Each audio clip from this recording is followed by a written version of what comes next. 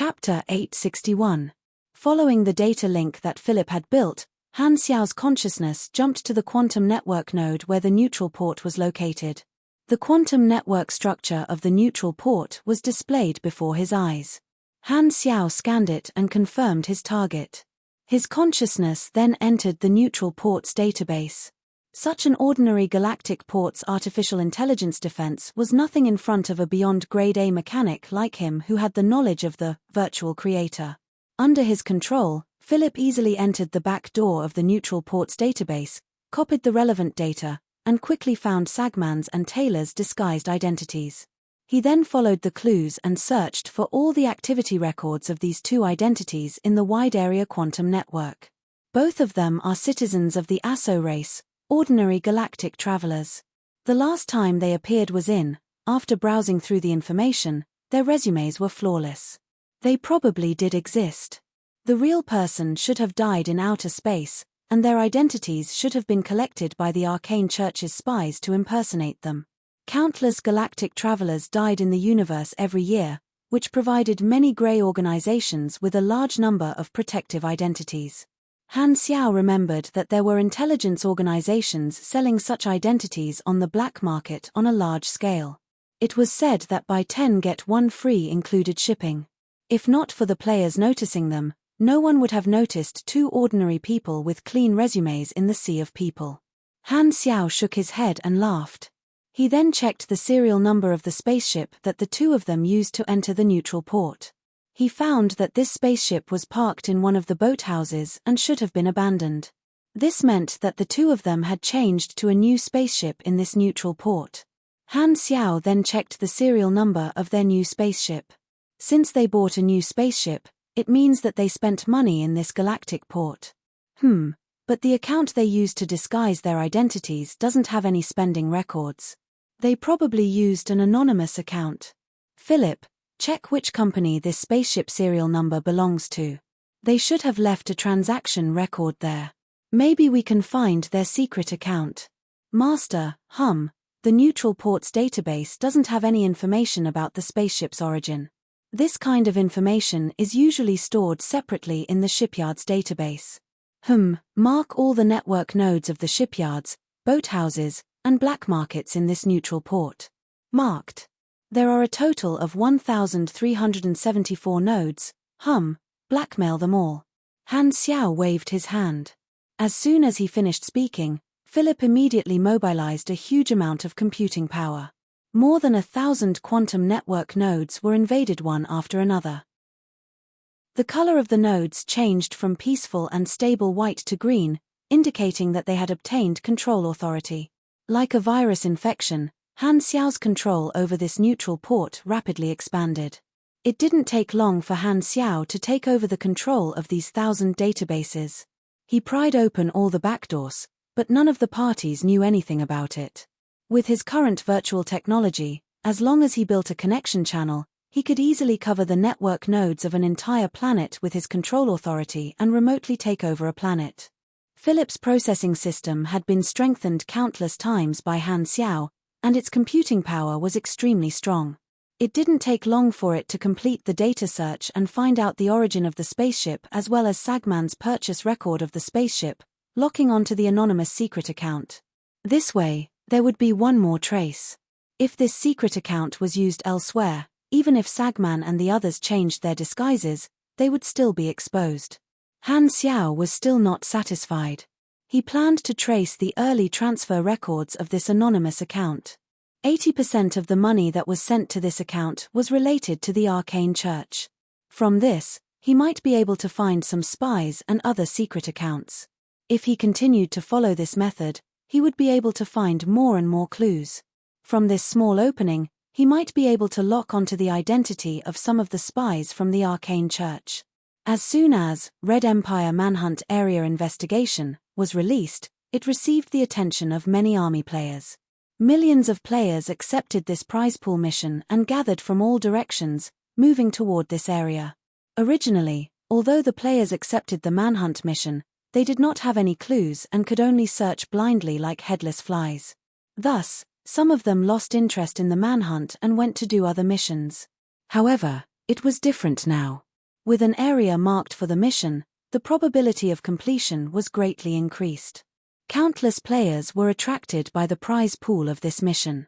The base reward of 10 million experience was not a small amount, but what made the players excited was the 3 million aners. Normally, when they did missions to earn money, it was already difficult for them to earn 100,000 aners. Now that a huge sum of money was placed in front of them, they did not want to fight anymore. Some players even fantasized that if they were the only ones who met the target, they would not have to split the rewards equally and would be able to take all the rewards alone. The entry fee for the mission was only 200 experience points. With such a low cost, the players did not have any concerns. This led to the crazy accumulation of experience points in the prize pool, which became another factor that attracted more players. With millions of players participating, that would be 200 million to 300 million experience points, which was extremely rich for the current players. In no time, a large number of players flooded into this area. The probability of galactic residents meeting members of the Black Star Corps increased significantly. In the interrogation room of a certain dynasty battleship, a group of captured spies of the Arcane Church were tied tightly to chairs. The dynasty soldiers were guarding the door with guns. These spies were captured according to the latest intelligence provided by Black Star. Black Star had dug out some information about the spies from Sagman and Selena's secret accounts, which allowed the dynasty to lock onto some new targets. The door to the interrogation room opened, and a man with a smile on his face walked in. He was wearing a red officer's trench coat and black gloves.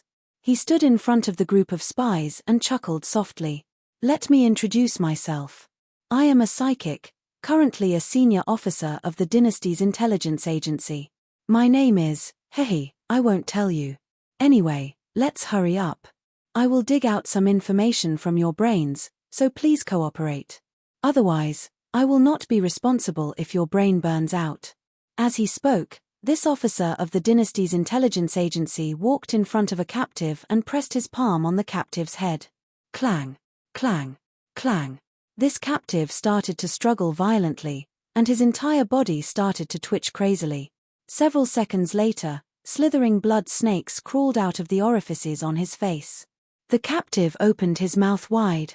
Tears, snot, saliva, and blood dripped to the ground. He looked hideous and miserable, and his body was still cramping under the effect of his nerves. "Thank you for your cooperation." The smile on the officer's face became even brighter as he walked to the next person. The next spy watched as this person approached. His eyes were filled with fear, and his face was saying, "Don't come over." Ah! The scream sounded again. Looking at this scene, the Imperial soldier guarding the door unconsciously tightened his grip on his gun as a chill ran down his spine. Very soon, this officer of the dynasty's intelligence agency finished his work. He took off his gloves, put them in his chest pocket, and left. Before he walked out of the interrogation room, he patted the shoulder of one of the soldiers guarding the door, turned his head, and gestured at the row of spies behind him. "Don't clean up the scene. These people are still useful. We need their genetic codes to verify their identities as spies." I understand." The soldier guarding the door swallowed his saliva. This intelligence officer walked out of the room, took out his communicator, and reported to Tarakov. "A few of them have come into contact with Beyond Grade as. We have confirmed that the targets are Sagman and Taylor. We have also found out the codes used to verify their identities as spies and the missions given to them by the Arcane Church." Tarakov nodded. "Are there any spies who are suspected to be the real contacts?" "Yes. The spies of the Arcane Church were under the direct command of the intelligence agency, and the missions they received were to head to different locations. A large portion of them were fake locations that were misleading, and only a small portion of them were the ones who were actually in contact with Sagman and Taylor. Now, because Han Xiao had locked onto the area where the two of them were, the dynasty was able to eliminate many misleading locations. As for the spies whose mission locations were around the area where the two of them were, they were suspected to be the real contacts. This greatly reduced the range of the dynasty's screening. Only by finding the real contacts would Tarakov be able to carry out his plan, which was to impersonate the Arcane Church's spies.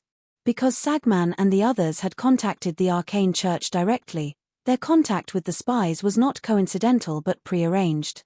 Thus, they would not trust any spies other than the real contacts. Impersonating the spies was difficult, but it was not impossible. As long as they caught the real contacts, they would have a chance to do it.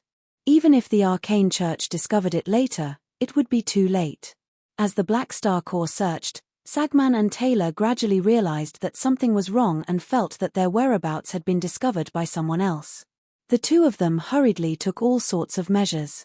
However, it was as though an invisible net had opened up and covered them, gradually tightening. It was as though their every move was being monitored. This feeling made the two of them shiver. Although the two of them did not know where the problem was, they knew that it was most likely Black Star tracking them through the quantum network. Their spaceship and account could be the source of their whereabouts. Thus, the two of them abandoned the spaceship they had bought and flew a distance in the universe with their physical bodies, leaving their original spaceship. The next time the spies met, the two of them directly changed to the spaceship that the spies were carrying and set off again, obtaining a new batch of disguises. The situation took a turn for the better, and both Sagman and Taylor thought that they should have gotten rid of Black Star's tracking. However, what they did not know was that the dynasty had completely locked onto their location through various schemes and secretly set up an encirclement. When the dynasty's beyond graders arrived, it would be time to reel in the net. The Fallen Ark fleet led by Escod cruised through the wormholes in the center of the Shattered Star Ring. Your Excellency Escod, are you sure we want to leave the Shattered Star Ring from here? In the flagship, Harkison asked Escod's main body. Of course. Escod shook his head and laughed. Whose Stargate can we borrow? At this time, Escod had already completed his evolution and was brimming with vitality. Harkison could feel an even stronger life form pressure from Escod. Escod, who had the information of the evolutionary civilization, had obtained the evolution energy, and no one knew how big of a change he had undergone. The Fallen Ark had only built a temporary Stargate between the flickering world and the desolate universe belt, and there was no Stargate in the Shattered Star Ring. Back then, they had borrowed the long-distance Stargate of the Arcane Church to come over from the central galaxy. Now that the cooperation had ended, they could not borrow it for the return trip. From the very beginning, Escod had been preparing to leave this star field through the central wormholes in the Shattered Star Ring, partly because he had once had a fortuitous encounter there. The teleportation location of these unstable wormholes is completely random, and we don't know where they will be thrown to. The risk is too high. Let's move slowly in the desolate universe belt. We need to lie low after this incident, Harkison advised. Escod turned a deaf ear to him and looked at the unstable wormholes that kept appearing and disappearing outside the porthole. Look, what a chaotic and disorderly scene this is. The true essence of the universe is contained within. Only a disorderly state contains endless possibilities. As he spoke, Escod turned to look at Harkison. Do you have any information on the remaining beyond grade as of the Arcane Church? Harkison nodded. The dynasty is currently pursuing the remaining 4 and did not spend much effort on us. The Black Star Corps, Bloodshed Land, and Clent Kingdom are all local tyrants in the Shattered Star Ring. With the help of these organizations, the dynasty might be able to capture 1 or 2 more beyond grade as. It seems like the Arcane Church suffered a huge loss this time. Escod glanced at Harkison. You're very happy, aren't you? Of course. Harkison chuckled. They wanted me before, so I'm very happy to see them suffer. I'm afraid that's not the only reason. Escod chuckled but did not intend to get to the bottom of it. He turned back to look at the wormhole and slowly said, "Let's go in." The Fallen Ark fleet slowly moved, entered the wormholes, and disappeared without a trace. A stream of light flashed through the dark universe. It was Sagman's and Taylor's spaceship. We'll arrive at the next public Stargate in 7 hours, and we'll be even closer to the border of the Shattered Star Ring. The Red Empire's control over the next star cluster is not high. Those spies are already in place and waiting to assemble the Stargate to quickly move us to another area of the Shattered Star Ring. This way, it'll be even harder for the Red Empire to find us, Sagman said. Taylor nodded, and his expression relaxed a little. They had been hiding for more than 3 months. Such a life of being a fugitive was unbearable. Now, there was finally hope for a safe escape. Sagman sighed. It's a pity that Mercer and Dylan were captured. Of the 6 of us, only 4 have returned. No, maybe only 3. Sisko's base is in the Shattered Star Ring, so he'll have to come back to face the pressure from Black Star and the Tyrant sooner or later. Thinking of this, the 2 of them did not feel good. The mission that they were so confident in actually ended with them fleeing. This time, they had really failed. At this time, the spaceship's artificial intelligence suddenly spoke, and a familiar voice sounded. If you have the time to worry about others, worry about your own situation first. The 2 of them were shocked, and their expressions changed drastically. This voice belonged to Black Star. The next moment, the spaceship's artificial intelligence directly locked the hyperdrive engine, and the spaceship exited hyperdrive mode. Even the normal engine was completely shut down, and the spaceship floated in the universe. The magic interference trap that Milizors and Raven Lauder had set up in the void shrouded this area. All teleportation abilities were disrupted, and the spacetime coefficient was almost constant. Streams of light shot over from all directions and surrounded Sagman's and Taylor's spaceship, blocking their escape route. Milizors and the other Beyond Grade as of the dynasty had all arrived at the scene, each occupying a position. We're surrounded. Taylor was shocked. Sagman's face twitched violently, and his expression was mixed with disbelief and anger. He looked at the Mech Legion in front of him, which was Han Xiao's army. In front of the Mech Legion were 4 apostle weapons in a row, Psionic Prime with a crown on his head and a spear in his hand, Giant King Kong in special heavy armor, Silver Flash with a huge cannon in his hand, and Mad Sky Hunter with a slender figure. In front of the 4 apostle weapons, there was another figure, but it was not Han Xiao's actual body but the mechanical shell codenamed Mammoth. At this time, Han Xiao's will was projected into the mechanical shell through Lord's Descent. The sturdy mechanical shell was surrounded by blue-gold mechanical force, which was extremely dazzling. This mechanical shell seemed to have become Han Xiao's doppelganger, sharing a lot of his attributes, abilities, and talents, possessing the strength of a Beyond Grade A super. Surrender. Milizors exhaled 2 streams of dark energy from his nostrils, as if he was in high spirits. Although he was unwilling to pursue an attack, the dynasty had already locked onto the enemy, and he and the other Beyond Grade as could not openly disobey the dynasty's orders. Sagman looked around, and his gaze finally landed on Han Xiao's mechanical doppelganger. After being defeated by Han Xiao several times, he was already beyond angry. Seeing this, Han Xiao controlled his mechanical doppelganger and slowly said, "In this situation, the chance of you escaping is next to 0. We only want to capture you alive, so why don't you surrender?" Sagman exhaled and suddenly laughed. His smile was filled with viciousness. "When have you ever heard of a Beyond Grade A surrendering before even fighting? Maybe today." Han Xiao raised his brows. Although he said that, he lowered his body slightly and got into a charging posture, ready to fight.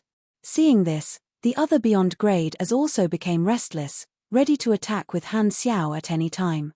Sagman looked ahead and said to Taylor, "I'll try to stall all of them later, and you find a chance to escape.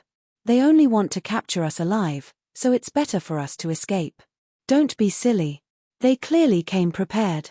I can't escape." Taylor smiled bitterly and took out his staff. "I'll stay and fight with you. Even if I can't change the outcome, I can't be captured without dignity." Sagman nodded and said with a deep voice, "I wonder how long it will take for us to regain our freedom after this battle." The 2 of them exchanged glances. Boom. The next moment, the spaceship exploded, and the 2 of them charged toward the countless dynasty troops. Galaxy Chronicles, Official Revised Edition, Sad Smiley Galaxy Calendar Year 705, September 27th, the Arcane Church and the Fallen Ark joined hands and launched a surprise attack on Planet Lighthouse in the flickering world. Their goal was to obtain the Evolution Cube and kill the Red Empire's Beyond Grade A allies, Black Star, Milizors, and Bioni. Magus Austin participated in this battle. The Arcane Church used the 10,000 deity scepter to heavily injure Milizors but was sealed by Black Star using a special method. Black Star captured the Arcane Church's beyond Grade A Dylan alive and destroyed the Arcane Church's surprise attack plan. The Arcane Church fleet was forced to retreat, and the dynasty began to pursue them. October 3rd of the same year, when the Arcane Church fleet escaped from the Flickering World, Fleet Commander Rogo and beyond Grade A Mercer were captured. January 21st, Year 706, with the assistance of the Radiant Federation, Black Star Corps, Bloodshed Land, Clent Kingdom, and Amethyst Civilization, the Red Empire successfully intercepted beyond Grade as Sagman and Taylor in the Shattered Star Ring. The two of them fought a bloody battle and were eventually captured by the Red Empire. At this point, the dynasty's pursuit came to an end. The Arcane Church fleet was completely annihilated. Of the 6 beyond Grade as who participated in the surprise attack, 4 were captured by the Red Empire, and only 2 escaped. This is known as the Battle of Planet Lighthouse and the Enemy of Ethereal Incident. Happy April Fool's Day, a new month has begun. Looking for a guaranteed monthly ticket? Remember the mobile version of the website, M865 captured, page 11, bookmark for easier reading. Chapter 862. The Arcane Church had a diplomatic embassy on the mother planet of the Red Empire. The ambassador visited the political core of the Red Empire, Tarunamir Palace, to discuss the ransom of Dylan and Mercer with the relevant officials of the dynasty. The negotiations had been going on for a few months. The dynasty officials were initially stubborn, but now, they were gradually accepting some of the conditions. The ambassador of the Arcane Church knew that he was gradually making progress. Regarding the ransom clause number 53, we have something to add. The ambassador spoke, and the dynasty officials nodded and listened. Occasionally, they would ask a question or two. They did not have the authority to make their own decisions. In fact, they were only the mouthpieces of the upper echelons of both sides. Their attitude was the attitude of the upper echelons. After listening for a while, the communicator of the dynasty official suddenly rang. After receiving the message, the ambassador tactfully stopped talking and signaled that he would continue after the matter was settled. The dynasty official opened the communicator, glanced at it, and then put it away. Seeing this, the ambassador was about to continue when the dynasty official raised his hand and signaled for him to stop. Let's end it here for today. The previous conditions are all overturned. Go back and make a new ransom agreement. The ambassador was shocked. Didn't we already discuss the previous agreement? Why did you suddenly? The dynasty official waved his hand and interrupted the ambassador. He stood up and looked down at the ambassador. A smile appeared on his face, and the smile contained a sense of pride and superiority that made the ambassador feel uneasy. Go back and wait for the news from your upper echelons. Or you can look at the news today. You'll know why. After 3 months, the situation between the Red Empire and the Arcane Church had new developments. On this day, the dynasty made a new announcement to the entire universe, announcing that they had successfully captured 2 beyond Grade as of the Arcane Church. So far, the dynasty had 4 captives in their hands. The dynasty's counterattack was like thunder, and many organizations in the universe were shocked. Seeing the Arcane Church suffer such a huge loss, some were gloating, some were secretly happy, and some were united against a common enemy. In more than 10 starfields, among the galactic residents of countless civilizations, this news caused a huge commotion. In the eyes of ordinary people, beyond Grade as were like gods, as far as legends were concerned. However, this time, a total of 4 high and mighty beyond Grade as were beaten into the mortal world and became prisoners. Ever since the start of the galaxy calendar, it had been many years since a group of beyond Grade as had been captured. Countless galactic residents felt as though they were witnessing history. This sensational incident would definitely be recorded in history. On the forums, the players' views on this incident were focused on a different perspective. The mission of searching the area had been completed, and the players who provided the clues were equally rewarded. In the army program, Philip issued a message to all of them, praising them for their contributions. This proved that they had contributed greatly to the dynasty capturing the 2 beyond Grade as.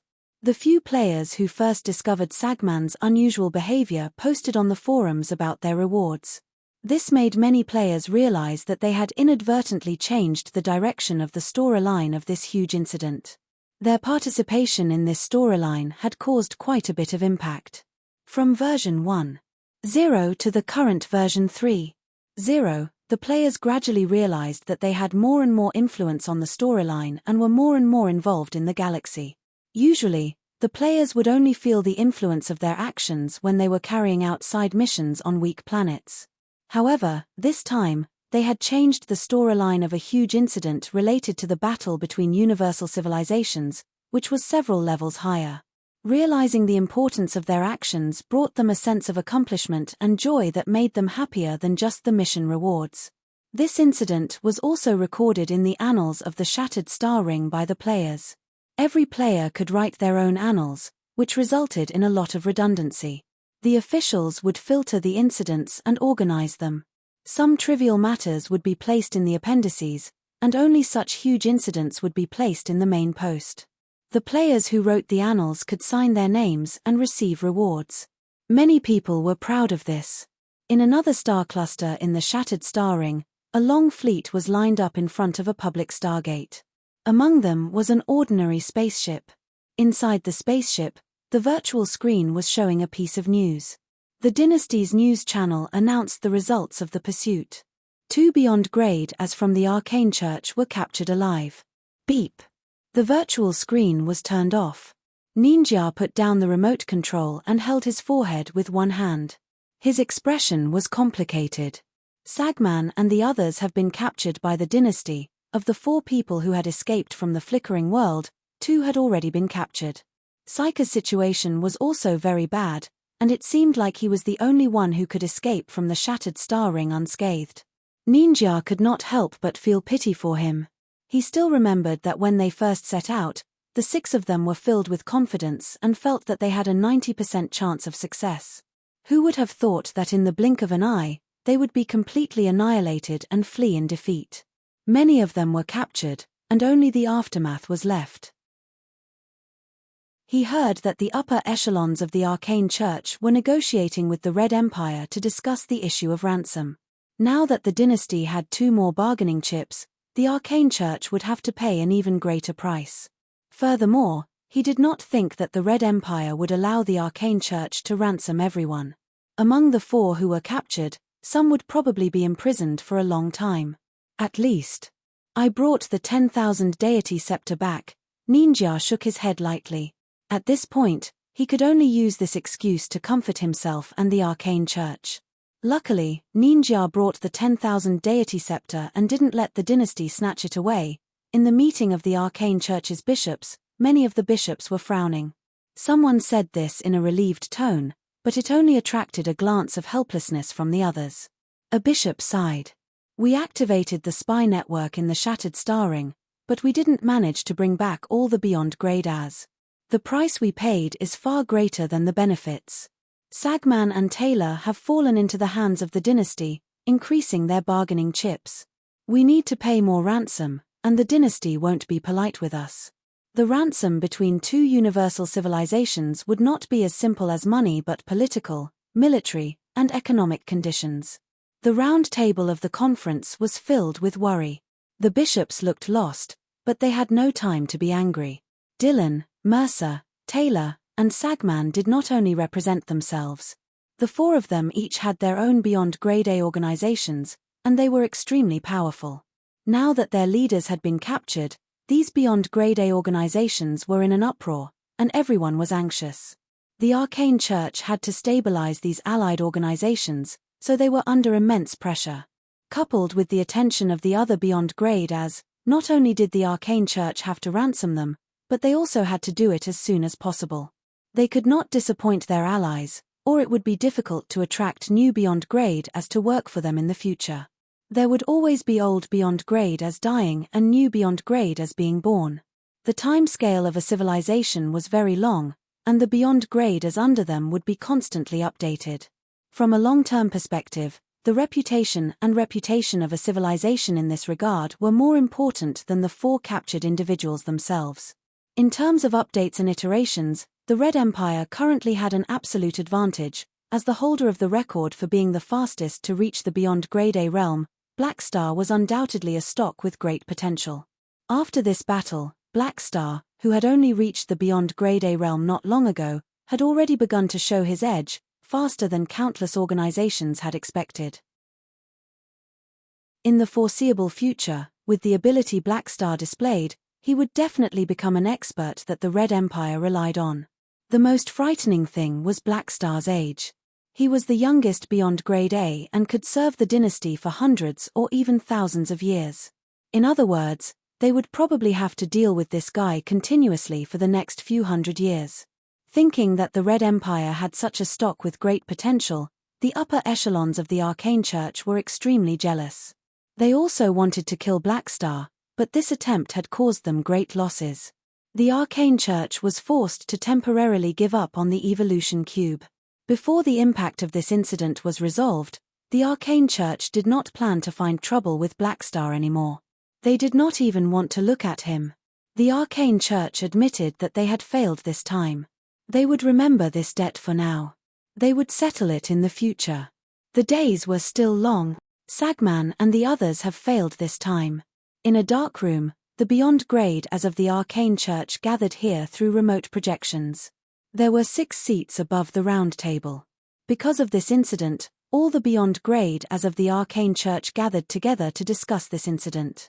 Back then, when the Arcane Church was planning this operation, they came to find me. They only saw the difference in strength and felt that it was impossible to fail. However, I felt that there was a risk, so I rejected the call.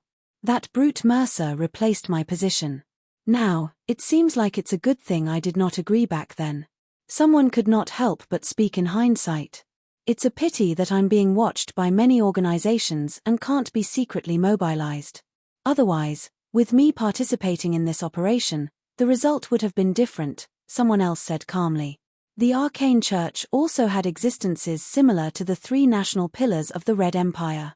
However, the strongest Beyond Grade as did not participate in this operation. Because of their strength, they were more closely monitored, and any movement would attract attention. The Arcane Church felt that with the 10,000 deity scepter and the advantage in numbers, they were more than enough to crush the dynasty. Thus, they found Sagman and the other 6 Beyond Grade as. The strongest Sagman and Ninja were still a distance away from the strongest Beyond Grade as. However, no matter what, Sagman and the others did not manage to snatch the Evolution Cube despite having the advantage in numbers. The ability Black Star displayed this time was an unexpected factor. It seems like we have another strong opponent. In a few decades, the dynasty's 3 pillars will probably become the dynasty's 4 pillars. Seeing their allies on the same side suffer at the hands of Black Star, the Beyond Grade as present could not help but have a deeper impression of Han Xiao. How is it? What do you guys think? Should we wait for the Arcane Church to ransom them, or should we intercept the dynasty's fleet and rescue them midway? Let's just wait and see. If the Arcane Church can solve the problem, we should not complicate the situation. Furthermore, according to the information from the Arcane Church, Black Star can seal Beyond Grade as. Although we don't know what kind of universal treasure it is, it's obviously not that easy to break. Everyone nodded. They were all wary of the second mysterious universal treasure in Han Xiao's hands. Normally, when the dynasty escorted 4 Beyond Grade A captives back, the important condition for them to rescue them midway was to cooperate with the outside. However, the Arcane Church said that Black Star could seal Beyond Grade as. With the intelligence of a universal civilization, this was definitely not baseless. Without cooperation from the inside, the difficulty of rescuing them midway would increase exponentially. Although it seemed like a small change, it would affect the entire situation. The Beyond Grade as present all had a relationship with Sagman and the others, but this relationship was not enough for them to take the risk. The deep blue space energy swirl raised ripples that looked like tides. An overwhelming fleet of the Imperium, spurting out orange propulsion flames, slowly sailed out of the space gate, leaving trails of fading exhaust flames. Among them was an enormous dragon that was as large as a warship.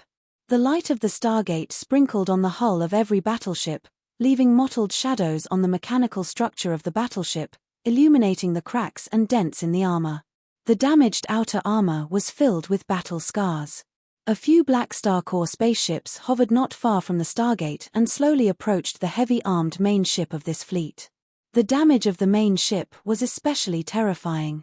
A large area of the armor plate was torn apart, and there were dozens of holes filled with nanorepair materials. All of these showed how intense the battle was.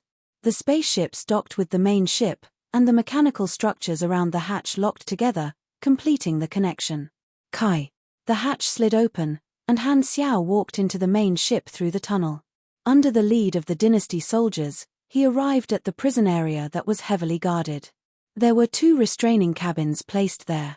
The inner walls of the restraining cabins were made of an extremely tough alloy material, making it extremely difficult to escape from the inside. The internal structure would automatically adjust according to the size of the prisoner and fix them in place. The interlayer was equipped with various devices to provide high voltage and electromagnetic fields to restrain them and weaken the transmission of energy. The 2 restraining cabins were holding Sagman and Beyonder respectively.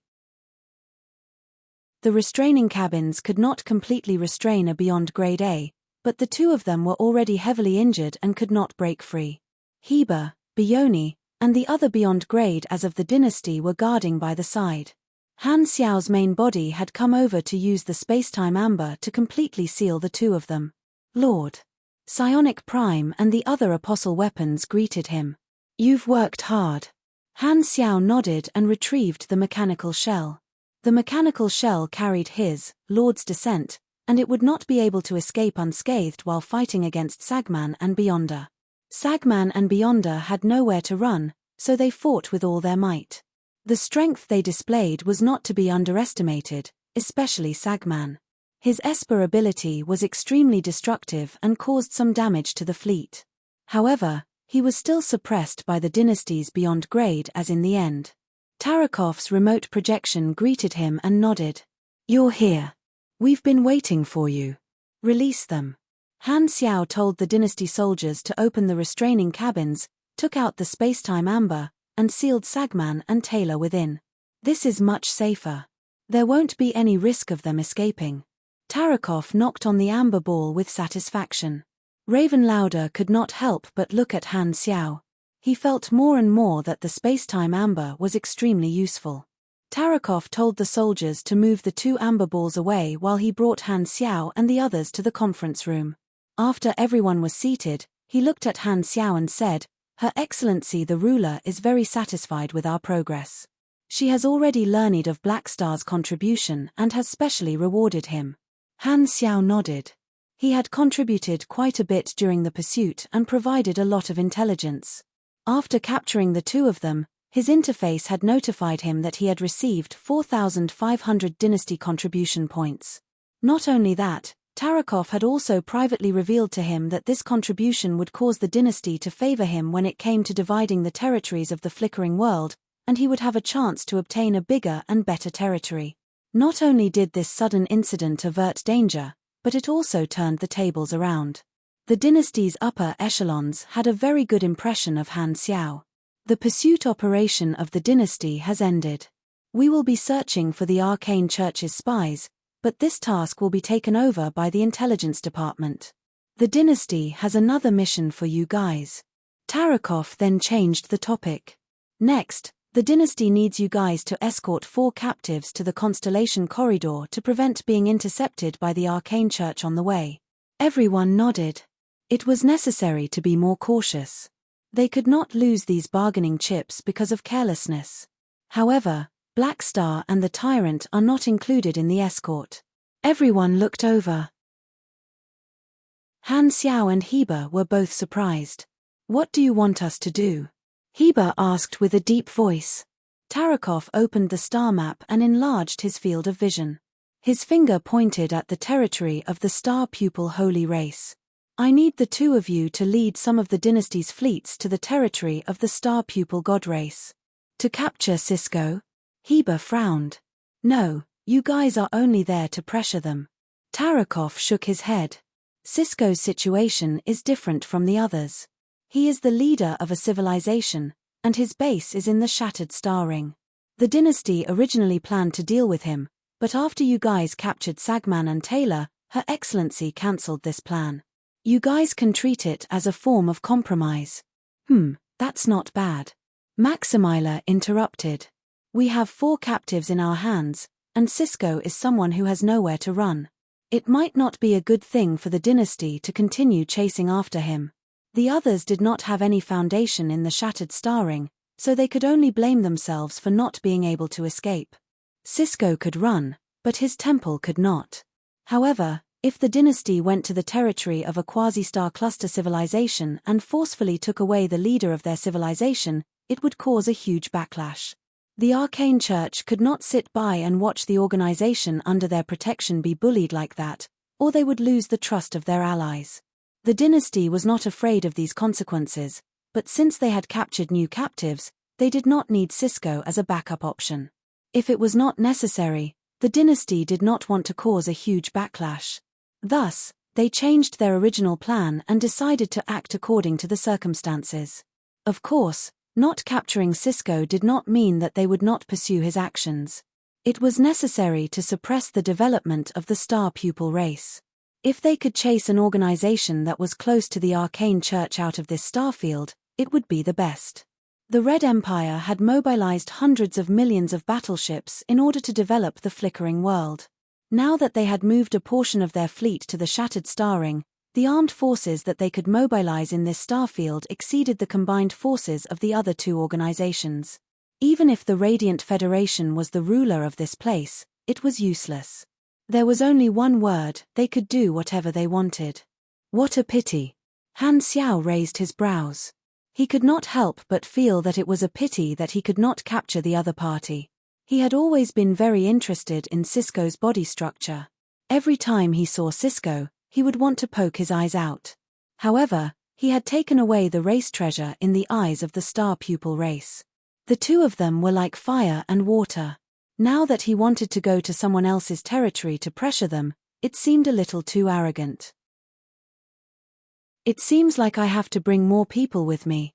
I don't want to get beaten up, Han Xiao thought. Chapter 863. After finalizing the operation plan, the dynasty's troops were split into 3 teams. Milazors and the others would escort the 4 captives sealed in amber back to the central galaxy. Tarakov would stay behind to organize the fleet, and Han Xiao and Heba would not stay behind for long. They would head to the territory of the star pupil god race together. After watching the dynasty's fleet leave, Han Xiao turned to look at Heba's figure on the virtual screen of the spaceship and smiled. This time, we will be working together again. When we reach the star pupil god race, I hope you can live up to your nickname and be more domineering. Humph. The virtual screen turned black, and Heba turned off the communication, indicating that he did not wish to speak to Han Xiao. Outside the porthole, the Bloodshed Lands fleet turned around and left, turning into streams of light. Han Xiao shook his head and immediately dialed Sylvia's number. Get Hurlus to send some fleets to this rendezvous point. I've gotten Philip to send you the star map coordinates. Roger. After a brief exchange, Han Xiao ended the call. He felt more and more that Sylvia was capable, and he did not have to worry about anything. I feel like I'm becoming more and more like Ames, a hands-off boss. Han Xiao played with the communicator and could not help but chuckle. He suddenly thought of something. If he were to become Ames, wouldn't Sylvia be his Jane Baldhead Jenny? The valiant female mechanical knight in his previous life had become the capable secretary of the army. He did not know which one was more attractive in the eyes of the players. He only knew that Sylvia seemed to be very popular among the players. This time, Mad Sky Hunter took the initiative to come to his side and nudged Han Xiao with his head. Han Xiao's mouth twitched, and he reached out to stroke Mad Sky Hunter's head. Mad Sky Hunter let out a snoring sound, stretched out his front legs, and stretched his back. He took the initiative to lower his head and let Han Xiao touch him like a pet. Only in front of Han Xiao, who had given him life, would Mad Sky Hunter show such an attitude. As a beast-type mechanical life form, he seemed to have some misconceptions about himself. Han Xiao had checked his internet records and realized that other than the combat information package, he had also downloaded countless videos of pets acting cute. It seemed like he had been diligently learning the various skills of a pet, which formed a huge contrast with his ferocious appearance. Han Xiao felt cold sweat. If he touched him, it would not feel good, but if he did not touch him, Silver Flash watched coldly from the sidelines, secretly disdainful. Humph, a bootlicker. Han Xiao thought for a while and sent a communication request to Ames. Ames' noble appearance appeared before him. Why are you looking for me? I have a mission here.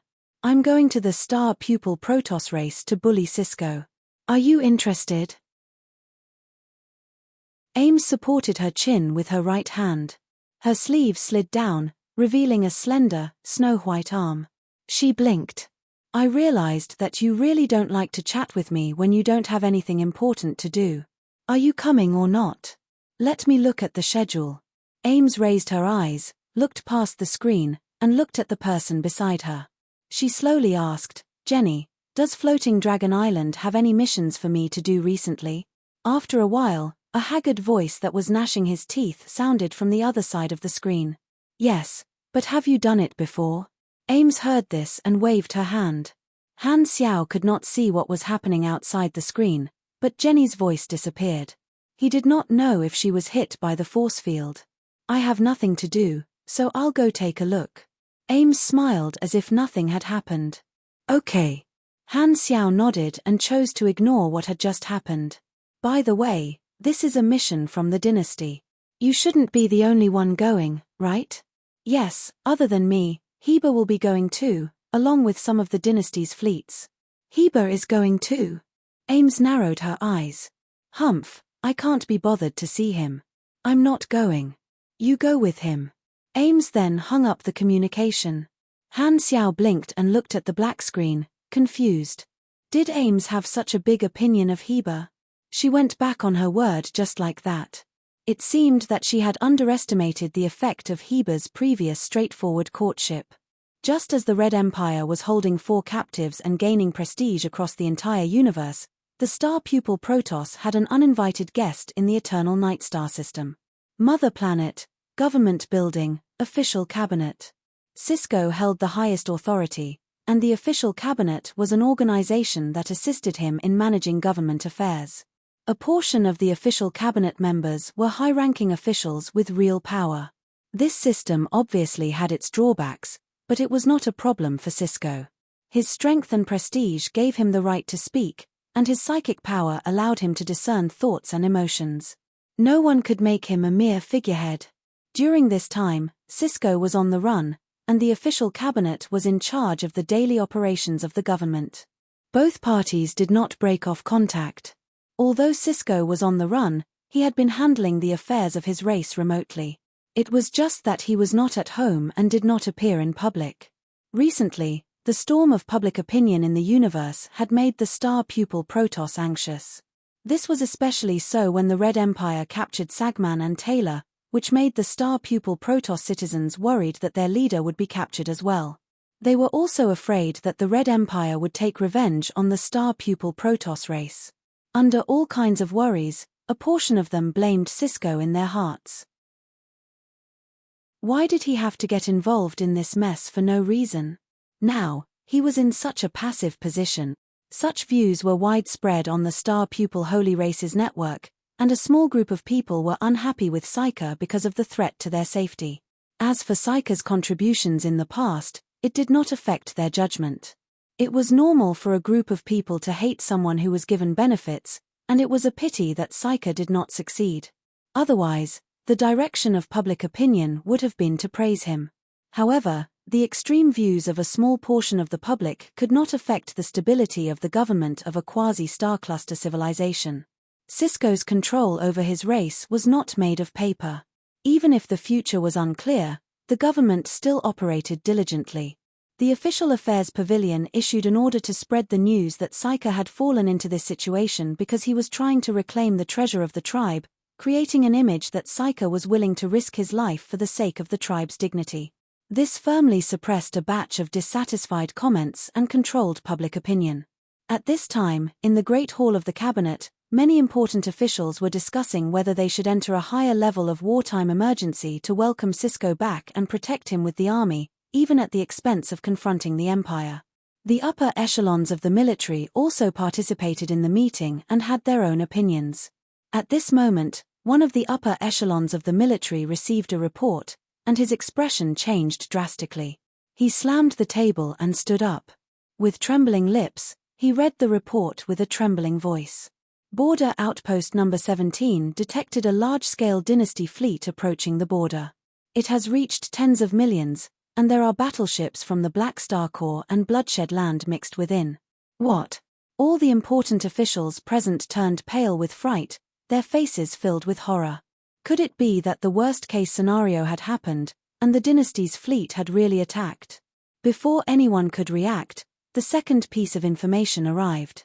The other party stopped at the border and did not force their way in. They are currently negotiating with the outpost officers and have confirmed that Black Star and the Tyrant are in this fleet. Their intentions are unknown. The important personnel on the scene slowly calmed down. They looked at the officer with resentment in their eyes. Can you not take such long breaths when speaking? You're scaring us. After the shock subsided, everyone's rationality came online again. That's right, there are only tens of millions of battleships. It doesn't seem like they are here to start a war. Could it be that they are here to force us to hand over our leader? What should we do? Won't we still end up in a conflict with them? Everyone had a troubled expression. Very soon, the third report was sent back in real time through quantum communication. Black Star and the Tyrant said that they are only here to visit the Star Pupil God race and hope to talk to Cisco face to face. The officials looked at each other in dismay. Do you think we're idiots for bringing such a menacing army here as guests? They are not here with good intentions. Say, if we reject their request, will they wait outside the border or use force? One of the officials asked hesitantly. Everyone looked at him speechlessly. Do you think the Crimson Dynasty sent their troops and two beyond grade as to come to our territory for sightseeing?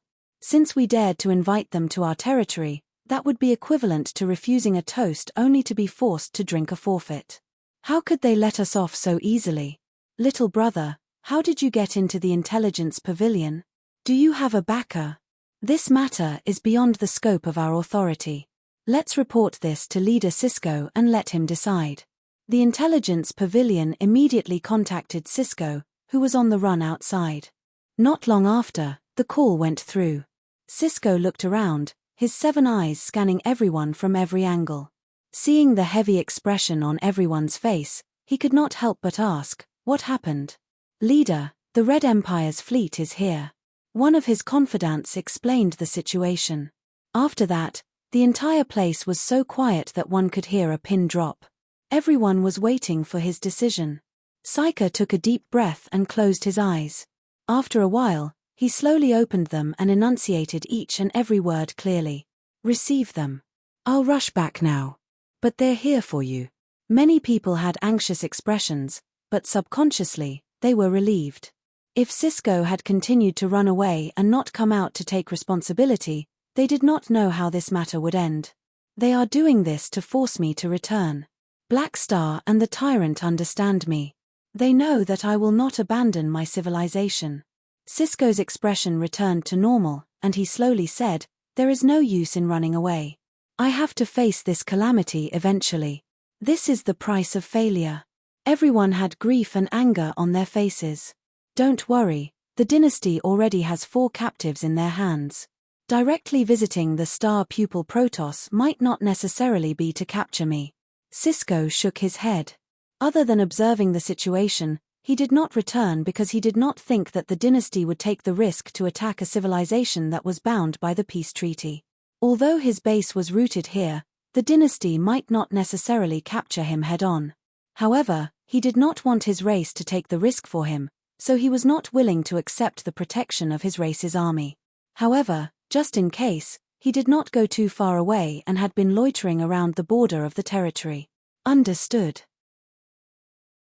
We will open the border and let the fleet escort them to a planet, one of the commanders said in a serious tone. The safety of a territory was very important to a civilization, but at this time, they were actually taking the initiative to open the border to welcome hostile guests. The dynasty's actions were undoubtedly pressuring them, and everyone present could not calm down. Not long after, the star pupil Protoss dispatched troops to the border to welcome them. Most of the Red Empire fleet remained outside the border. Han Xiao and Heba led a portion of the fleet and followed the star pupil Protoss troops to a border colonial planet. The star pupil Protoss obviously did not want too many people to know about this. The spaceship directly stopped in the inner administrative area of the planet. Before the emissaries qualified to receive the two arrived, the local feudal lord of this colonial planet would receive them. After getting off the spaceship, this feudal lord led Han Xiao and Heba to the reception room. Along the way, he was trembling with fear, as if he was treading on thin ice. Following behind him, Han Xiao could clearly see the beads of sweat sliding down the back of his neck. The star pupil Protoss soldiers around them were nervous and alert. They stared at Han Xiao and Heba's groups and gripped the guns in their hands tightly. Heba was used to other people's fearful gazes. He strode forward, and a group of vanguard officials followed behind him. The muscular bullies looked ferocious, and they gave people the impression that they would form a team of fitness trainers to take a stroll on the road. They always gave people the illusion that they would shout learn more about swimming and fitness at any moment. Han Xiao looked around at the architectural style of the star pupil Protoss. Hela, the other Black Star guards, and the 4 apostle weapons followed behind. The 2 of them had brought their own elite Calamity grade fighters, and beside them were the dynasty's officers. Arriving at the reception room, everyone took a seat. The local feudal lord wiped his sweat and said carefully, "The emissaries are on their way. Please wait a moment."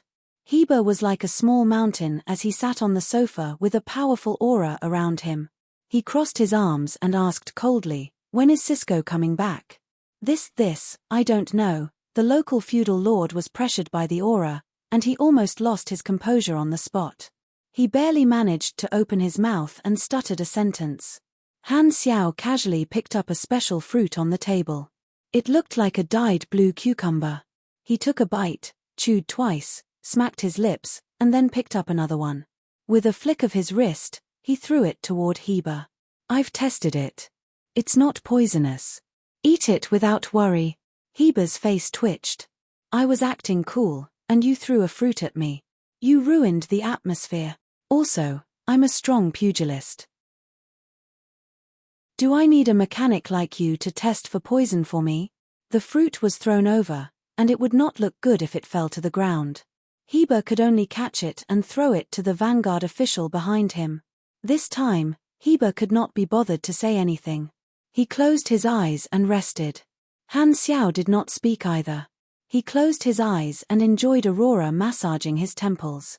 The atmosphere became quiet. After the guards around them were on alert at the beginning, they saw the few of them acting as if there was no one else around and were enraged. Damn it, these people do not care about the star pupil race at all. This was especially so for Black Star.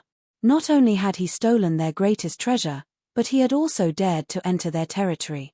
He was simply too arrogant. The few guards held their guns tightly and almost could not help but shoot at Han Xiao. However, their rationality stopped them. The Red Empire was currently doing whatever they wanted in the Shattered Star Ring, and their backer, the Arcane Church, had also suffered losses. Naturally, they did not dare act recklessly. Very soon, the guards around them began to change shifts. The Calamity grade supers who had arrived acted as guards. Countless pairs of eyes stared at Han Xiao and Heba, not daring to be distracted at all. After a while, hurried footsteps could be heard outside the door. The door was pushed open, and an emissary walked in with a few subordinates. "Your Excellency Black Star, Your Excellency Heba, emissary of the Red Empire, I'm the person in charge of receiving you. You can call me Jed." Jed bowed slightly, but his tone was neither servile nor overbearing. Heba opened his eyes again and asked the same question. "When will Cisco arrive?" "We don't know. The leader has his own itinerary. It may take a few days, or it may take half a month. Please wait for a while. We will provide accommodation. If the 2 of you don't want to stay, we don't have any objections," Jed said lightly. Boom. Flames exploded from Heba's body, and the pressure increased exponentially. It was as if an invisible storm had been set off in the room. He stared at Jed coldly and slowly said, "Don't try to fool me. Don't patronize me. Cisco has always been near the border of the star pupil Protoss, not far in this direction. I'll only give you 3 days. If you don't see him by then, consider the consequences." Jed held his breath. He was suppressed by Heber's aura to the point that he could not breathe. He gritted his teeth and nodded with difficulty. "I will convey your message to the upper echelons." This time, Han Xiao opened his eyes and raised his hand to signal Aurora to step back. He stared at Jed with interest. "I just walked around your network. You seem to be very keen on blocking the news. It seems like not many people know that we are here. What do you want to do?" Jed thought of Han Xiao's ability, and his expression changed slightly. "It's not good to block the news. Let me help you." Han Xiao smiled. With a thought, Philip immediately released data packages to the major media websites of the star pupil Protoss, forcing them to publicize a few pieces of news. They could roughly be summarized as, the Imperial fleet came to question, the star pupil Protoss trembled in fear, Black Star and the Tyrant arrived, but Cisco did not dare to show up and Cisco fled in fear of punishment, thinking of abandoning his race. Such shocking content brought up the rhythm of the star pupil Protoss being cowardly, and Cisco not daring to take responsibility. This made the citizens of the star pupil Protoss sullen, and dealt a blow to Cisco's prestige. With his virtual technology, this news instantly broke through the blockade of public opinion and swept across the star pupil Protoss network. Cisco had brought him a huge crisis, and he was here to establish the dynasty's prestige. Han Xiao would not be polite. Only when Cisco appeared would he make Philip stop. Jed hurriedly walked to the side, exchanged a few words with the upper echelons, and then returned to Han Xiao with a serious tone. "Your Excellency Blackstar, please stop this immediately, or else," bang. Before he could finish, Jed's head was grabbed by a large hand and slammed onto the table. The table cracked. Bloodshed Land's chief vanguard official, Rothus, pressed down on his head and coldly said, "What's your attitude when talking to us? If there's a next time, I'll crush your head." Letting go of his hand, Jed staggered back, his face filled with anger. However, the situation was beyond his control, and he had no choice but to endure it. Without saying a word, he took out a handkerchief and wiped the blue blood on his head. Seeing how arrogant they were, the faces of the surrounding Calamity-grade supers turned uglier and uglier. Anger surged in their hearts, but their entire race was involved, and these people did not dare act rashly. They struggled internally and felt indignant. Han Xiao raised his brows and glanced at Heber. His eyes seemed to be saying, "You're the evil one." Heber returned a look and said, "You talk too much." At this time, the news that Han Xiao had spread caused an uproar on the internet. Countless star pupil Protoss citizens were enraged. Some scolded the dynasty for going too far and smearing their leader's name, some were worried that Cisco would not return, some were furious and could not wait to go to the planet where Han Xiao and the others were at to confront them, some were angry that the star pupil Protoss should be tough and would rather die than live in Dishana. Anyway, he was not the one risking his life, so there was no pressure in making this suggestion. Countless people wanted to take back their family treasure day and night. The star pupil Protoss were extremely hostile toward Han Xiao, and Han Xiao did not mind them being hostile toward him. The more hostile they were, the more Cisco's prestige would be affected. Jed did not say anything, but one of the guards in the room could not hold it in any longer and suddenly shouted at Han Xiao, "Do you not have any conscience at all? You stole our family treasure and still dare to come here and show off." As soon as this was said, everyone looked at him. Hella's eyes flashed coldly. Just as she was about to punish him, Han Xiao grabbed her hand and turned to look at this guard. "What's your name?" "Lalam." This guard was obviously going all out. He was extremely agitated and shouted very loudly. Then what do you want me to do?" "Of course it's to return our clan's treasure." "Sure." Han Xiao nodded, took out the evolution cube, and threw it directly into the hands of this guard. "Take it." The star pupil Protoss present was stunned. This guard stared at the evolution cube in disbelief. You, didn't you want it? Now, It's in your hands. Han Xiao's smile disappeared. However, I have to remind you, if you walk out of this room, you'll be snatching the evolution cube. At that time, the dynasty's expeditionary fleet will be here. Are you willing to bear the consequences? This guard's face turned purple, and he flew into a rage out of humiliation. You're using your strength to threaten me. Do you have any morals in your heart? Han Xiao raised his hand and sucked the evolution cube back into his hand. Shaking his head, he said, "You said that this is your family treasure, but this thing was not created by you. Just because you've had it for a long time, does that mean that the evolution cube belongs to you? This is the legacy of the evolutionary civilization, and you guys also picked it up and used your strength to take it for yourselves.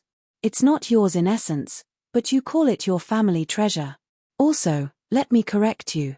I did not snatch the evolution cube, you lost it yourselves. I just picked it up and refused to hand it over to others, just like what you did in the past. You shouldn't use morals as an excuse. That's meaningless. T, we've had the evolution cube for so long, and we've long been its owners. Leader Cisco has always been connected to the evolution cube. Of course, it's ours.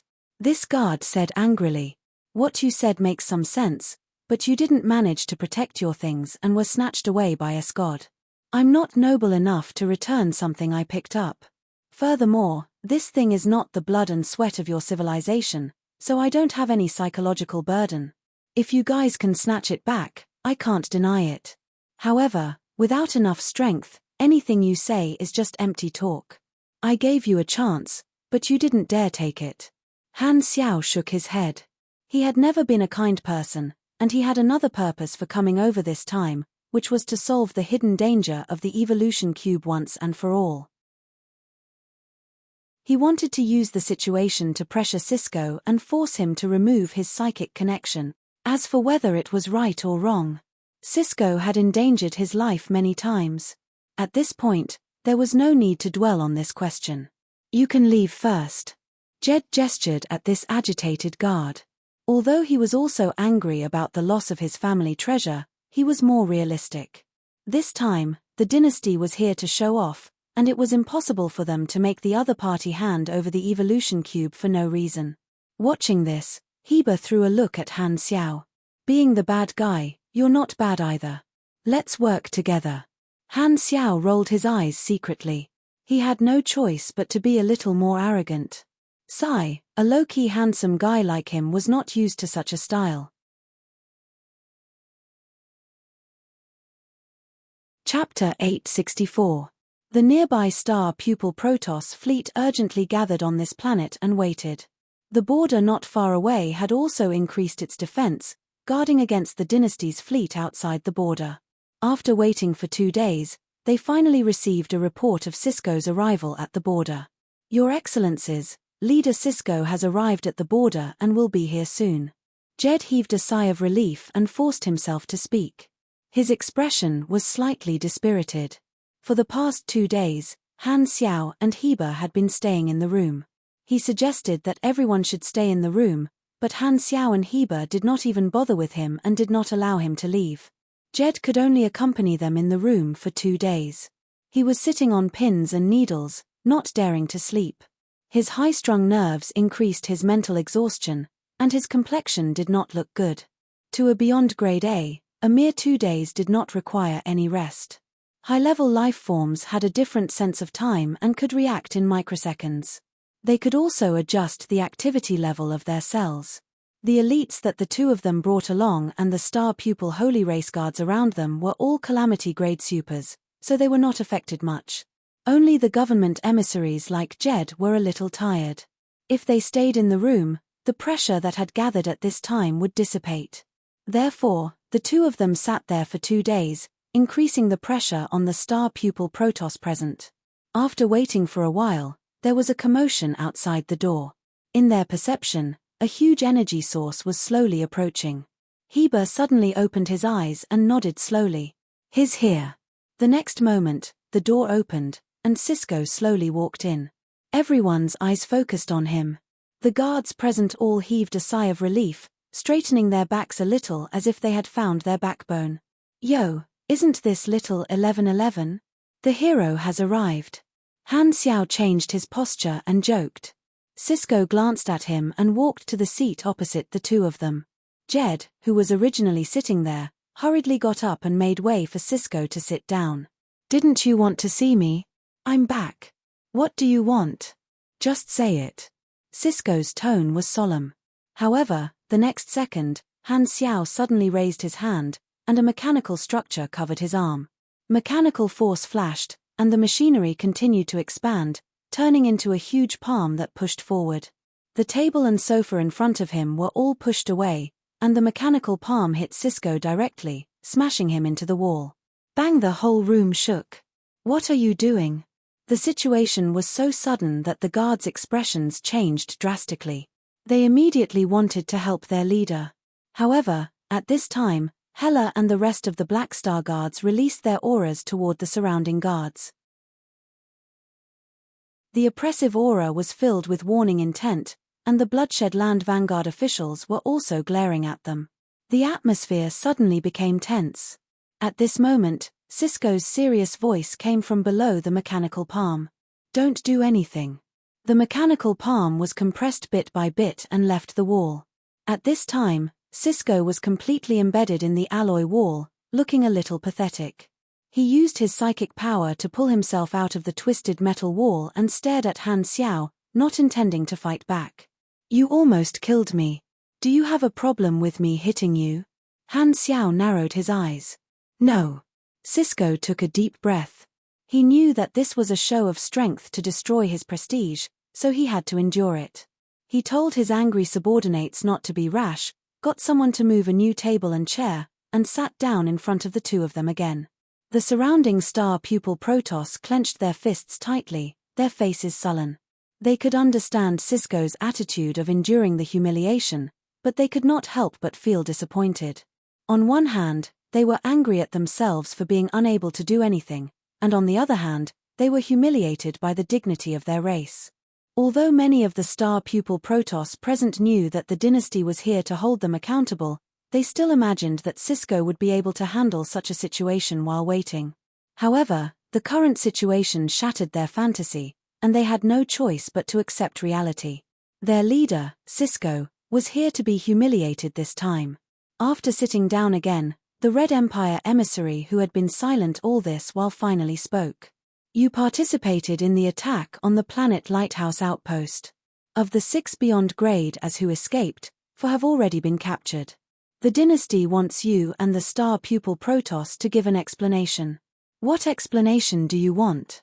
Cisco asked with a deep voice. The dynasty emissary tapped on the smooth white bracelet and summoned a virtual screen. On it were the terms of the agreement. You have to make a formal public apology and sign this compensation agreement to show your sincerity. The details are all inside.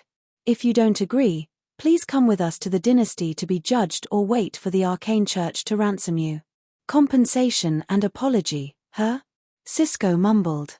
He had not been idle these past 2 days and had been thinking about the dynasty's intentions. This was not out of his expectations. The dynasty emissary did not keep it a secret and directly read out all the terms of the agreement. Many of the terms were extremely overboard, and the surrounding star pupil Protoss became angrier and angrier. There were only 2 choices before Cisco. One was to accept the compensation, and the other was to become a captive. Of course, there was also a third option, which was to resist. However, if he chose the third option, the dynasty would not give him any face at all. The dynasty did not necessarily need that bit of compensation, but they needed the enemy to submit. After listening, Cisco nodded. I accept this agreement and will publicly apologize for this operation. He did not care about the astronomical amount of compensation. He was helping the Arcane Church, and although he failed, the Arcane Church would not let his underlings take the blame. Otherwise, who would help them in the future?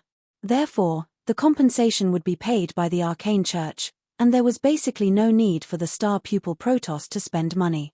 As for the public apology, it meant that the Arcane Church wanted to see it. This was because the Arcane Church would never apologize to the dynasty, but if they wanted to ransom someone, they had to express their attitude indirectly.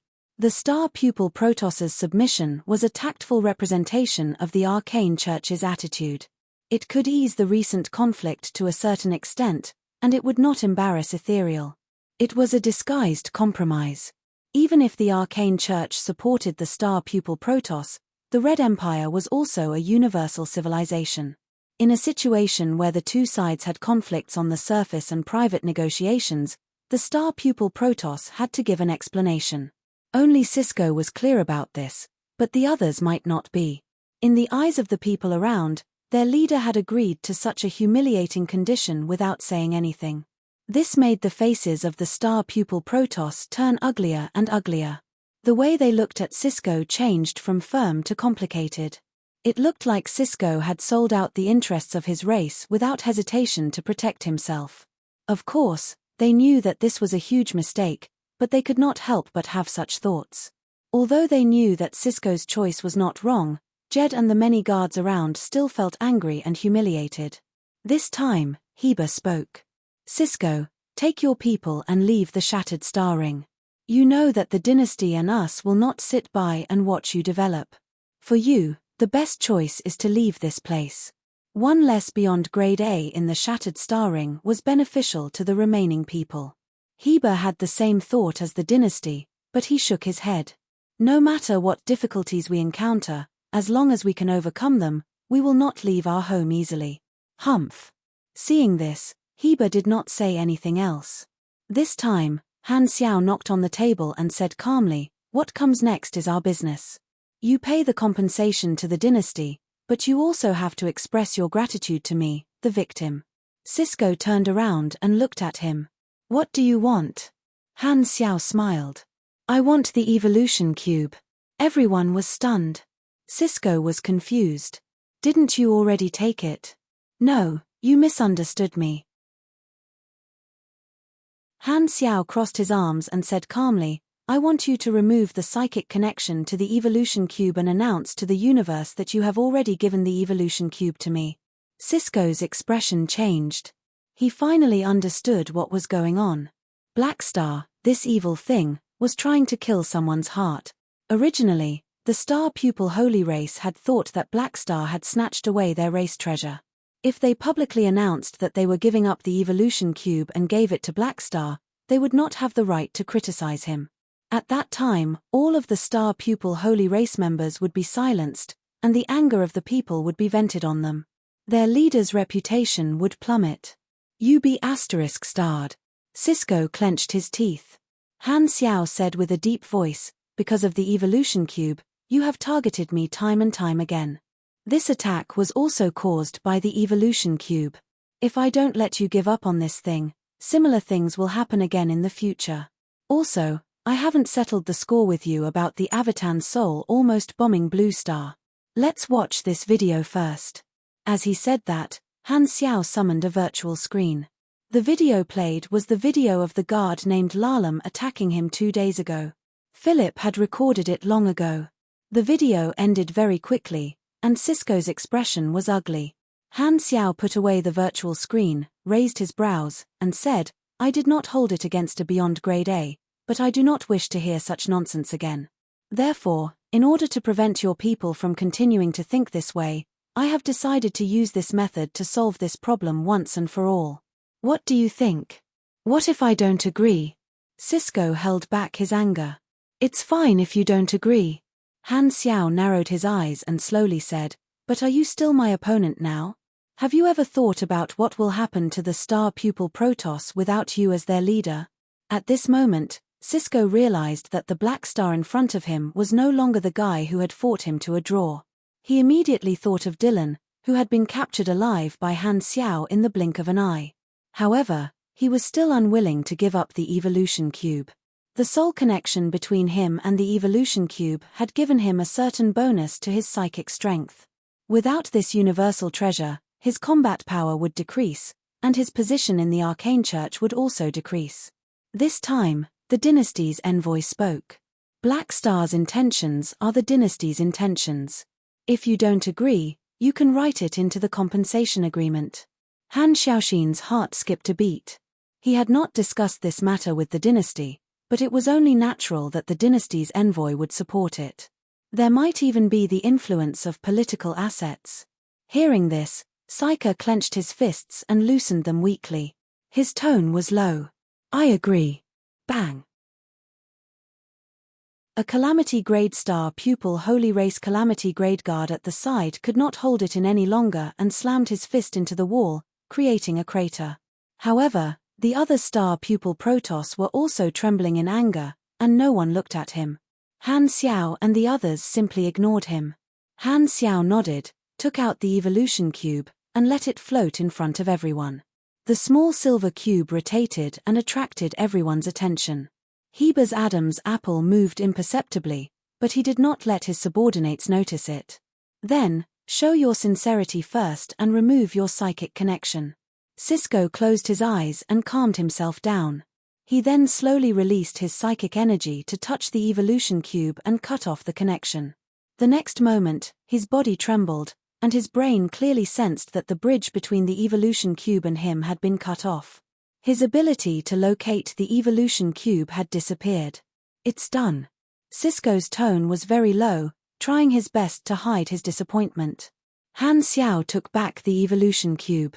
A Beyond Grade A Super was very sensitive to energy, and the aura attached to the evolution cube had indeed disappeared. Finally, the hidden danger has been removed. Han Xiaoshin felt relieved. Although the spacetime amber had the same effect, he would have to use the evolution cube at some point, and this would be more effective. However, he was careful and threw the cube to Fu Ding for inspection. Although Fu Ding was only a calamity grade, he was very lucky. Don't worry, your dynasty also has a Beyond Grade A psychic, so it will be easy to find out. You don't have to worry about me doing anything. Sisko said, I have already agreed to your conditions. Is there anything else? If not, please leave the territory of the star pupil Protoss immediately. The dynasty emissary stood up. Okay, we will not disturb you. Remember, the dynasty will always be watching you. We look forward to your announcement. Sisko clenched his teeth and did not say anything. Don't blame me. Han Xiao also stood up. If you fail, you have to pay the price. At least you're still alive. As soon as he said that, Han Xiao suddenly felt that his words were very villainous. However, in the eyes of the star pupil Protoss, he was an out-and-out villain. I won't always fail, Sisko said with a deep voice. You won't always be alive either. Heber interrupted and walked out of the room first. The dynasty emissary followed closely behind. With one foot out of the door, Han Xiao looked back at Sisko, who was sitting still, and smiled. Instead of being angry with us here, you should deal with the public opinion first. Sisko did not respond and asked, how's Dylan? You still have the time to care about others. Looks like your relationship with him is really good. Han Xiao's lips curled up. Don't worry, he's safe now, very safe. With that, Han Xiao waved his hand and even had the time to say goodbye before leaving. After watching the group disappear from sight, Sisko received a report that Han Xiao and the others had boarded the spaceship and taken off. After sitting in a daze for a while, Sisko looked up and saw that all his people in the room were staring at him.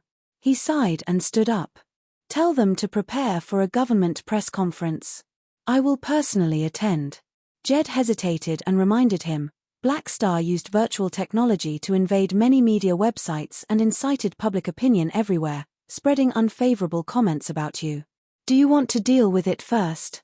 No, Black Star will stop once he leaves. Although he's a ruthless person, he won't keep playing tricks like this. Sisko sighed. And when I release the announcement, you'll know that public opinion is nothing. When he thought about the backlash this announcement would cause, Sisko's heart was filled with sorrow. However, the situation was beyond his control, and he had no choice. Even if he asked for help from his family, the Arcane Church, considering the importance of ransoming Saika, would not start a new conflict with the Imperium over such a small matter as damaging Saika's reputation. Chapter 865. Under the escort of the Star Pupil God Race fleet, they left the border and met up with the dynasty's main force. The main force turned around and left under the hostile gaze of the star pupil god race, turning into streams of light and disappearing into the galaxy. The border outpost was far away, and the dynasty emissary turned around to look at the two people beside him, smiling. "Thank you." Cisco was very cooperative, and the operation went smoothly. Heber waved his hands expressionlessly, indicating that this was a small matter. By demonstrating to the other beyond grade as, he could also increase his prestige. Furthermore, the star pupil god race had agreed to pay compensation, so it would definitely be recorded in history. As a peer, he would also leave a new mark in history, which was quite a good reward for him. This time, Cisco has failed. He should be quiet for a long time. Han Xiao smiled. The hidden danger of the evolution cube had finally been removed, and he was in a rather good mood. Yes, Cisco has to deal with the aftermath, deal with the star cluster civilizations competing with them, and develop in a low-key manner. He probably won't do anything for the next 20 to 30 years, the dynasty emissary added. He then looked at his wristband and said, "I'm going back to report to Envoy Zoel." "Your Excellencies, let's part ways here." Han Xiao and Heber nodded. After recording the number of this emissary, the two of them returned to the spaceships of their respective organizations and watched the dynasty's main force leave. "I'm leaving too." Heber sent a message to Han Xiao and left with the Bloodshed Land's troops. He was going to continue being a supervisor in the flickering world. The grudge between the two of them had never been resolved, and it would probably be difficult for them to reconcile in the future. Their private relationship was still not good, but after going through this incident together, their relationship as allies had deepened. Han Xiao put away his communicator and ordered Philip, "Speed up the fleet. Let's return to the Black Star Corps headquarters first." "Okay, hum." The exhaust flames of the Black Star Corps battleship shone brightly as energy flowed into the engine, increasing its warp speed. It was time to settle the evolutionary share of the civilizations in the Shattered Star Ring this year, and the dynasty would also be sending a new batch of elites to be modified. Han Xiao planned to return to the headquarters to settle these matters before heading to the flickering world to continue exploring. The impact of this incident was very wide. He had made a shocking achievement as a beyond grade A in the universe, which increased his deterrence. If nothing went wrong, there would not be any trouble coming to him for a very long time, which should last until the end of version 3.0. The only hidden danger in his mind was the problem of Escod. The coordinates of the World Tree Civilizations area were like a ticking time bomb. The advanced civilizations that had the coordinates at least knew how to test and protect themselves, but Escod's side could not predict the consequences. No one knew what this guy would do. It was a pity that Escod had taken advantage of the situation this time and was modified by the evolution energy. Han Xiao knew that if he did not find some helpers, he would not be able to do anything to Escod. However, to the Red Empire, the Arcane Church was the competitor that they needed to pay attention to. Han Xiao thought that after the dynasty and Ethereal came to an agreement, they would send people to deal with Escod. Escod was not to be trifled with. If they sent too few people, they might not be able to defeat him. If they sent too many people, Escod would not stay behind to fight. The dynasty had dealt with Escod countless times but had never been able to kill him. This time, they probably only wanted to get rid of Escod's henchmen. Han Xiao thought that he could only act according to the situation. Furthermore, the dynasty's intelligence showed that Escod had left this star field through the wormholes in the Shattered Star Ring. There were no sightings yet, so he had probably teleported to the desolate universe belt. Thus, it was useless to deal with Escod now. He could only wait.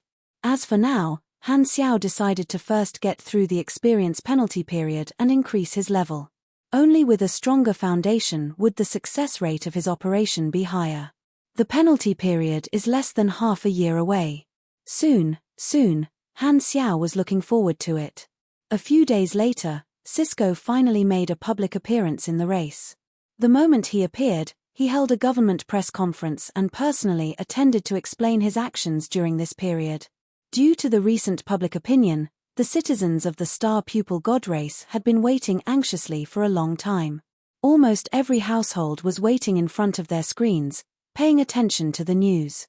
Under the gazes of billions of people, time seemed to pass very slowly. Finally, it was time for the live broadcast of the press conference. Everyone's screens flashed, and there was finally a live broadcast. Everyone's attention was highly focused, and their heartstrings tightened. Cisco's figure appeared on the screen. With a heavy and serious expression, he slowly opened his mouth. Dear citizens of the star pupil god race, colleagues in the government, hello, I'm Cisco. Regarding the recent storm, I'm here to give an official explanation and statement. In the past few months, information about me has been circulating in the universe, and I've received everyone's attention.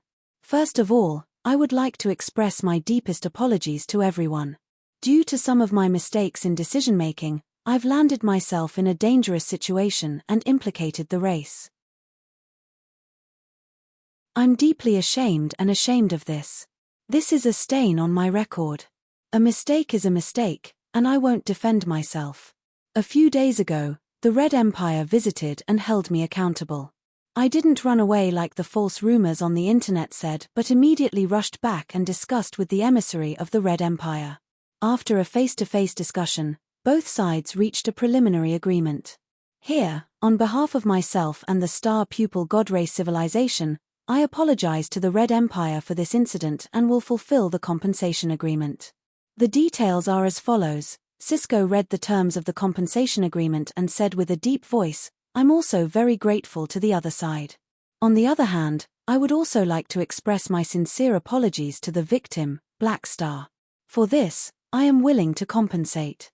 There's a fact that cannot be ignored. The evolution cube is the legacy of a certain civilization and not the exclusive property of the star pupil god race. Due to some unexpected factors, we lost the evolution cube. The one who should be blamed should be us god, not Black Star. We've already enjoyed the benefits of the evolution cube. Here, I'll give up the ownership of the evolution cube and give it to Black Star as compensation.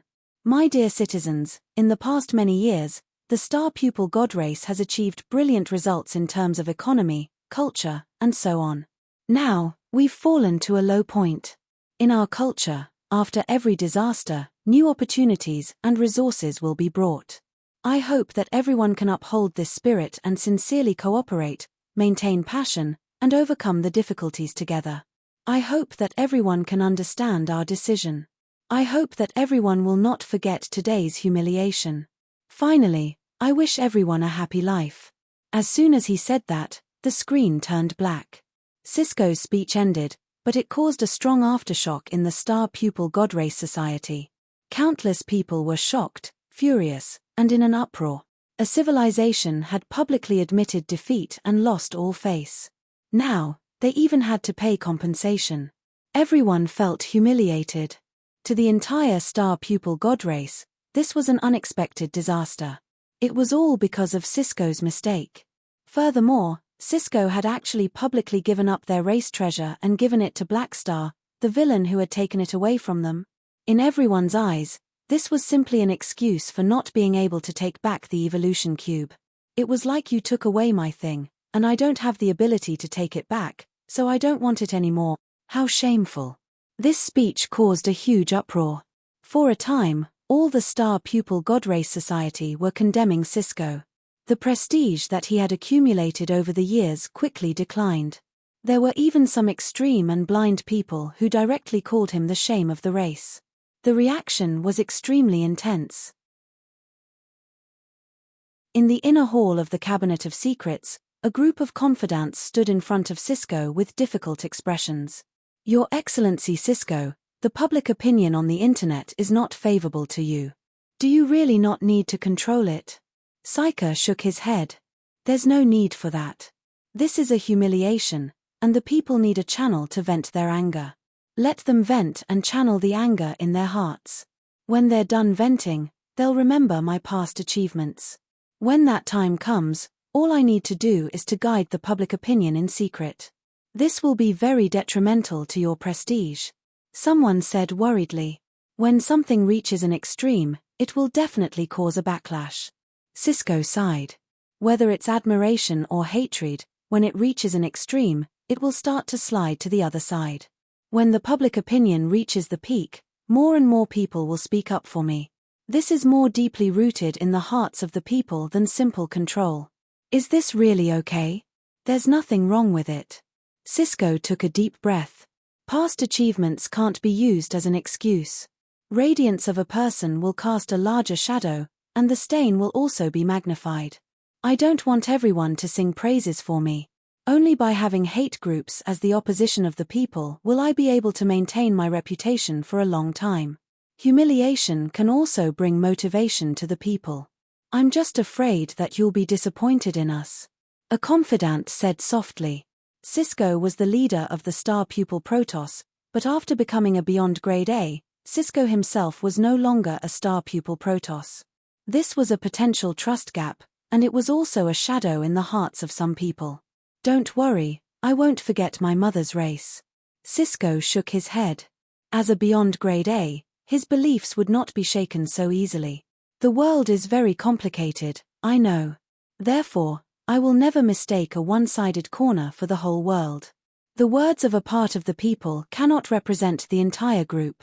In the end, these people who are venting their anger will realize that no matter how they criticize me, I'm still their leader. They have no choice.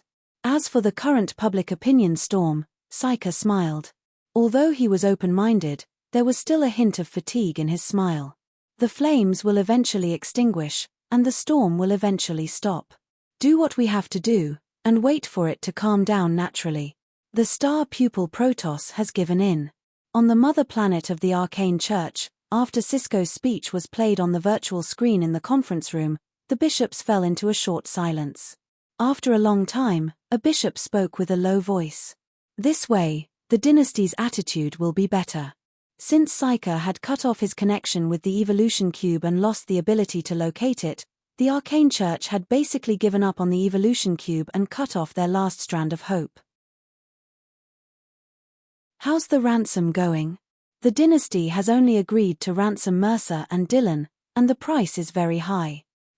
Let's redeem 2 first. This will satisfy our allies and keep their hearts.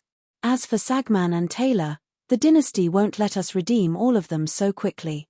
Those allies will understand. Where's Ninja? He has already escaped the shattered star ring through the spy's secret star cluster and will be back soon. Luckily, the 10,000 deity scepter is with him. Speaking of this, the bishops secretly heaved a sigh of relief. Of the 6 beyond grade as they had sent out, 4 were captured, 1 had nowhere to run, and only 1 managed to escape back to the central galaxy. Coincidentally, it was this person who managed to escape with the 10,000 deity scepter. In the eyes of these upper echelons, the 10,000 deity scepter was more important than the beyond grade as themselves. In the long years, there would always be new beyond grade as, and there might only be 1 universal treasure. The most important 10,000 deity scepter was not lost. It was truly fortunate.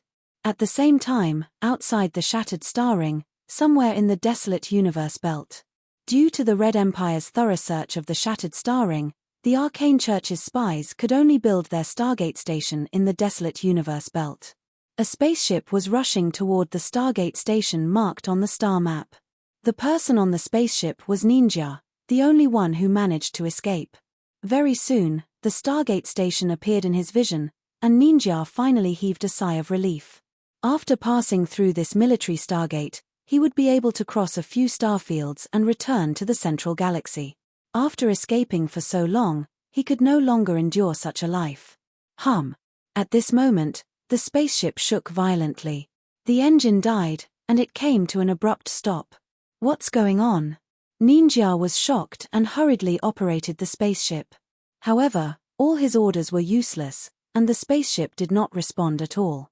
At this time, the spaceship suddenly shook. Rumble, a massive external force pressed down from all directions, instantly turning the spaceship into a pile of scrap metal, like a crumpled ball of paper. Bang! A spherical white shield pierced through the armor and shot out from the wreckage of the spaceship. Ninja was covered in a magic shield, and he held onto the 10,000 deity scepter that was wrapped in the space-time amber.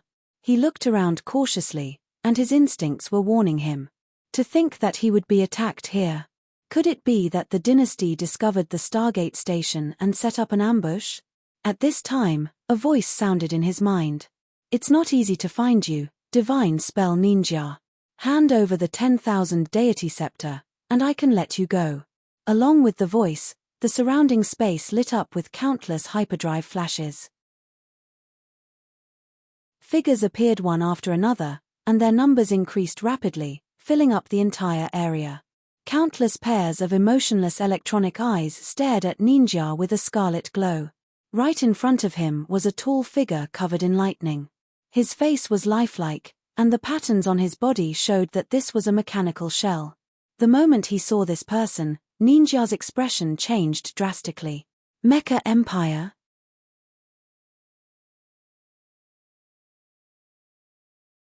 Chapter 866. Fresh blood flowed and formed a few red snakes on the metal floor, forming a puddle of blood. Ninja was lying on the ground with wounds all over his body. Beneath him was a huge mechanical suction cup that was glowing with a faint blue light. The suction force from the suction force was holding him down. His limbs and torso were shackled by heavy black alloy rings.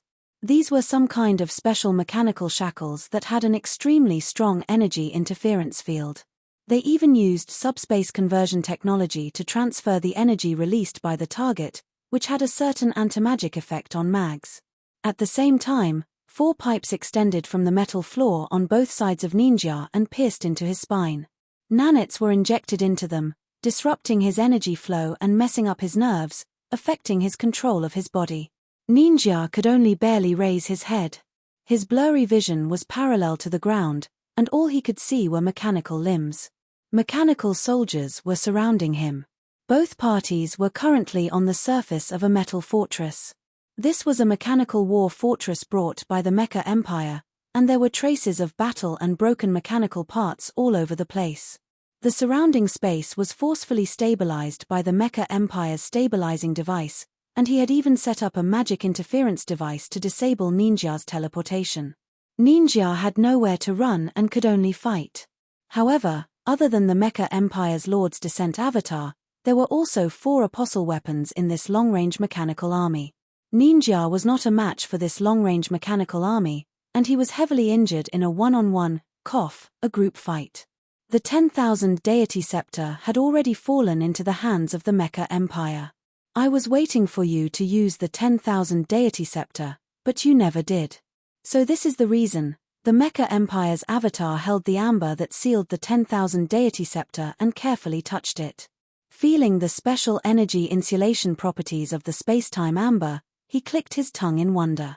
You dare to snatch the 10,000 deity scepter? Manison, aren't you afraid of the arcane church's wrath? Ninja gritted his teeth. Don't misunderstand. I'm not interested in the 10,000 deity scepter. I'm just doing the Radiant Federation a small favor. The Mecha Empire glanced at Ninja and waved to the side. A bright silver mechanical life apostle weapon walked over. Its body was as smooth as a mirror, without any mechanical structure. The apostle weapon squatted down and stabbed its fingers into Ninja's back. Then, its entire body turned into liquid and flowed into Ninja's body through the wound. The next moment, the Mecha Empire released the restraints on Ninja's body. However, the apostle weapon in Ninja's body also suppressed his ability to control his body. He could only glare at the Mecha Empire. What do you want to do to me? The Radiant Federation asked me to kill you and destroy the evidence, but your body is still useful to me. The Mecha Empire tossed out a compressed orb and turned it into a restraining pod, trapping Nika inside. After confirming that Ninja could not escape, the Mecha Empire turned around and continued to observe the amber that sealed the 10,000 deity scepter. Oh, this is a very special new material. Since Blackstar knows how to create it, I'll have to find an opportunity to come into contact with it in the future. Lost contact. Explain to me, what do you mean by lost contact? The upper echelons of the Arcane Church received the news very quickly. Ninja, who was supposed to return to the Central Galaxy through the Stargate, had actually lost contact not long ago. This shocked the bishops. They thought that Ninja was already out of danger and would be able to successfully bring the 10,000 deity scepter back. They did not expect an accident to happen just as the dust was about to settle. Now that they could not contact Ninja, the worst outcome would be that he was attacked and killed. However, even if he was attacked, Ninja should have been able to send back news. The Stargate monitoring station of the Arcane Church did not report any abnormalities either. There was only one explanation for this situation. There was a virtual mechanic among the attackers who had tampered with the data and blocked the communication. The bishops immediately thought of the most suspicious person, Black Star. However, Han Xiao had just visited the star pupil Protoss not long ago and was currently on his way back to the headquarters. He had an alibi, but they could not rule out the possibility that Han Xiao had used a long-range force to complete the attack. If Black Star is the culprit, could it be that the Red Empire is behind this? The dynasty has already captured 4 of us and forced Cisco to publicly apologize. Are they still not satisfied? Someone asked. The possibility is not high. Both sides are currently negotiating for the ransom and have already reached a preliminary agreement. The dynasty is very clear that continuing to chase after us will not necessarily bring them any benefits. If they snatch the 10,000 deity scepter, they will force us to flip the table, which is probably not worth it for them. Then, could it be that Black Star is plotting for the 10,000 deity scepter and acted on his own accord? Thinking about it, this will do more harm than good to Black Star. He obtained a huge reward this time, so there is no need for him to take the risk to snatch the 10,000 deity scepter. Even if he snatches it, he won't dare use it, and it will only bring him trouble. The only way is to hand it over to the dynasty. However, the personality Black Star has shown so far shows that he is not someone who likes to take risks. Furthermore, his cooperation with the dynasty is still in the honeymoon stage, so he will not do such a risky thing behind the dynasty's back. The bishops frowned. All the signs indicated that this was not an operation between the dynasty and Black Star. Could it be that the organizations in the dark were trying to take advantage of the situation? To be able to intercept Ninja, 2 prerequisites had to be met.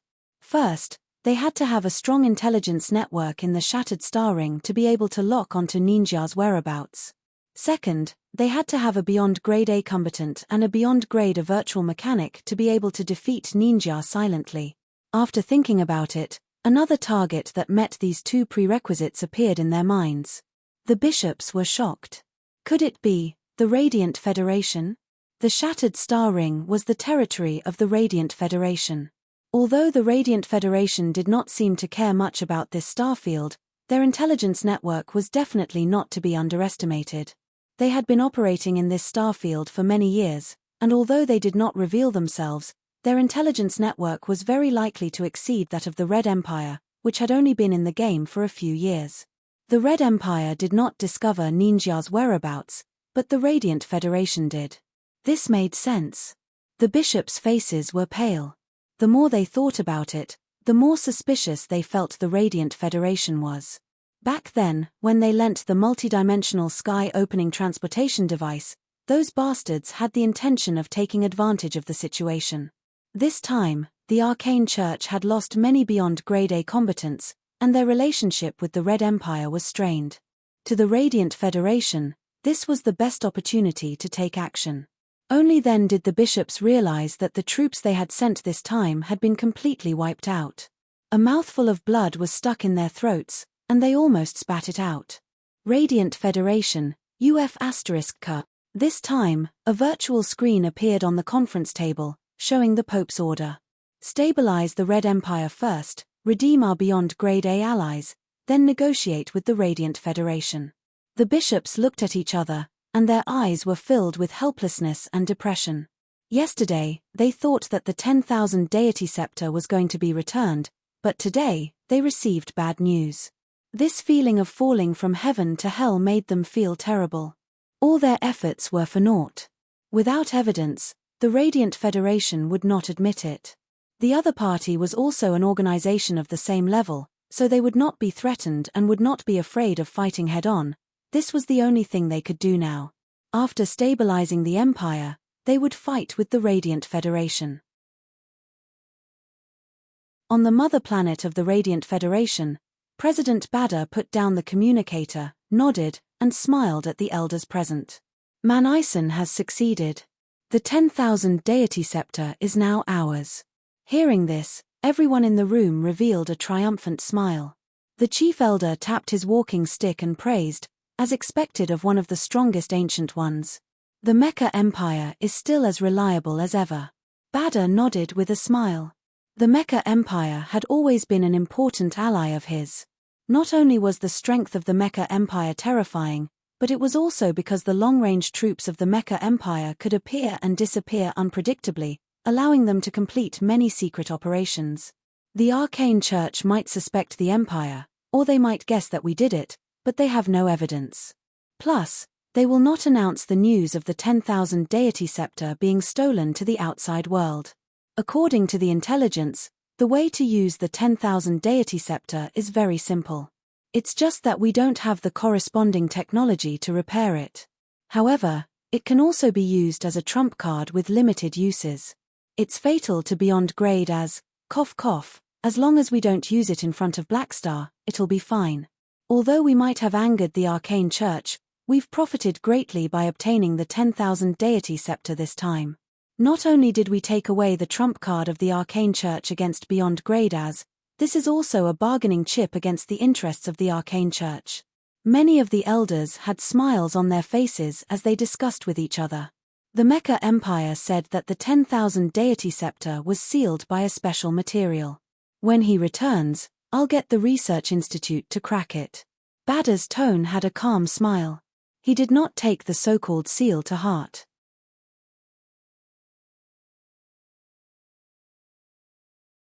Chapter 867. Han Xiao knew nothing about the little secret between the Radiant Federation and the Arcane Church. After leaving the star system of the star pupil Protoss, Han Xiao's fleet did not stop and returned to the Black Star Corps headquarters. During the previous Tyrants Party, Han Xiao had signed a cooperation agreement with a large number of local civilizations in the Shattered Star Ring. He had publicly sold the slots to use the Evolution Cube in exchange for cooperation and channels.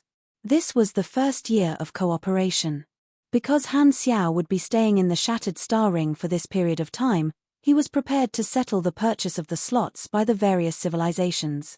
In the past year, the various civilizations had already gone through a series of internal selections and confirmed the list of elites who would accept the evolution.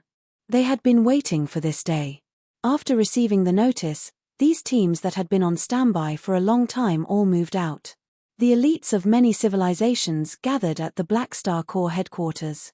Using the Evolution Cube as a bridge, establishing relationships with many star cluster and star system civilizations in the Shattered Star Ring was a crucial step in the expansion of the Black Star Corps.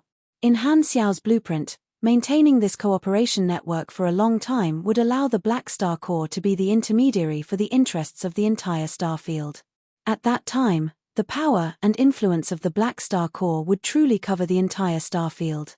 Thus, for the first year of cooperation, Han Xiao was still very concerned. Furthermore, there was an additional benefit. The people selected by these civilizations were all elites, and there would definitely be some famous characters or protagonists among them. Letting these people take the initiative to gather here would be much more efficient than searching for them himself. This can be considered as another way of saying that all the heroes in the world are in my hands. Han Xiao thought to himself. Spaceships of various styles landed at the Black Star Corps headquarters. The hatch opened, and the elites of various races walked out. Under the guidance of the reception robots, they headed to the accommodation area. The dock was noisy. These elites were all outstanding people in different positions in their respective civilizations. The most important ones were the calamity grades of their civilizations, the elite officers, the supers with potential, and the researchers. When they disembarked, they sized each other up with curiosity and caution in their eyes. This is the legendary Black Star Corps. Pamela's 3 large, watery eyes were wide open as she curiously observed her surroundings. She came from a cosmic system state plant-based civilization. Her race was called the Flower Spirit Race. Her body had the characteristics of a half-plant.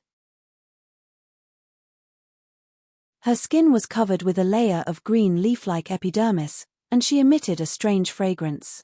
In the culture of the flower spirits, everyone had a different fragrance, just like how a human's fingerprints differed. Body fragrance, appearance, and figure were all part of the aesthetic standards of the flower spirits. According to the aesthetic standards of the flower spirit race, Pamela was a rare beauty. At the same time, she was also a research elite who had undergone the evolution this time. Just as Pamela and the others were observing the docks, a small floating robot flew in front of them and spoke in Philip's voice. "Welcome to the Black Star Corps, hum. The Corps commander is still on the way, so I will arrange your accommodations. I will be by your side during this period of time. If you have any needs, just look for me, hum." Understood.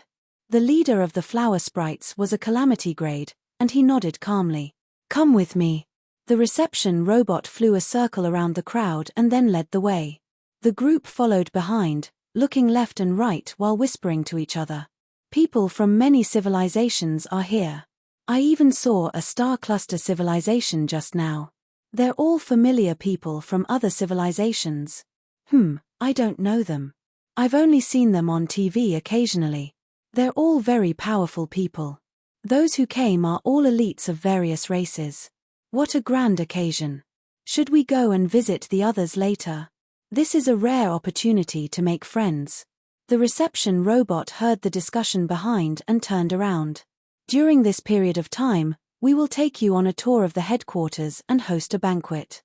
We will provide a platform for you to interact with each other, so you don't have to worry about not having a chance. It's a bit like the Tyrant's Party, but the people participating have changed from 1 or 2 representatives to a large number of elites." The calamity grade leading the group seemed to have understood something. Pamela hesitated for a moment before asking, Then, will we have a chance to interact with His Excellency Blackstar?" "There will be.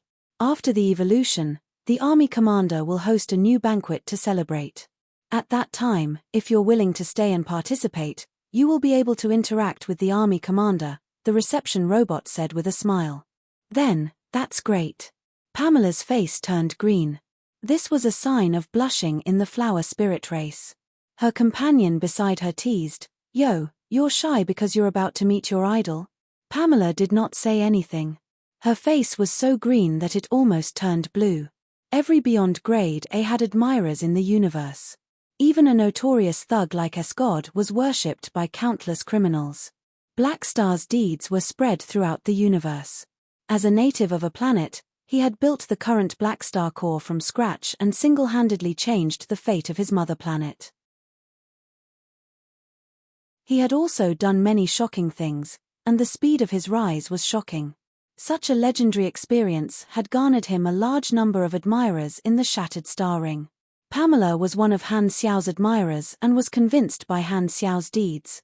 "I wonder what kind of spouse His Excellency Blackstar likes."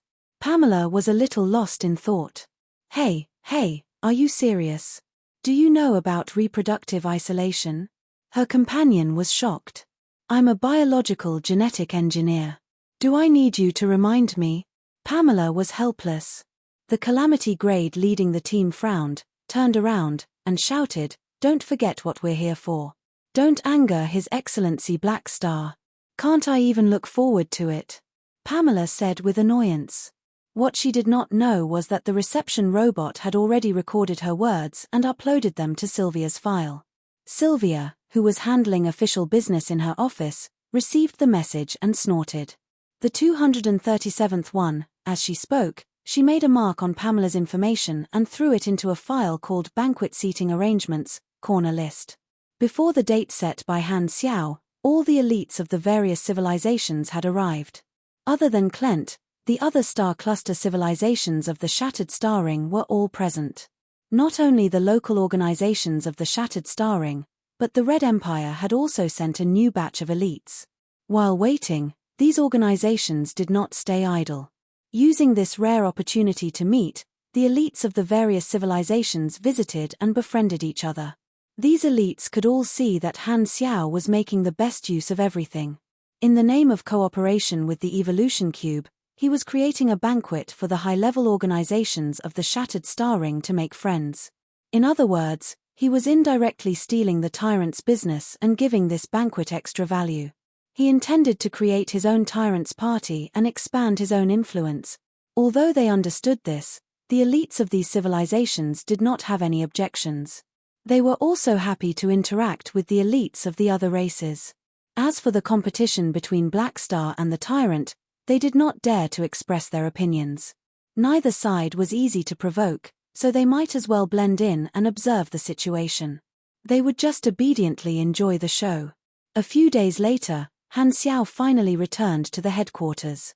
After resting for a few hours, he informed everyone to gather for the official evolution ceremony. As groups of people gathered, the bright hall of the headquarters quickly became crowded. When Reynolds received the news, he brought the mechanics of the logistics department to widen the hall on the spot. Only then would it not be overcrowded. The space fluctuated slightly, and Han Xiao walked out of the void dimension and hovered above everyone's heads. The evolution cube spun slowly beside him. Everyone looked up at Han Xiao, who was in midair. There was a slight commotion in the crowd, and whispers could be heard. Blackstar is here. This is the first time I've seen a Beyond Grade A up close. The energy in his body is so terrifying. Just sensing it makes me sweat. That's the evolution cube. Not long ago, Cisco announced that he would give up the rights to this universal treasure. Such a small thing is the source of the recent storm.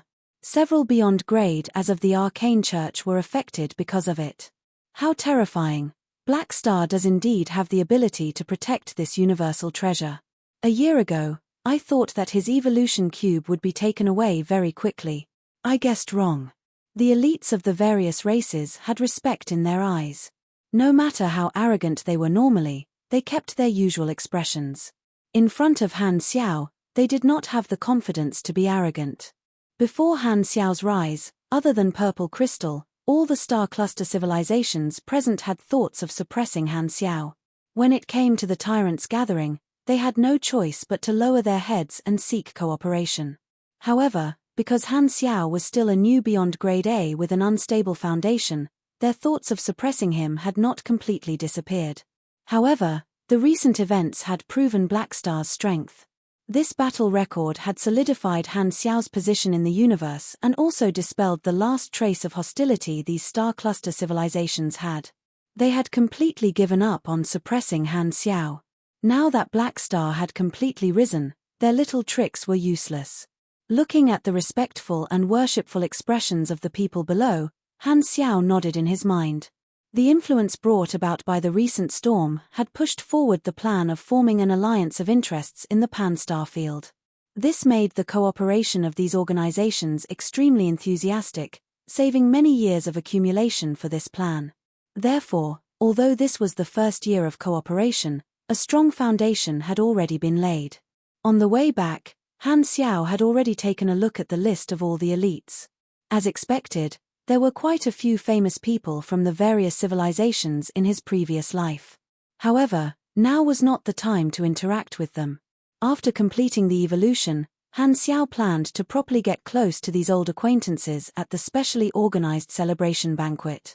These people most likely had side quests on them that he might not need but would be very useful to the players. Simply put, they were a group of walking fertilizers. All kinds of thoughts flashed through his mind. Han Xiao looked around and smiled playfully. Before we begin, there's one more thing to do. Heba, stop hiding. I know you're here too. As soon as this was said, everyone present was shocked. They looked around but did not see Heba. The tyrant is here too? The crowd was in an uproar, but no one walked out. Seeing this, Han Xiao raised his brows and continued. Stop lying to yourself. I already see you. Do you want to come out yourself, or do you want me to drag you out? That's very embarrassing. Everyone was shocked, and the uproar grew bigger and bigger. However, they still did not see anyone.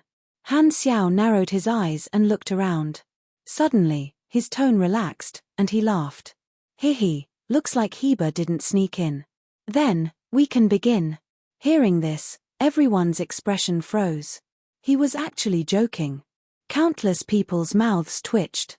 Is it really good to tease the tyrant like this? He's even guarding against him sneaking in. His a beyond grade A after all. How could he do such a tasteless thing, right?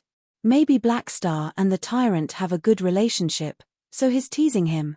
Everyone could only comfort themselves like this and pretend that they did not hear anything. Han Xiao activated the evolution cube. With a thought, the black evolution energy gushed out and quickly covered the entire place. The elites present held their breaths and turned into black cocoons. Done.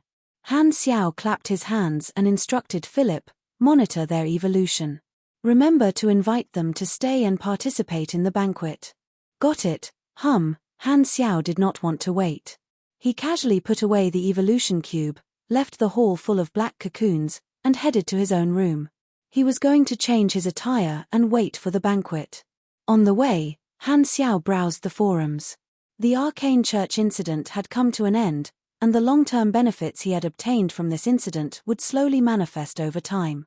For example, Uranril's appreciation and the dynasty's attention. The dust had settled, and the remaining matters were between the Red Empire and the arcane church. There was no need for him to be concerned. In the short term, there would not be any trouble coming to him, so Han Xiao had the time to think about the situation of the players. From the perspective of the players, it had been 1.5 years since the start of version 3.0. They had passed the early stage and entered the middle stage. In the past 1.5 years, the players had experienced major events such as the Secret War, the Crimson Tide, the rise of Black Star, the exploration of the Flickering World, and the Battle of Planet Lighthouse. There were also countless side quests.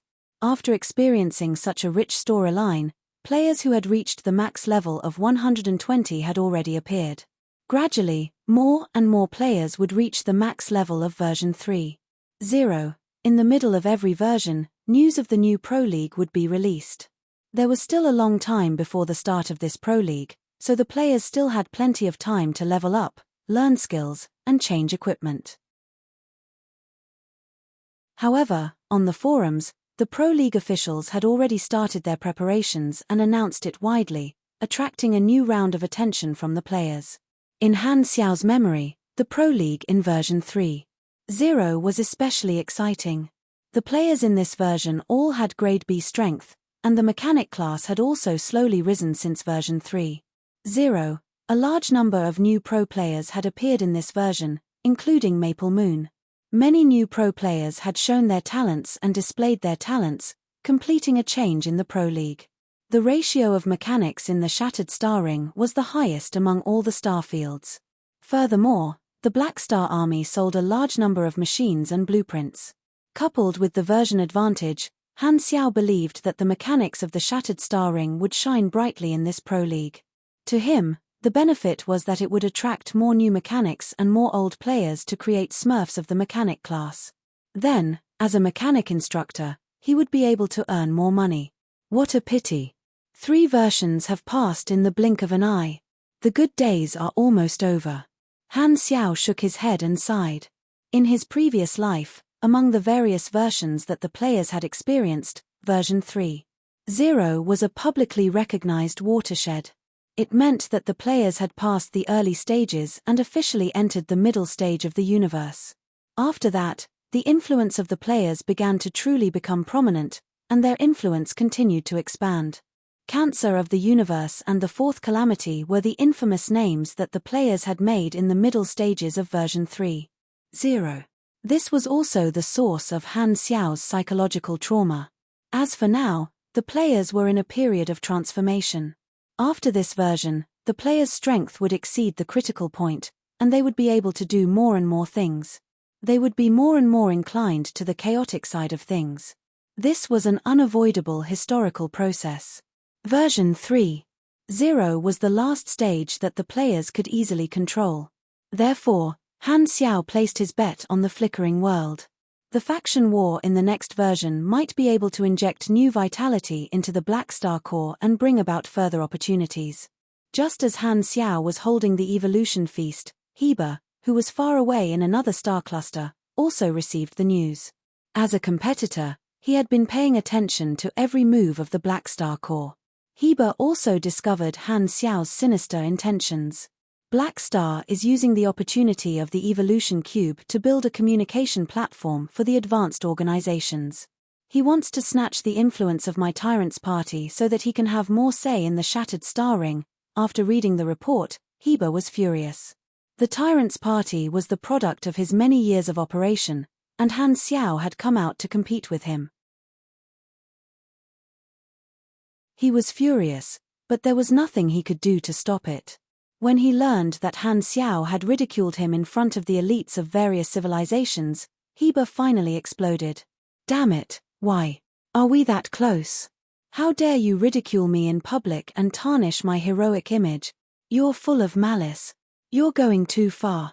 Sooner or later, I'll beat you until you can't take care of yourself.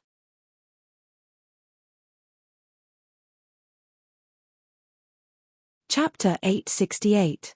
Everyone's evolution time was different.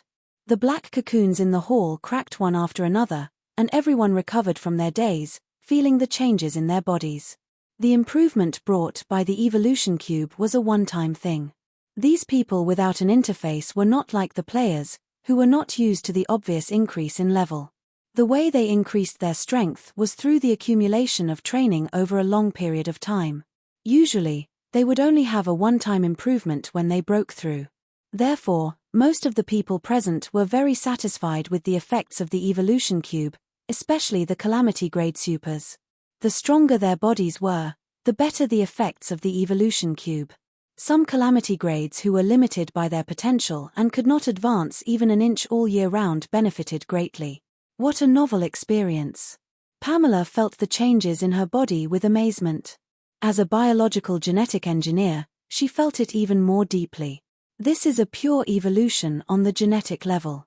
It's not a genetic mutation induced by the environment but an optimization of the original racial characteristics, amplifying the advantages of the genes.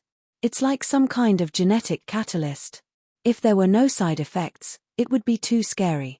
It's almost perfect. I don't know what the source of this power is. It's like a god.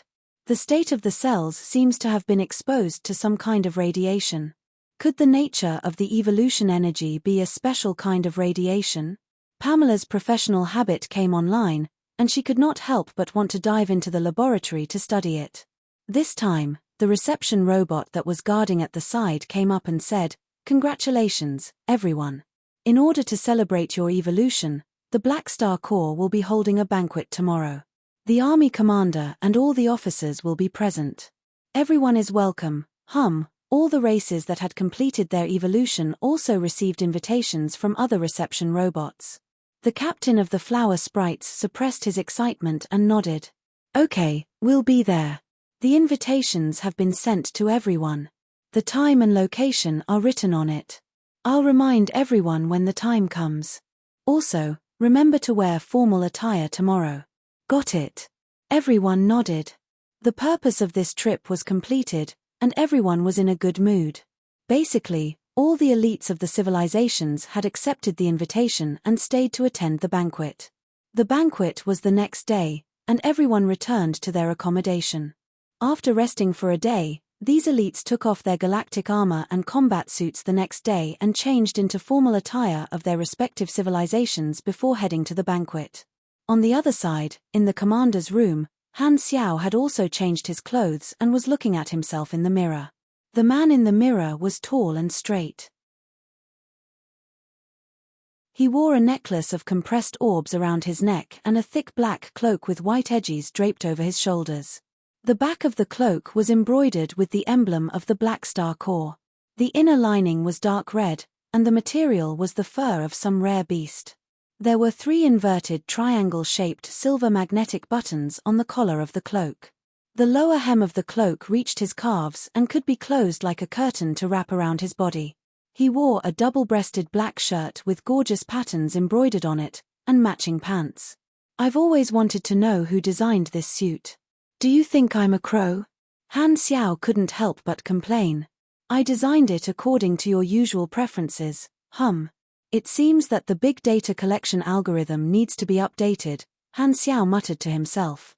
After washing his face, Han Xiao pushed open the door. Outside the door stood a group of senior officers. They had all changed into formal attire and were waiting for him to set off together. Han Xiao looked around and took in everyone's attire. Most of the people were wearing the Black Star Corps uniform. Hurles, Reynold, and many other Black Star guards were wearing the same. Lagi was wearing a white mage robe and had the demeanor of a secret magic master. Tomar was also brought along by Lagi. He was wearing a secret blue mage robe and looked like a decent secret magic master. Hardaway was wearing casual clothes that looked like a suit. His muscles were almost bursting out of his clothes. He looked very much like the Bloodshed Land. Sylvia took off her armor and wore a purple dress. She had a ponytail and wore a pair of earrings. She also had light makeup on her face and looked much more mature. As an officer who often dealt with outsiders, she was very familiar with such situations. Aurora also wore a white dress. She was not as mature as Sylvia but looked more delicate. Hella was wearing a custom-made red Black Star Guards captain uniform. It was a little tight and showed off her stunning figure. She did not like to wear dresses, and her temperament was as cold and capable as usual. Fu Ding was wearing a gorgeous blue robe, which was similar to what he wore when he was on tour. He had an extremely friendly smile on his face. Han Xiao looked at everyone with interest and said, "You guys look good. I haven't worn it for a long time. It's a little awkward." Fu Ding pulled at his collar and said helplessly. Because Han Xiao did not usually participate in such events, they rarely saw each other in formal attire. Hella frowned and said, "You know I'm not interested in such occasions. If you have time to attend banquets, you might as well train. You can't just focus on training. You have to relax occasionally." Han Xiao waved his hands with a smile. "I've been dealing with the Arcane Church recently, and I'm very tense. Now that the problem has been solved, I can finally relax. Don't think about training. I don't like to communicate with strangers." Hella shook her head. These people are the elites of their respective races. They're all powerful people. If you get to know them, you might be able to spar with them in the future. That's not a bad idea. Hella's eyes flickered. Han Xiao and the others chatted as they arrived at the banquet hall. The place was already crowded with people, and it was extremely lively. The banquet hall was a special banquet hall, and it was decorated magnificently. Food was indispensable to the banquet. Countless delicacies of different colors were served on the long tables and floating mechanical trays. The food was very complicated and catered to the tastes of different races. The elites of the various races attended the banquet in splendid attire. The dressing styles of different civilizations were dazzling, fully demonstrating the diversity of the galactic society. Han Xiao walked into the hall with his people and immediately attracted everyone's attention. On behalf of the Black Star Corps, I welcome everyone to this banquet." After clearing his throat, Han Xiao spoke with a smile. As the host of the banquet, he naturally had to say a few words to signal the start of the banquet. He was very familiar with this. After the introductory words, the atmosphere of the banquet hall became much more lively. Many people took the initiative to chat with Han Xiao. The reason most of them stayed was to communicate with Han Xiao. Normally, they would not have the means to come into contact with beyond grade as. Very soon, Han Xiao was surrounded by a circle of people. With a smile on his face, he patiently chatted with the guests while sizing them up. In just a short while, he saw many old acquaintances from his previous life. They were all famous people that the players had met in the various regions of the Shattered Star Ring during their adventures in his previous life. Some were very cheerful and talkative, some wore hooded cloaks as if they wanted to hide themselves, and some talked to themselves in a very neurotic manner. Their styles were very different. Although these famous people were no longer qualified in front of him, in the eyes of the players, they were still big shots and full of personality. Han Xiao memorized all the contact details of these people who came up to chat with him. These elites, on the other hand, did not expect a beyond grade A to be so friendly and were flattered.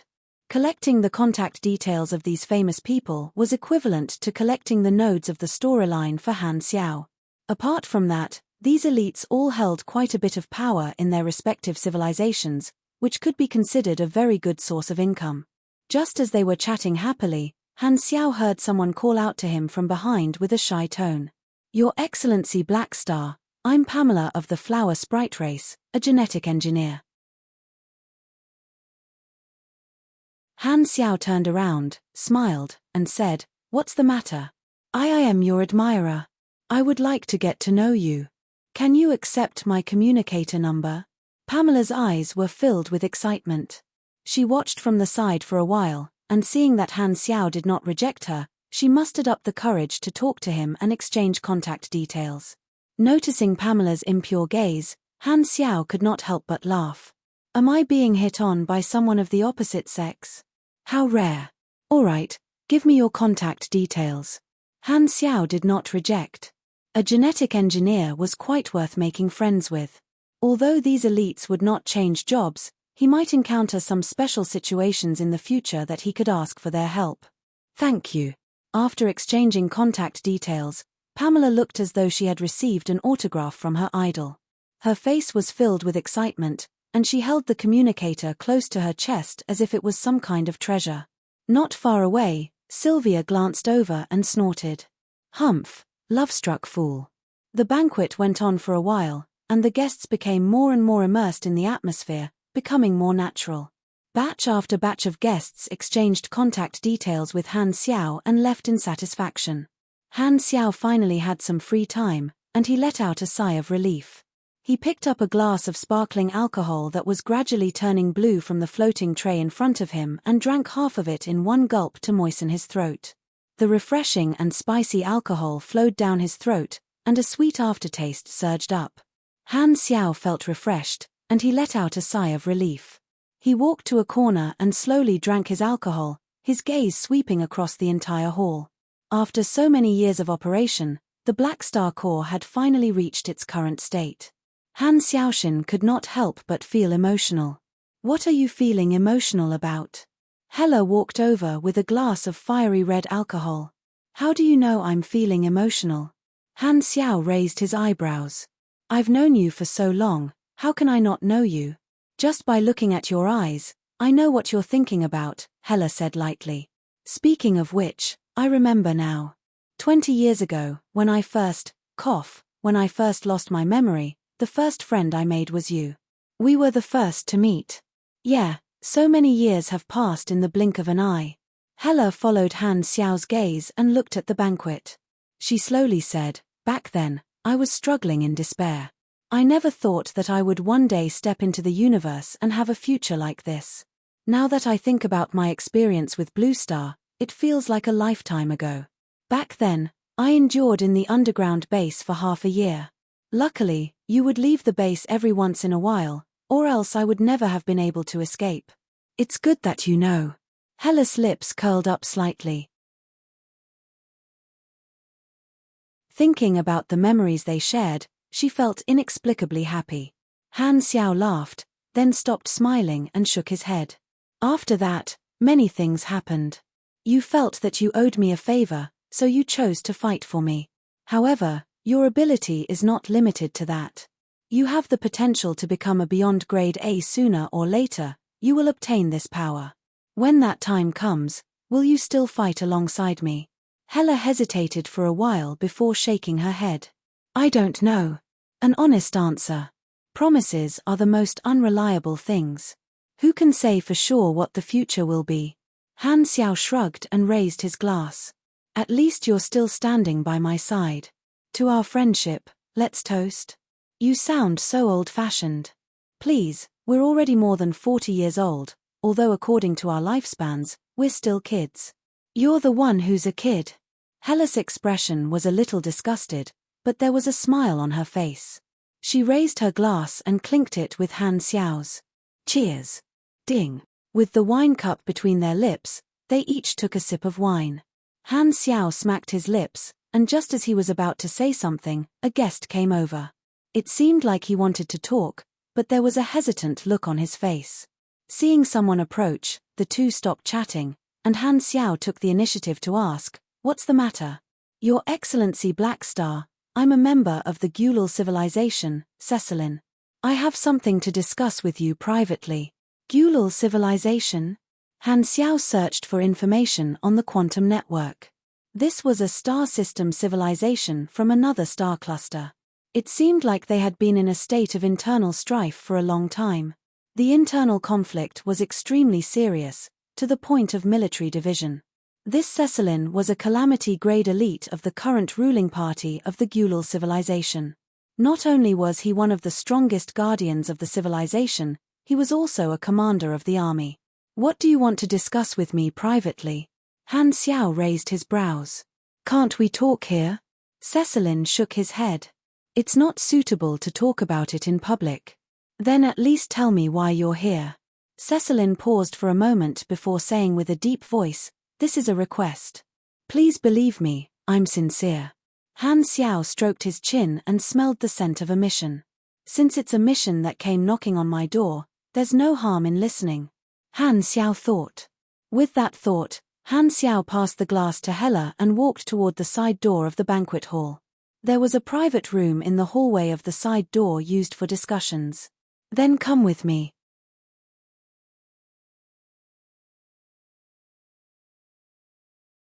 Chapter 869. The two of them left through the side door of the venue and entered the reception room in the corridor. Philip closed the door. The soundproofing here was very good, and the noise of the banquet outside was blocked out. The two of them sat opposite each other. With a snap of his fingers, Han Xiao asked the simulated mechanical waiter in the room to pour 2 glasses of amber wine and a few ice cubes into them, placing them on the short table in front of the two of them. "You can speak now." Han Xiao swirled the wine in his glass, and the fragrant wine flowed out. He was now a big shot in the Shattered Star Ring, and with his current position, it was no longer the missions that came looking for him. Instead, the missions would come looking for him, and there would always be people asking for help. This phenomenon was not limited to him, the players could do it as well. For example, if a player had been in a certain star system for a long time and made a name for himself, he would occasionally meet NPCs who would come looking for him. This was the effect of regional reputation. "It's like this. My request concerns the future of the Gulal civilization." Cecilin sat up straight. "I guessed it. If it wasn't something of this level, who would bother a beyond grade A?" Han Xiao's expression did not change, and he raised his hand, indicating for Cecilin to continue. "Before that, please allow me to briefly introduce the current situation of my civilization," Cecilin said solemnly. "The Gulal civilization has always been in a state of military division. The 3 main parties have formed their own military regions and are opposing each other, dividing the territory. These 3 parties are the Ancient Emperor Party, the Pioneer Party, and the Descender Party. The current ruling party representing the Gulal civilization is the Ancient Emperor Party, and they conduct diplomatic activities in the name of Gulal. My teammates and I are all members of the Ancient Emperor Party. As one of the edges of the explored universe, the situation in the Shattered Star Ring was rather complicated due to the lack of control. Some civilizations were very peaceful, while others were constantly in a state of internal strife. An internal military division like the one in the Gulal civilization could be considered a serious internal strife. I understand. What do you want to ask for?" Han Xiao asked. "I wish for the war assistance of the Black Star Corps to end the division of the Gulal civilization and bring us peace." "Oh, I understand. You want to apply for war employment and have my people assist the ruling party in suppressing the other 2 parties, right?" Han Xiao raised his brows. However, Cecilin shook his head and gave an unexpected answer. "No, I hope that the Black Star Corps can assist the Pioneer Party to overthrow the rule of the Ancient Emperor Party and suppress the Descendant Party." Han Xiao's interest was piqued as he sized Cecilin up. "You're a member of the Ancient Emperor Party, but you're actually speaking for another party? Could it be that you've secretly joined the Pioneer Party and are a spy?" Cecilin shook his head. "No, I was born on a colonial planet controlled by the Ancient Emperor Party. When I came of age, I served in the Ancient Emperor Party's army. Until now, I have not joined any other party." "Then why are you doing this?" "Profit. Did the Pioneer Party promise you benefits?" "That's not it. I have a high position in the Ancient Emperor Party, and I'm also a war hero." The Pioneer Party won't try to rope in a hardcore member like me. Furthermore, with my position, the Ancient Emperor Party can give me whatever the Pioneer Party can. I'm not doing this for benefits. Then what is it for? Philosophy. Cecilin solemnly said, I agree with the ideals of the Pioneer Party. The Ancient Emperor Party is already rotten, and only the Pioneer Party can bring hope to the future of civilization. I get it. Han Xiao narrowed his eyes. You're a traitor. The Ancient Emperor Party gave you power and status, even allowing you to enjoy the evolution cube. Yet, you're secretly thinking of overthrowing their rule? From their standpoint, I'm indeed a traitor. However, from the standpoint of the Pioneer Party, I'm someone who has abandoned the dark for the light. Thus, I only want to focus on actual actions and not the evaluation of others, Cecilin said in a low voice. When I was young, I was a hot-blooded youth who always wanted to serve the civilization. However, my thinking back then was still immature. Like many others, I was also passionate about protecting the orthodox Ancient Emperor Party. Due to being born on a colonial planet, my standpoint was largely decided by nature. However, after serving the Ancient Emperor Party for so many years, I started to have doubts about their ideology and way of doing things, and my beliefs started to waver. Han Xiao looked at him and did not say anything. He had asked Philip to search for detailed information on the Gulal civilization, and he would not listen to just one side of the story. At this moment, Cecilin's voice fluctuated, and there was a hint of anger in it. Due to the conflict between the parties, the Ancient Emperor Party secretly committed many bloody acts against our own people in order to maintain their absolute rule. I was also involved in a portion of it, and now that I think about it, I regret it. I've seen the darkness of politics, the bloodiness of ruling, and the imprisonment of one's thoughts. I once fell into self-doubt, and my house was filled with medals given to me by the Ancient Emperor Party. In the past, I loved to look at them and reminisce about my past glory. However, when I look at these medals that I was once proud of, my nose can smell the nauseating stench of blood. Han Xiao stroked his chin. So, you decided to betray the party that groomed you? To be precise, after experiencing self-doubt, I felt that I had unlocked some sort of shackle. Cecilin took a sip of wine and sighed. I have always been bound by my identity, and at that moment, I understood that the three parties were just positions within the civilization. The so-called opposition was meaningless, and the future of the entire civilization should be paid more attention to. Whoever can bring a brighter future to Gulal, I should help them. As such, I broke away from the entanglement of being a member of the Ancient Emperor Party and the position that bound me. I chose to follow my own thoughts and follow the judgment of my heart. As such, I chose the Pioneer Party, which is supported by the people. They can bring Gulal to greater heights. So, you think that you're very noble? Han Xiao's brows twitched. I don't have such thoughts.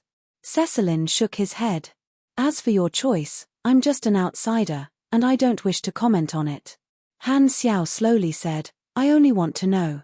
You said that you did not join any other party, so on what basis are you representing the Pioneer Party to discuss cooperation with me? Right now, I'm not representing the Pioneer Party but making a request to you in my own capacity. Han Xiao smiled. Then, why do you think that you can convince me to interfere in a civil war that I don't even care about? You have not reached a consensus with the Pioneer Party, and let's not talk about whether they have the intention of letting me interfere. Realistically speaking, can you afford to pay for the war employment? Why should I kick aside the Ancient Emperor Party that I'm currently working with to help you? What can you offer me? I know that it's rude to ask you in my own capacity, but I have no other choice, Cecilin said with a deep voice. Cecilin solemnly said, the Ancient Emperor Party sent me over with a mission, which is for me to represent the Ancient Emperor Party to submit a request for employment. They are prepared to use force to eradicate the other two parties and reclaim their territories. So, that's the case. Han Xiao understood. The Ancient Emperor Party wanted to resolve the division once and for all, but they did not wish to be controlled by an advanced civilization. Thus, they did not request the help of a star cluster civilization but wanted to hire external help, which was galactic mercenaries. In the Shattered Star Ring, There were a few large mercenary organizations, and the most representative of them were the Mercenary League, Bloodshedland, and the Black Star Corps. Because the Black Star Corps was the head of the Mercenary League and was an ally of the Bloodshedland, as long as they hired the Black Star Corps, the mercenaries in the Shattered Star Ring would not be hired by employers that opposed the Black Star Corps. After all, the Black Star Corps had a high status and was powerful. Although the mercenaries valued money, they did not want to send themselves to death. At the same time, mercenary groups that were cooperating with each other would not be hired by employers that opposed each other. This was an unspoken rule in the mercenary industry. In the mercenary world of the Shattered Star Ring, the status and influence of the Black Star Corps was already at the peak. As the ruling party, the Ancient Emperor Party had already established a connection with the Black Star Corps. As long as they received assistance, the Pioneer Party that Cecilin had set his eyes on would definitely be wiped out. Thus, he could only take a risk and directly make a request to Han Xiao without sufficient preparation. "TSK, I'm really unlucky to have chosen a traitor like you as my emissary." Han Xiao's mouth twitched. Could this be the meaning of "I didn't have a choice in the past, but I want to be a good person now"? Han Xiao shook his head. "Let's talk about something more practical. Regardless of which party is in power, it doesn't make much of a difference to me. The Ancient Emperor Party definitely offered a reasonable price to cooperate with the Black Star Corps, and you came looking for me without any guarantee. Forget it, I don't wish to say anything unpleasant. This conversation can end here." As he spoke, Han Xiao put down his wine glass, stood up, and walked toward the door with dissatisfaction in his heart. Cecilin's words were pleasant to hear, but he did not even mention any substantial rewards. Han Xiao did not care about the struggle between parties in an unfamiliar civilization. After the Black Star Corps transformed, they had retained their mercenary business, and mercenaries were not charity organizations. Going against the rules of the profession was an act that lacked professional ethics. Without any benefits, he wanted to use his mouth to trick a beyond grade A super. "Dream on. Why don't you die from your wishful thinking? Please wait." Cecilin hurriedly stood up. "Just as you said, it doesn't matter which party is in power. The Pioneer Party will also maintain a cooperative relationship with you. I hope that you can help the Pioneer Party. The Gulal civilization will become stronger, and the rewards will be greater. The Ancient Emperor Party has already decayed, and the Pioneer Party is the only righteous one. What does the righteousness you speak of have to do with me?" Han Xiao did not even turn his head. Every word he said was a banner of righteousness. Since they were all here to make a living, there was no point in doing this. His kindness only existed between those he was familiar with, and it was extremely limited to strangers. This was due to his personality, as well as the coldness created by the era.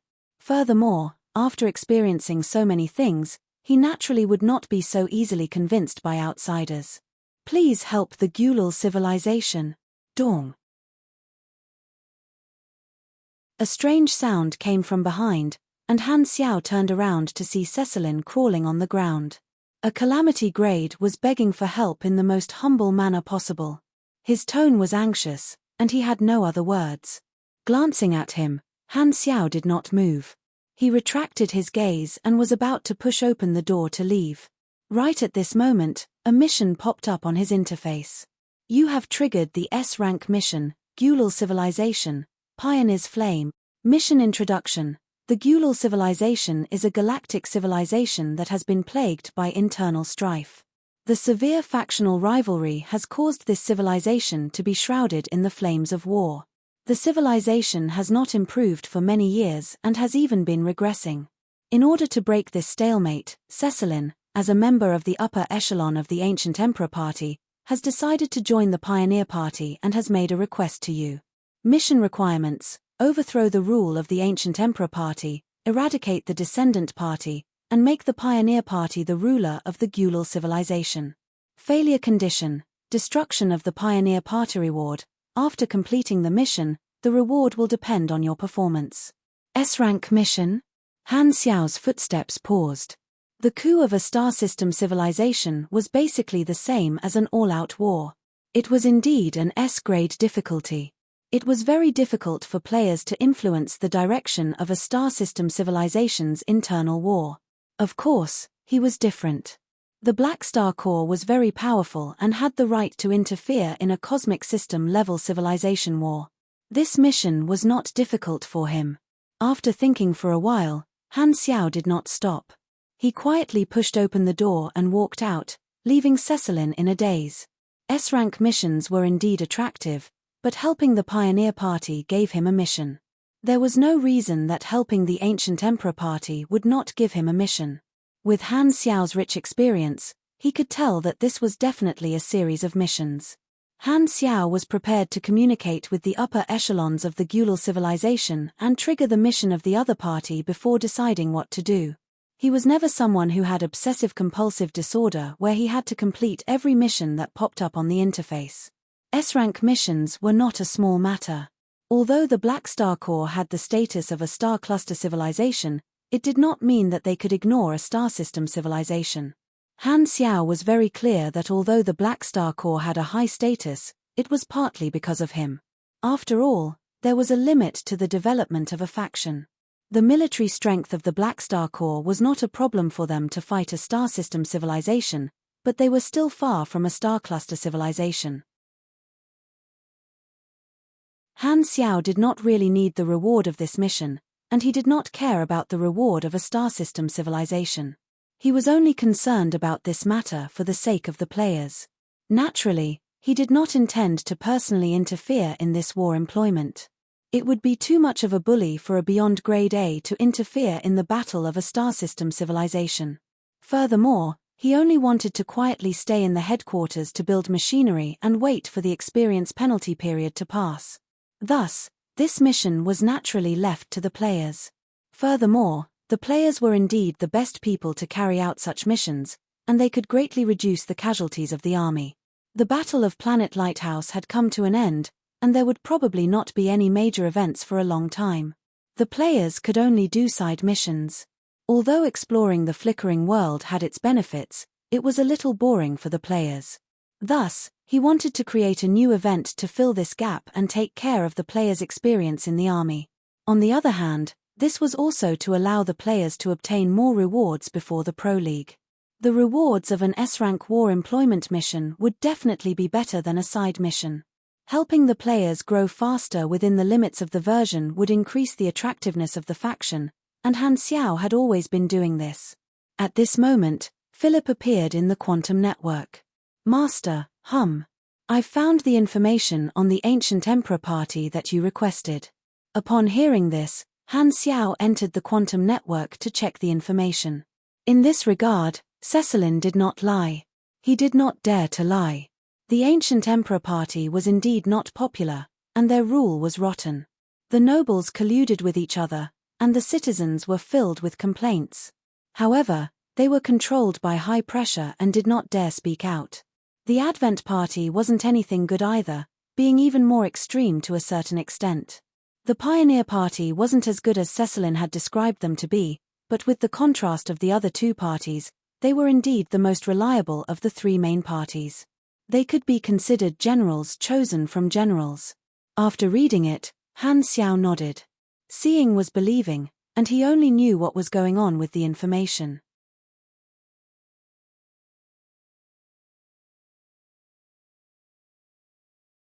Chapter 870. Han Xiao did not immediately contact the Gulal civilization. The banquet was still going on, and he could not afford to neglect these guests. After returning to the banquet, Han Xiao collected quite a number of contact details. Relaxing times always passed quickly, and the banquet soon came to an end. Many guests bade farewell and left the venue. Han Xiao saw Cecilin's figure in the crowd. Cecilin's footsteps were hurried, but his expression remained the same. Revealing his cards to Han Xiao this time was akin to cutting off all means of retreat for him. However, Han Xiao did not intend to report to the party of a star system civilization. He was, after all, a beyond grade A, and he had no obligation to report to these people. The guests left one after another, and the mechanical waiters came to clean up the mess. This was the first year of the Evolution Banquet, and its influence was limited. If they wanted to compete with the Tyrant's party, they would need to make a name for themselves in the Shattered Star Ring for the various civilizations to form a habit of attending every year. After leaving the venue, Han Xiao did not stay idle. He met with the elites of the Red Empire alone. These people were more important, so they received special treatment. They did not talk about any serious matters and mainly chatted to get to know each other. These elites all had different levels of influence in the dynasty, and making more friends would help him expand his network in the dynasty. Because of the battle on Planet Lighthouse, Han Xiao's fame and status in the Red Empire had risen. He realized that the attitude of these elites toward him was even more respectful than before, and they no longer treated him as an ordinary beyond grade A ally. Everyone chatted happily. After sending off the elites of the dynasty, Han Xiao returned to his room and got Philip to contact the upper echelons of the Gulal civilization's ancient emperor party. He did not reveal Cecilin's betrayal but said that Cecilin had already requested war employment and had completed the mission. Thus, he had called to discuss this matter. The upper echelons of the ancient emperor party did not suspect anything and proposed the remuneration. There were rewards, various military resources, mechanical materials, and other practical rewards, as well as long-term mining rights to more resource-rich planets. A normal galactic mercenary organization would only be able to obtain rewards such as the right to use military factories, military resource purchasing channels, and so on. However, the Black Star Army had a different background, so they were able to obtain things such as the right to mine resource planets, which normal mercenary groups could not obtain. As expected, the Gulal civilization's civil war was indeed a series of missions. After contacting the Ancient Emperor Party, an S-rank mission popped up on his interface. It was different from the Pioneer Party's Flame of the Pioneer mission. This mission was called Upholding the Orthodoxy, and the goal was to help the Ancient Emperor Party suppress the other parties and reclaim their territories. Without giving the Ancient Emperor Party a proper reply, Han Xiao ended the call and rubbed his chin. They're all S-rank missions, so the rewards should be about the same. Perhaps there's a slight difference in the difficulty of the missions. For example, the Ancient Emperor Party is the strongest, so it's easier to suppress them. On the other hand, the Descendant Party is the weakest, so the rewards should be greater. After thinking about it, Han Xiao got Philip to check on the current leader of the Pioneer Party. Cecilin was just an unexpected factor, and Han Xiao planned to directly contact the Pioneer Party. The Gulal civilization's military was divided, so the Pioneer Party had their own territory on the surface, and it was easy to find their number. The call was quickly connected. "You are."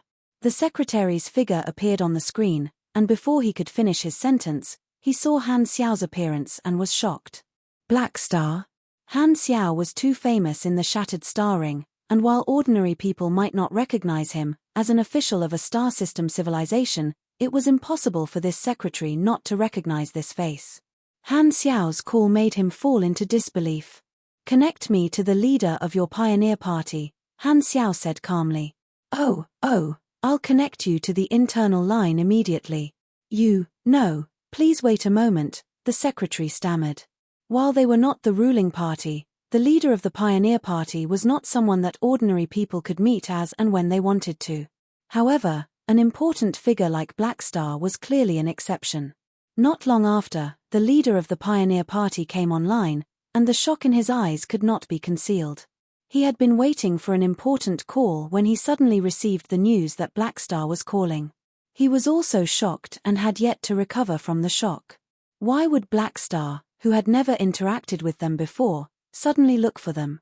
And even specifically ask to meet him?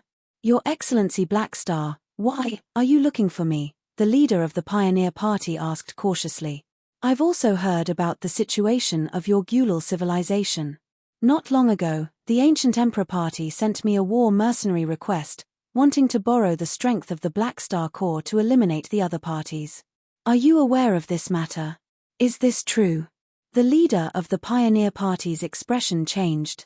It was not that he did not know about this matter. In fact, he had been waiting for the report from his spy. Their spy in the Ancient Emperor Party had heard some unusual movements and guessed that the other party wanted to seek external help. Now, this was confirmed by Black Star. The leader of the Pioneer Party knew the severity of the matter and immediately panicked. However, he quickly reacted. If Black Star had accepted, why would he inform them? Why would Black Star call them? With a flash of inspiration, the leader of the Pioneer Party thought that he understood the meaning behind Black Star's words. Your Excellency Black Star, no matter what price the Ancient Emperor Party offered, we will double it. As long as the Black Star Corps is willing to assist us in overthrowing the Ancient Emperor Party, we will definitely not go back on our words. Since the purpose of the visit had been made clear, there was no need for pleasantries. The leader of the Pioneer Party went straight to the point. He truly desired the assistance of the Black Star Corps, but before today, he had never thought about it. The Ancient Emperor Party had only been in contact with the Black Star Corps for roughly a year, and it was only limited to business cooperation.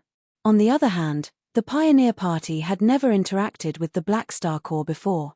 Damn, he's treating me as a warmonger. Han Xiao's brows twitched. However, from the perspective of the leader of the Pioneer Party, this was indeed the case. After all, the leader of the Pioneer Party knew nothing about Cecilin. Thinking about it, Han Xiao was not interested in exposing Cecilin.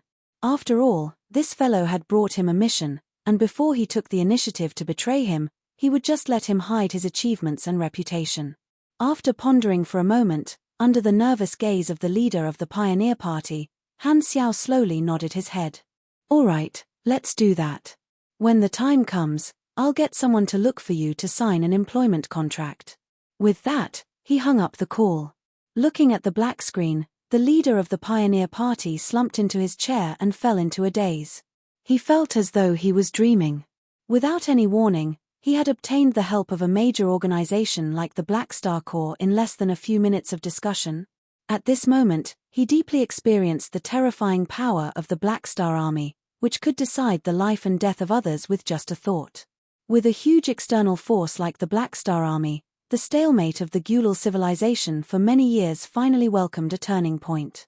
Could it be that Black Star is really doing this for the sake of being a warmonger? There doesn't seem to be a need for him to do this.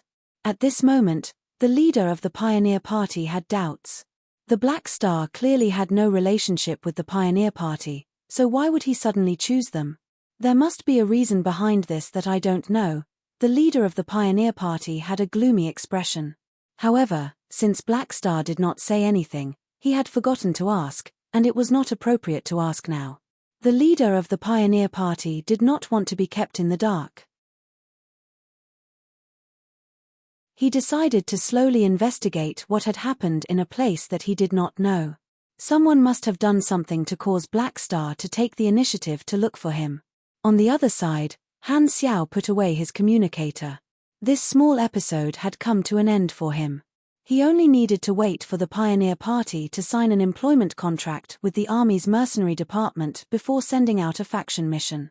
The rest would be the matter of the players and Army members. This was equivalent to pulling a project for the Army players to do, and he did not need to pay attention to the rest. Choosing to help the Pioneer Party had nothing to do with Cecilin. Among the three parties, the Pioneer Party was relatively better. Only when one's own interests were protected would one have the right to do good deeds. This had always been his motto. On the other hand, the Pioneer Party seemed more righteous, and many players liked this. This was another pursuit of the players other than their own interests. Therefore, under these considerations, the Ancient Emperor Party and the more extreme Descender Party were eliminated.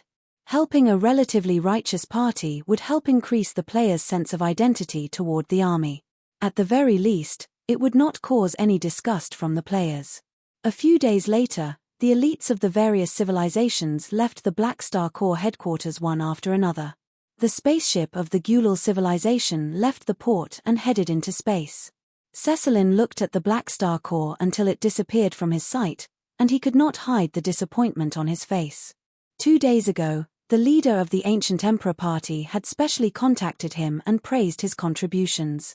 He said that Black Star had already contacted them and believed that they would receive the assistance of the Black Star Corps very soon. I wasn't able to convince Black Star.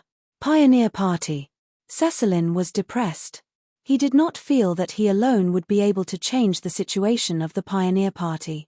Right at this moment, his comrade beside him suddenly exclaimed into the communicator. "Look, the Pioneer Party just announced that they have reached an agreement with the Black Star Corps and are going to launch an all-out attack." "What?" Everyone on the ship was shocked and took out their communicators to check.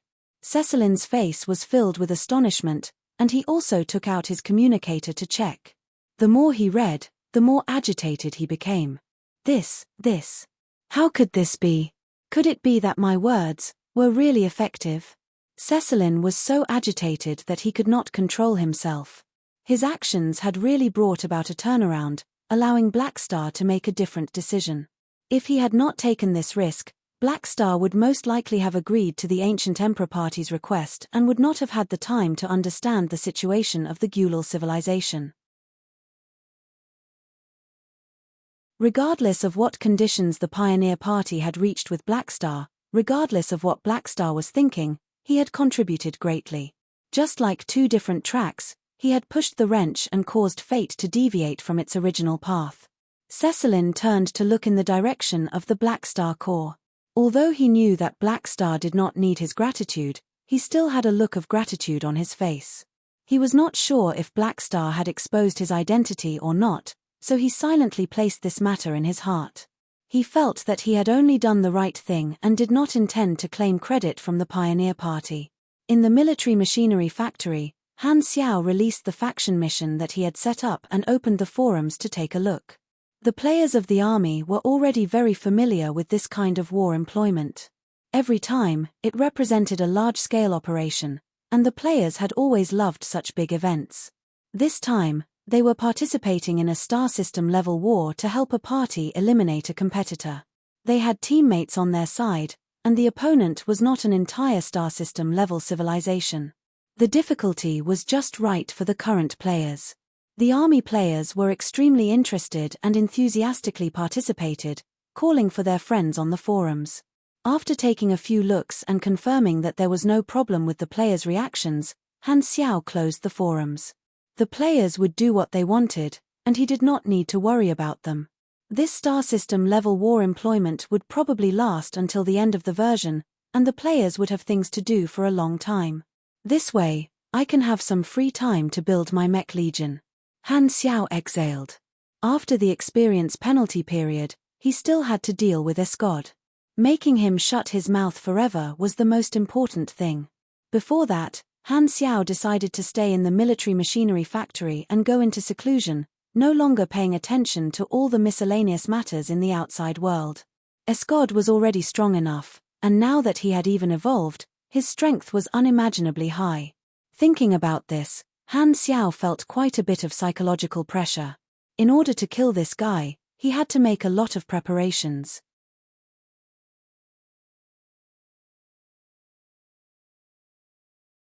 Chapter 871. Half a month later, Central Galaxy, Radiant Federation Mother Planet, President's Office. Badr was the only one in the room, and a remote projection was floating in front of him. His appearance was that of a normal galactic human. He was of average height and wore a large white robe. There were many wrinkles on his face, and he looked a little old. However, his spirit was very hale and hearty. His eyes were glowing like two miniature stars, extremely dazzling and bright.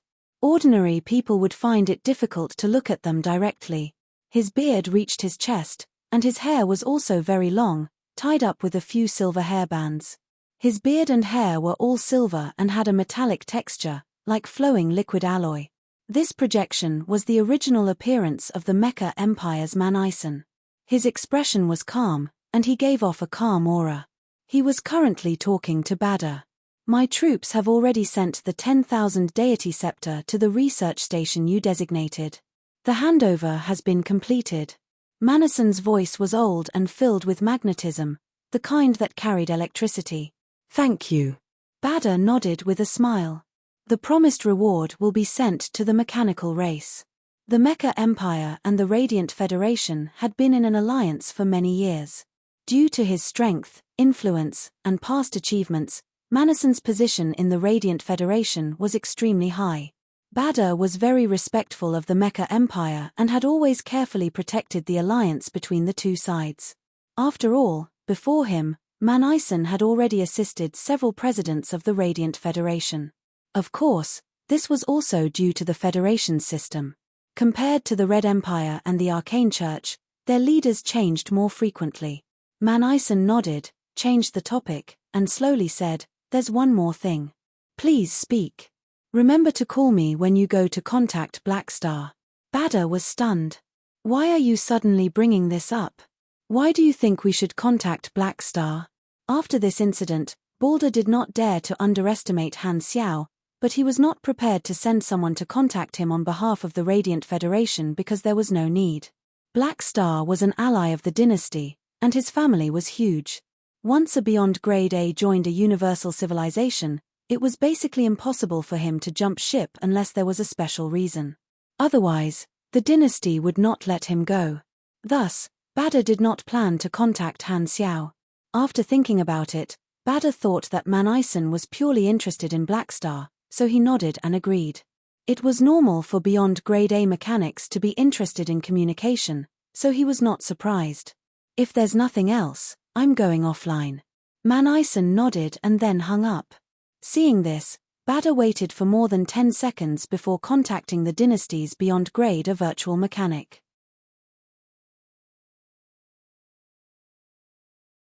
There were no abnormalities in the quantum network monitoring just now, right?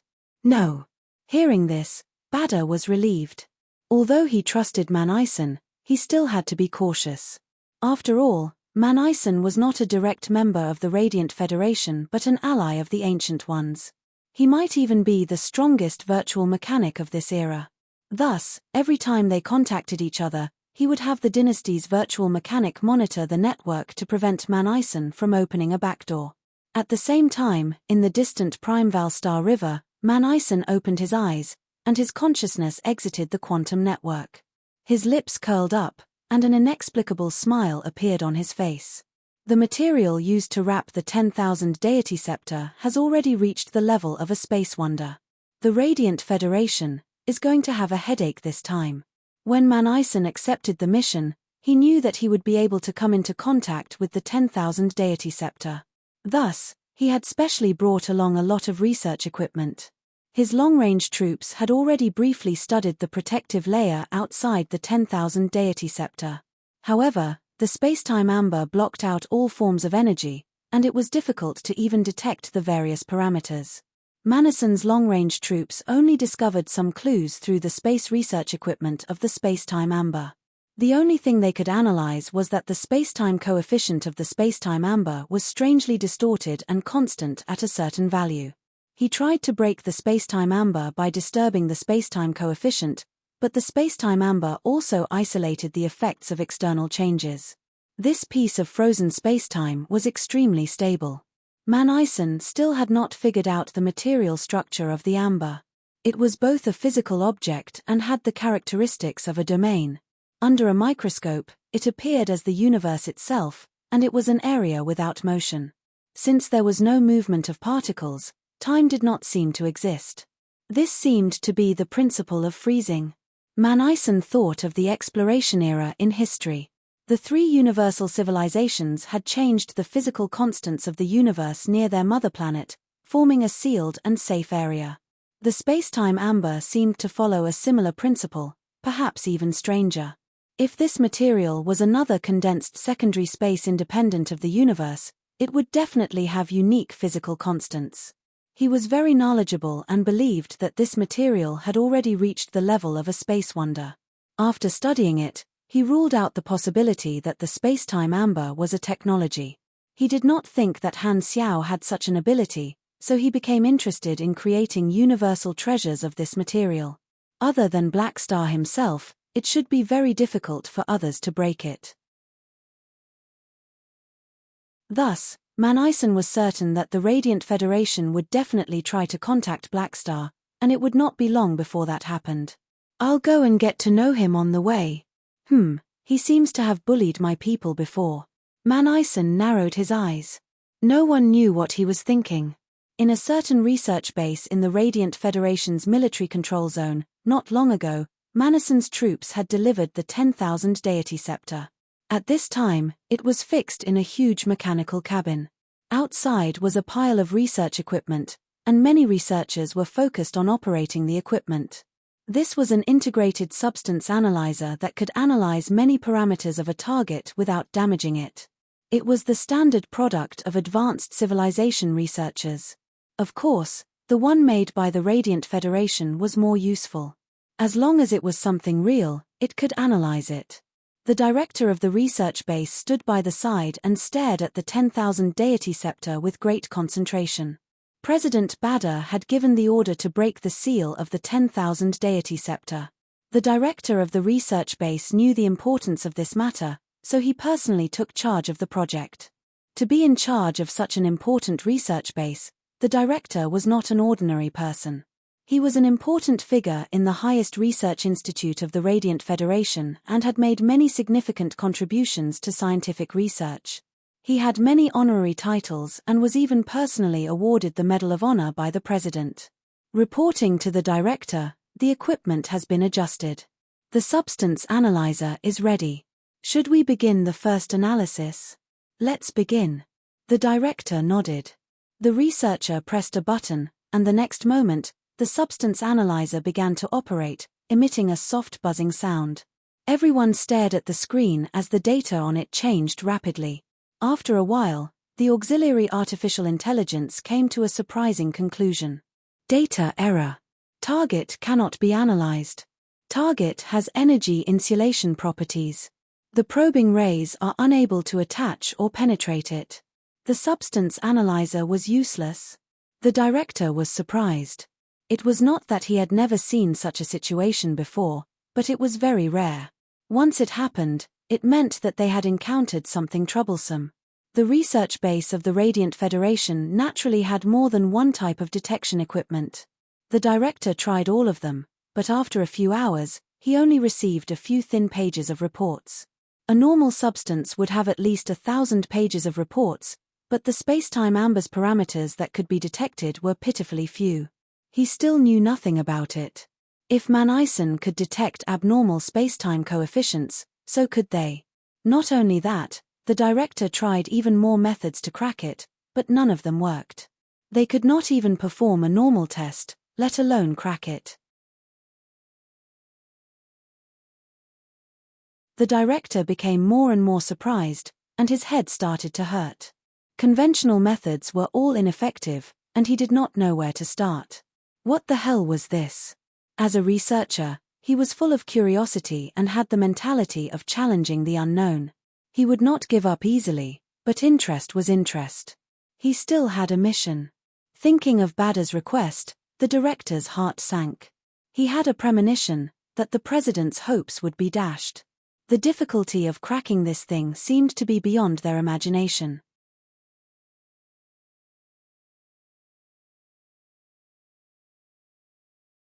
Chapter 872. It can't be cracked.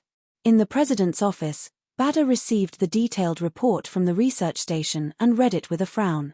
He could not hide the shock in his eyes. He had never doubted the technological prowess of the Radiant Federation.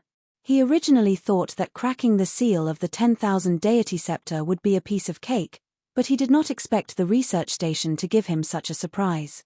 A special substance at the level of a space wonder. It seems to be a frozen spacetime with abnormal physical constants.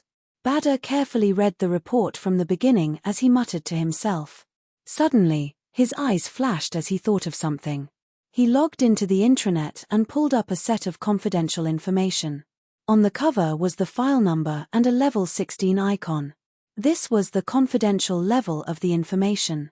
In the Radiant Federation, internal information was divided into levels 1 to 20. Levels 1 to 5 were classified as information that could be made public, such as financial reports over the years. Levels 6 to 10 were classified as ordinary secrets, and most government officials could access them, but it was only limited to information related to their own positions. Levels 11 to 15 were classified as high-level secrets, and all traces of access were recorded. Furthermore, based on the reader's resume and reading authority, there would be appropriate erasures in the information to hide some details. Levels 16 to 19 were classified as top secrets, and basically, only high-ranking officials with real power could access them. Levels 20 to 20 were classified as special information, and no one was allowed to take the initiative to access them. It was almost never made public. Verifying identity. Welcome, Your Excellency President. You have level 19. 5 reading authority. You have the right to view the complete information. Removing smears. Removal complete. Badr tapped the virtual screen with his finger and flipped the page. The title page was the title of the information. Spacetime freezes files. This primordial one had once served the Radiant Federation during the exploration era. The Radiant Federation kept his file, and it contained information that was countless times more detailed than the outside world, including the records and analysis of his Esper ability. After Badr finished reading the research report on the spacetime amber, he immediately thought of this primordial one, whose ability was somewhat similar. The leaders of universal civilizations had all undergone special training.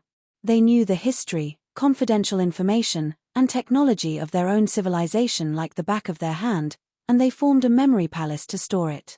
These were all compulsory courses, which was why Badr could immediately recall the existence of the spacetime freezer. Spacetime freezer, Frogo has the ability to freeze spacetime. This ability is listed in the Super High Risk Esper ability list. It can freeze the time and space of a specific area or target, and it can greatly affect beyond grade as. Its effect far exceeds the spacetime spells of the mage class. He once froze an entire planet, see Appendix B004 for details. He has also frozen enemy fleets many times on the battlefield, causing the enemy to be unable to fight back, allowing our fleet to nibble away at the enemy. This ability has reversed hundreds of local wars, see Appendix B027 for details. According to our investigations, Frogo has to continuously consume energy to maintain the spacetime freezing effect in an area, see Appendix A001 for details. If the energy supply is cut off, the freezing effect will quickly disappear. The usage of this ability can be fine-tuned. Frogo once used the method of freezing the space around him to defend himself. It has the best defense against physical objects and most forms of energy, but it is not immune to psychic attacks that directly affect the mind. Subsequent tests have shown that although this ability can imprison souls, it is unable to stop the consciousness of souls. This is the flaw of Frogo's Esper ability, proving that his spacetime freeze is not perfect. Frogo sacrificed himself in the Battle of Planet Millennium, see Appendix B 1940 for details. His body disappeared without a trace. Badr frowned and pondered. It is indeed very similar. Could there be a connection between the two? But even Frogo himself does not have the ability to materialize frozen spacetime. What is this? Naturally, he did not know that the spacetime amber had wandered the universe for many years and absorbed all kinds of cosmic radiation. It had already mutated.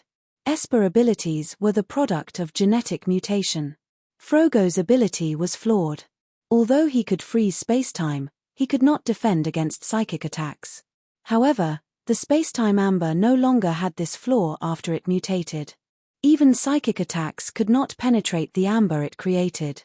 After thinking about it, Badr sent this information to the head of the research department, hoping that it would be of help to his research. After completing this task, Badr rubbed his forehead in frustration and helplessness. The difficulty of deciphering the spacetime amber was beyond his expectations. Badr was now a little uncomfortable. He thought that he had taken the trump card of the Arcane Church, but he could only look at it and could not use it. It was just a decoration. Thinking about it carefully, it seemed that even if the Arcane Church took it back, Ethereal would not be able to decipher this thing. This should have been a headache for the Arcane Church, but now it was their turn to have a headache. They even offended the Arcane Church because of this and only took back something that no one could use, so what was the point of us taking this thing back? Being the Oriole behind the Mantis seemed to be a huge loss. Badr was very annoyed. Black Star, this be asterisk starred. No, I'm the president. I can't use vulgarities. This Black Star is really despicable. No wonder Man Ison thought that I would send someone to meet Black Star. He also discovered the strangeness of this thing. Looks like I really need to find a chance to contact Blackstar in private. Badr shook his head. He was not willing to guard the 10,000 deity scepter but not be able to use it. It just so happens that the descendants of the spacetime freezer can be the emissary. Maybe they can find some clues and see if the universal treasure in Blackstar's hands is really related to their ancestor, the spacetime freezer. Badr thought to himself. On the other side, the Arcane Church had the same problem. After negotiations, the Red Empire had agreed to let the Arcane Church redeem one beyond Grader first. After paying a huge price, the Arcane Church got Dylan back from the dynasty.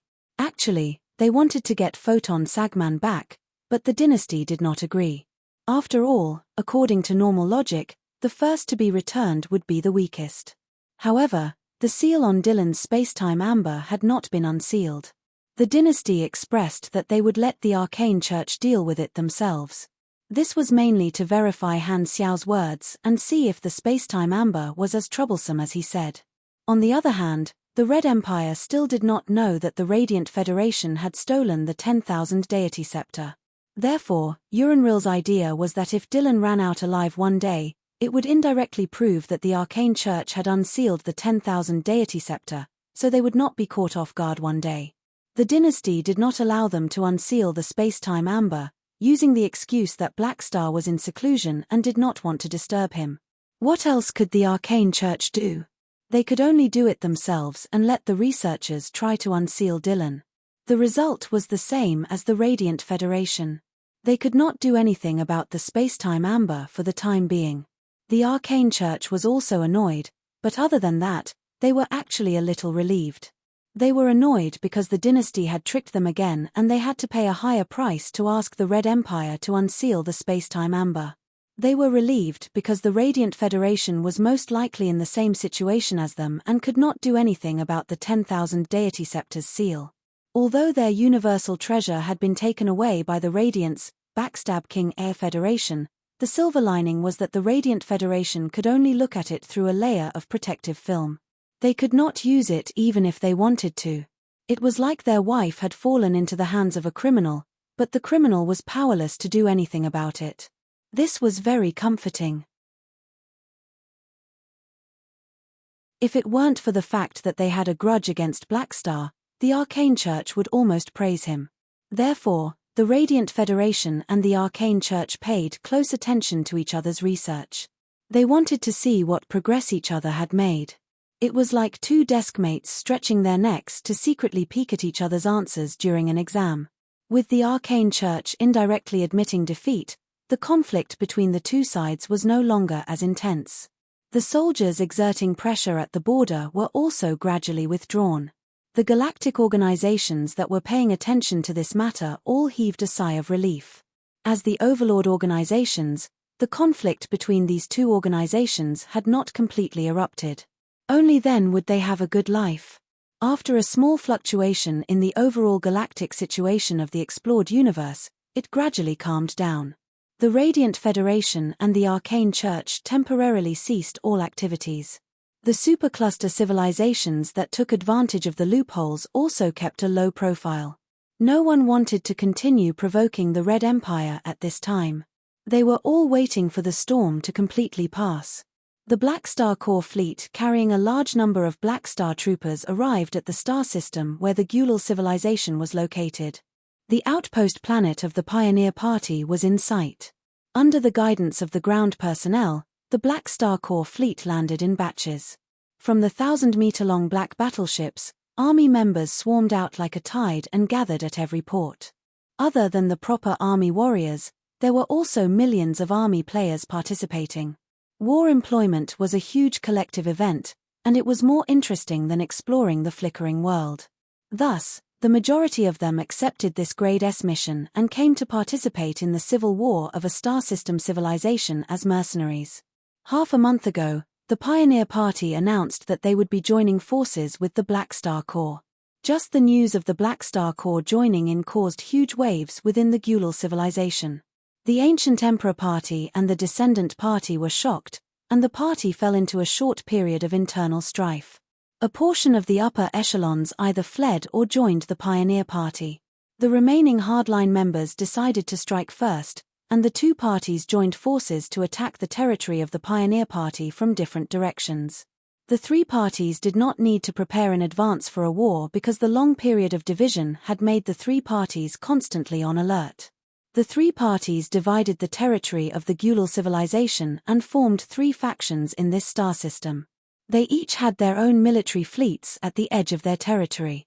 After a long period of confrontation, the foreman would be able to start the war with just a shout.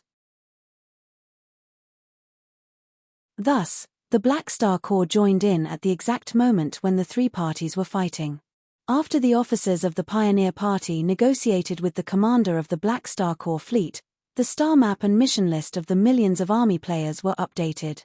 The Pioneer Party provided the military star map, marking the detailed distribution of the forces of the other two parties in the 9 star zones of the local star system. The majority of the Black Star Corps had returned to the flickering world to explore, and the rest still had to guard the various bases. Thus, they did not send many mercenaries, and they did not have an overwhelming advantage. Thus, this civil war would not end in a short period of time. The main goal was to wipe out the enemy and reclaim the enemy's colonial planets. Every colonial planet, resource planet, and military base that had yet to be reclaimed were all battlefield missions for the players to choose from. Thus, there were many opportunities for ground battles. After all, this was a civil war, and they would not choose to bombard the colonial planets. This gave the players a chance to use their skills.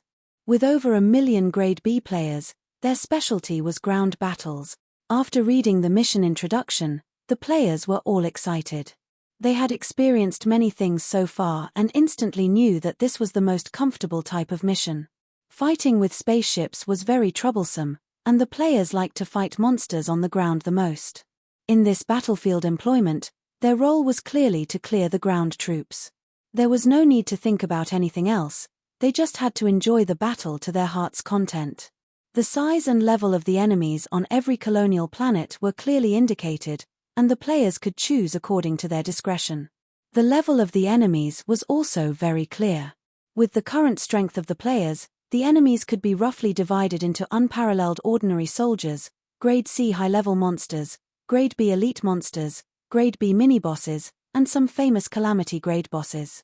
The players were very satisfied with this mission. They were important participants in the war this time, and they could fight to their heart's content. Finally, they were not watching a cut scene.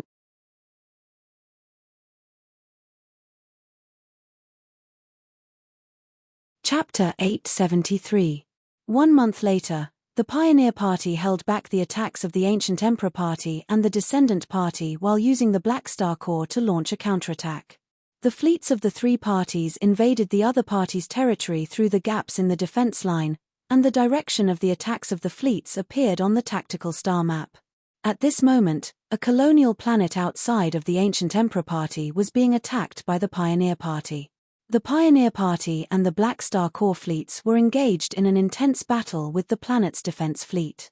At the same time, they launched airstrikes toward the various cities on the ground, accurately bombarding the protective shield of the cities with the intention of blasting open a gap to release airdrop pods. The pale yellow semicircular light curtain was like an upside-down bowl, covering the entire capital city of the colonial planet and withstanding the continuous bombardment from the sky. Blue-black energy blooms exploded on the light curtain of the light curtain, and the scurrying electric arcs flowed on the surface of the light curtain endlessly. The durability of the light curtain decreased rapidly, and the city's light curtain flickered unstably. Considering the various factors of the Civil War, the local army forcefully closed the underground shelters and did not allow the citizens to enter. Countless citizens could only hide in their houses and tremble in fear. The ground troops of the city gathered and looked up at the sky. The dazzling light of the explosions filled their vision, and the deafening sound of the explosions was like a hammer smashing into their hearts. Everyone's eyes were filled with despair like that of a trapped beast. KACHA. The large protective shield of the city finally could not withstand the attacks, and cracks spread out in front of everyone's eyes. Following which, the entire protective shield was like an eggshell that had been smashed, with holes appearing one after another. The entire shield rapidly collapsed. In the next moment, countless small black dots appeared in the sky, falling rapidly with tails of flames behind them. They were like countless meteorites, smashing toward the capital. The anti-air cannons of the city immediately opened fire, and a light bullet shot toward the airdrop pods, exploding in midair. A portion of the airdrop pod's protective shield was destroyed and exploded into pieces. However, even more airdrop pods smashed into different parts of the city, causing smoke and dust to fly everywhere. Looking down from the sky, the black mass of army players swarmed out of the airdrop pods and bloomed in the city. This batch of players numbered in the thousands, and they formed small teams and quickly moved out. All of them were equipped with detectors that covered the entire area and marked all threatening targets that carried weapons. This was to distinguish between the enemy and the civilians. The army players who had descended were very familiar with this task and cleaned up the enemy's ground forces. Battles quickly broke out in various locations of the city. The players exchanged fire with the ground troops.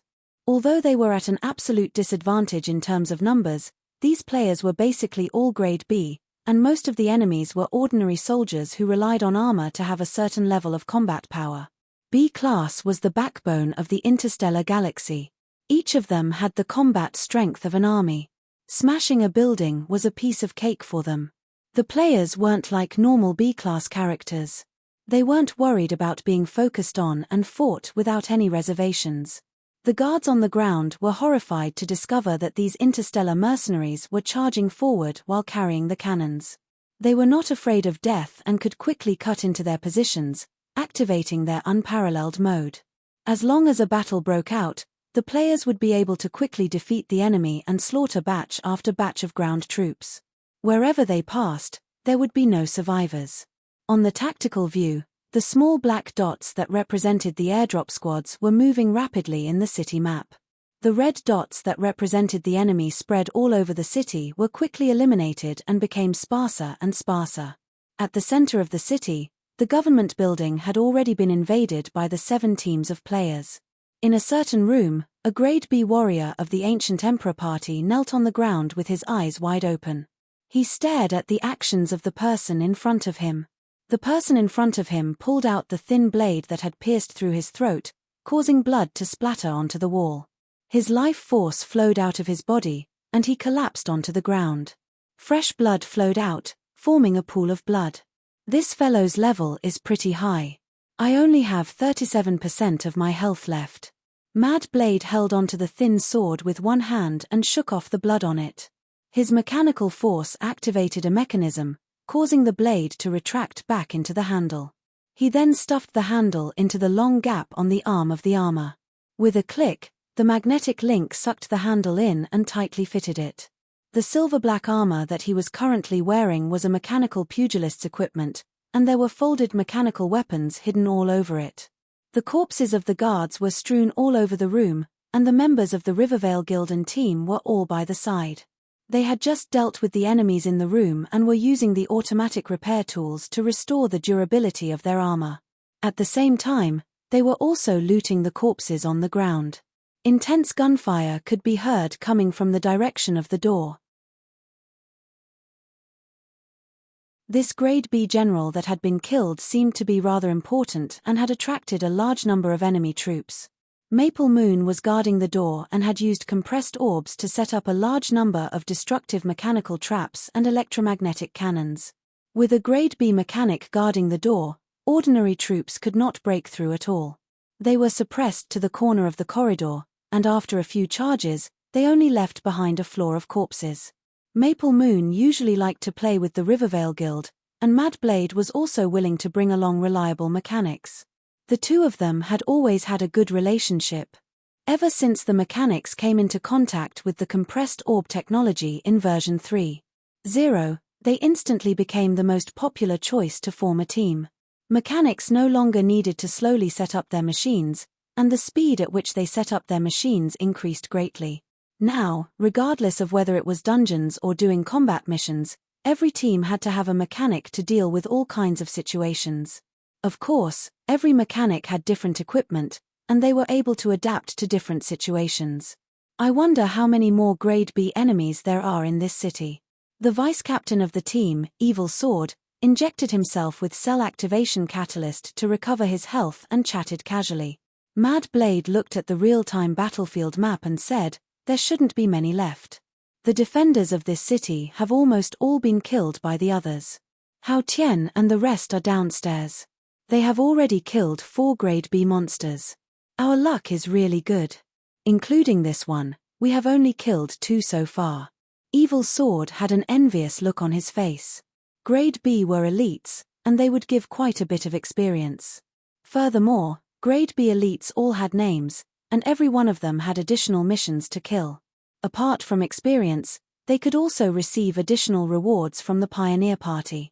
In the past month, the players had been obsessed with dealing with Grade B enemies.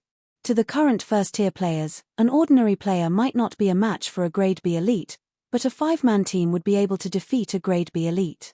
Even if a small boss Grade B enemy was more difficult to deal with, most of them were still within the range of being defeated. In the past, Grade B enemies were experts in the eyes of the players, but to the current players, killing Grade BS had already become a common occurrence. A star system civilization would only have a dozen or so Calamity Grade supers, and they could only be encountered during crucial battles. Thus, in the other colonial planets, thousands of Grade B players were basically unstoppable. Not long after, the defenders of this city were completely wiped out. The players returned to the airdrop cabins and were brought away by the tractor beam of the spaceship. They were then airdropped to another city and entered a new round of battle. Reports from the front lines. Another 3 colonial planets have been taken down by the Black Star Corps. On the Ancient Emperor Party's executive planet, the haggard upper echelons were gathered together and staring at the strategic star map with a frown. The Black Star Corps immortals are too terrifying. There's simply no way to deal with them, an officer said with a depressed expression. An officer said in frustration, "So far, 21 colonial planets have been taken away by them. If the enemy was only a fleet, they would not have a headache." However, against these immortals, the Ancient Emperor Party was completely helpless. Millions of Grade B Black Star troopers were probably more than the number of Grade B troopers in their entire civilization. The worst part was that these people were immortals, and their casualties were practically zero. The upper echelons of the Ancient Emperor Party could only watch as the players who could revive took down colonial planets one after another. The immortals of the Black Star Corps were extremely famous in the Shattered Star Ring. This time, they had personally experienced it, and everyone present felt despair. Such an enemy was simply too terrifying. No matter who had such a terrifying trump card, they would definitely have a place in the universe. With the interference of the Black Star Corps, the Ancient Emperor Party did not have much hope. If they continued fighting like this, the Pioneer Party would probably obtain victory in about a year. However, it was impossible for them to surrender. No one was willing to give up on a star system civilization. At the very least, they could still hold on for a year. While the upper echelons of the Ancient Emperor Party were resisting, they were also secretly looking for reinforcements. Cecilin, that be *starred, actually joined the Pioneer Party and took away his subordinates. Who would have thought that he would actually become a traitor? The leader of the Ancient Emperor Party gritted his teeth. "We are the ruling party that is working together with the Black Star Corps. How could the Black Star Corps help the Pioneer Party for no reason? This must be Cecilin's doing.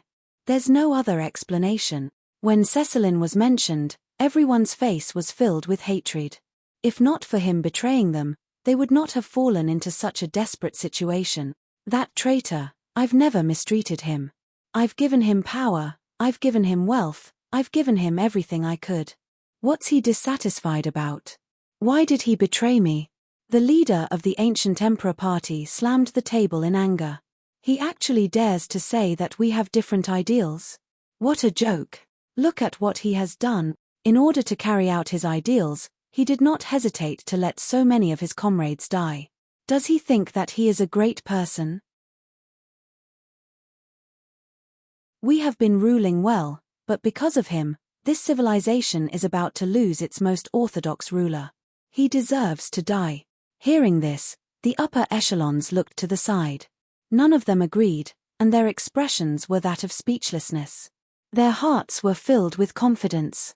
Others had the qualifications to say such things, but they did not. After all, they had done a lot of dirty work over the years. How could they not be clear about the nature of the ancient Emperor Party? In their view, the leader was so angry that he was venting his anger that he started spouting nonsense.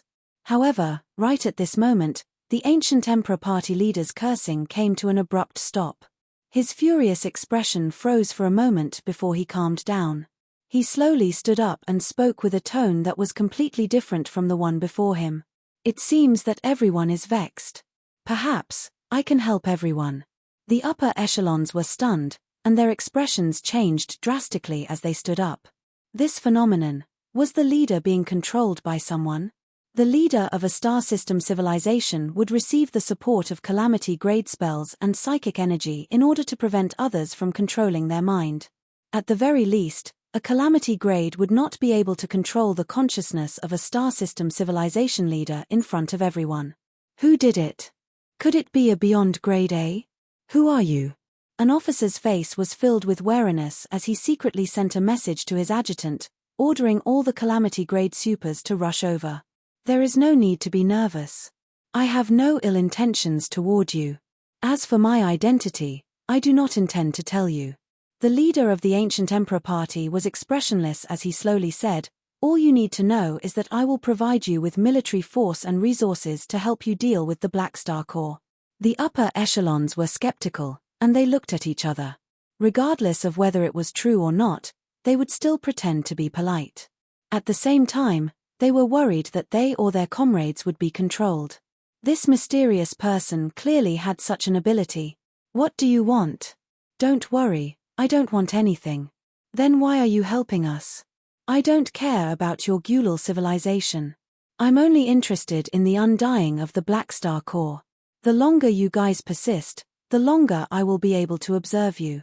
The leader of the ancient Emperor Party narrowed his eyes and said, my suggestion will only benefit you guys. Do you accept it? Everyone looked at each other before nodding with hesitation. Very good, I will get someone to contact you guys as soon as possible. By the way, I'll give you guys a suggestion. You guys can try to hire the undying of the Black Star Corps. Everyone was stunned. The Black Star Corps is our enemy, and you want us to seek help from them? What is the meaning of this? That group of heavens, that group of undying has a unique way of doing things, and some of their actions cannot be judged by logic. If we don't try, how will we know if it will work? The leader of the ancient Emperor Party said with a playful tone. The moment he said that, the leader of the ancient Emperor Party suddenly shivered, and his eyes became blank. He then suddenly reacted and hurriedly touched his body. The person controlling me has left. Everyone heaved a sigh of relief and hurriedly went up to support the leader. Do you still remember what you said when you were being controlled?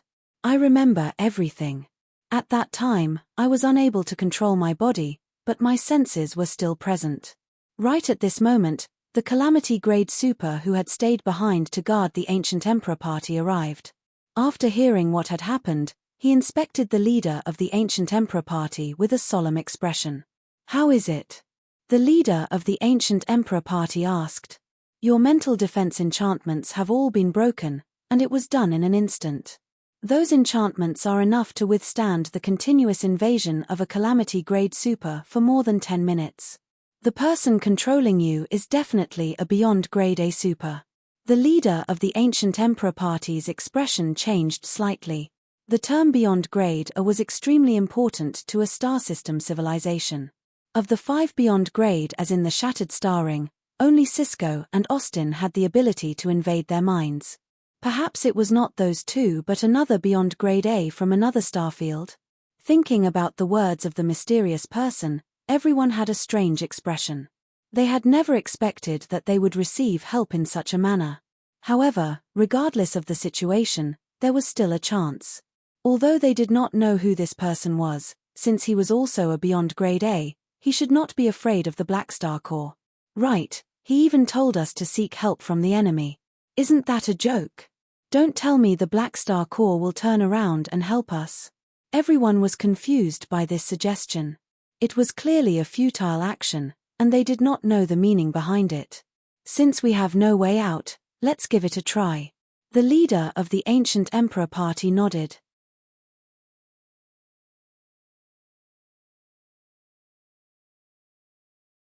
Chapter 874. The ruling planet of the Pioneer Party was located in the third star zone that they controlled, and the upper echelons of the party were paying attention to the development of the battle. In the conference room, the upper echelons of the Pioneer Party were gathered, and the atmosphere was completely different from the gloomy atmosphere of the Ancient Emperor Party. Everyone's faces were filled with joy, and the leader of the Pioneer Party was in high spirits. The army had gained the upper hand in the battle, and there was no way they could not be happy. The Ancient Emperor Party and the Descendant Party have been forced to retreat, and the people are looking forward to us overthrowing their rule. The current situation is extremely advantageous for us, the strategist said. The leader of the Pioneer Party had a smile on his face, but he said, at such a time, we have to be more careful and prevent the enemy from retaliating. The situation was great, but he knew that it was impossible for the Ancient Emperor Party to surrender. The side that had lost the military would definitely be exterminated, and the Ancient Emperor Party would not allow themselves to be slaughtered. Just as everyone was discussing the situation, the internal communication device suddenly rang. It was a communication request from an intelligence officer. The figure of the intelligence officer appeared on the virtual screen with a weird expression. Your Excellency, the Ancient Emperor Party has made a public announcement. Send it over immediately. The Pioneer Party leader's brows twitched. Very quickly, the intelligence officer displayed the Ancient Emperor Party's announcement on the screen, and the upper echelons of the Pioneer Party read it carefully. In the first half of the announcement, the Ancient Emperor Party claimed to be the rightful ruler of the Gulal civilization and used fierce words to reprimand the Pioneer Party for seizing power. They labeled them as traitors and called them traitors of the civilization. They also called on the citizens to oppose the Pioneer Party and openly recruited helpers from the galaxy. This part of the content was just a standard way to protect their rightful position and suppress their opponents. This method had been used for many years, and a portion of the citizens were not fools. The upper echelons of the Pioneer Party were also used to it and did not pay much attention to it. Now that they had control of the gun, they would be able to control the pen after winning. Thus, calling them traitors was useless. As for the Ancient Emperor Party's request for reinforcements, they felt that it was a futile effort. This was only a civil war, and it did not go against the peace treaty. With the Black Star Corps on their side, who in the Shattered Star Ring would go against the Black Star Corps for a civil war? Mercenary groups of a certain scale would not help, and the other civilizations would only watch from the sidelines. Even the Bloodshed Land did not want to go against an ally for such a small matter. Thus, the Ancient Emperor Party was isolated without any help. This was the use of the Black Star Corps. Their powerful organization and the huge influence of the complicated web of benefits would cause the enemy to lack support. The Pioneer Party leader patiently read to the end, but was suddenly stunned. Wait a minute. Is the Ancient Emperor Party seeking help from the Black Star Corps? The Pioneer Party leader rubbed his eyes, thinking that he had seen wrongly. At the end of the announcement, the Ancient Emperor Party actually wanted to hire the Black Star Corps to betray them. Even now, they were still trying to convince the Black Star Corps to help them. The upper echelons of the Pioneer Party looked at each other and could not understand what was going on. What was the logic behind requesting help from the enemy? Alright, the Black Star Corps might be external aid, but how could they suddenly break the contract? Wouldn't that be destroying their reputation? Furthermore, the Black Star Corps was a beyond grade A organization. Since they had already decided to help the Pioneer Party, how could they change their mind? Wouldn't that be slapping themselves in the face? Even if you want to rope in the Black Star Army, you should at least do it in private. Black Star is a big shot with a reputation, so how can he agree to betray us in public? If he betrayed us, it would be impossible for him to betray us for the sake of money. Even if one used their flagella to think, they would know that this was impossible. If the goal was to sow discord, then this method was too clumsy. It seems like the Ancient Emperor Party has finally gone crazy. The Pioneer Party leader's mouth twitched. This is probably the funniest joke I have ever heard. Ha ha ha. Everyone could not help but laugh, and the room was filled with joy.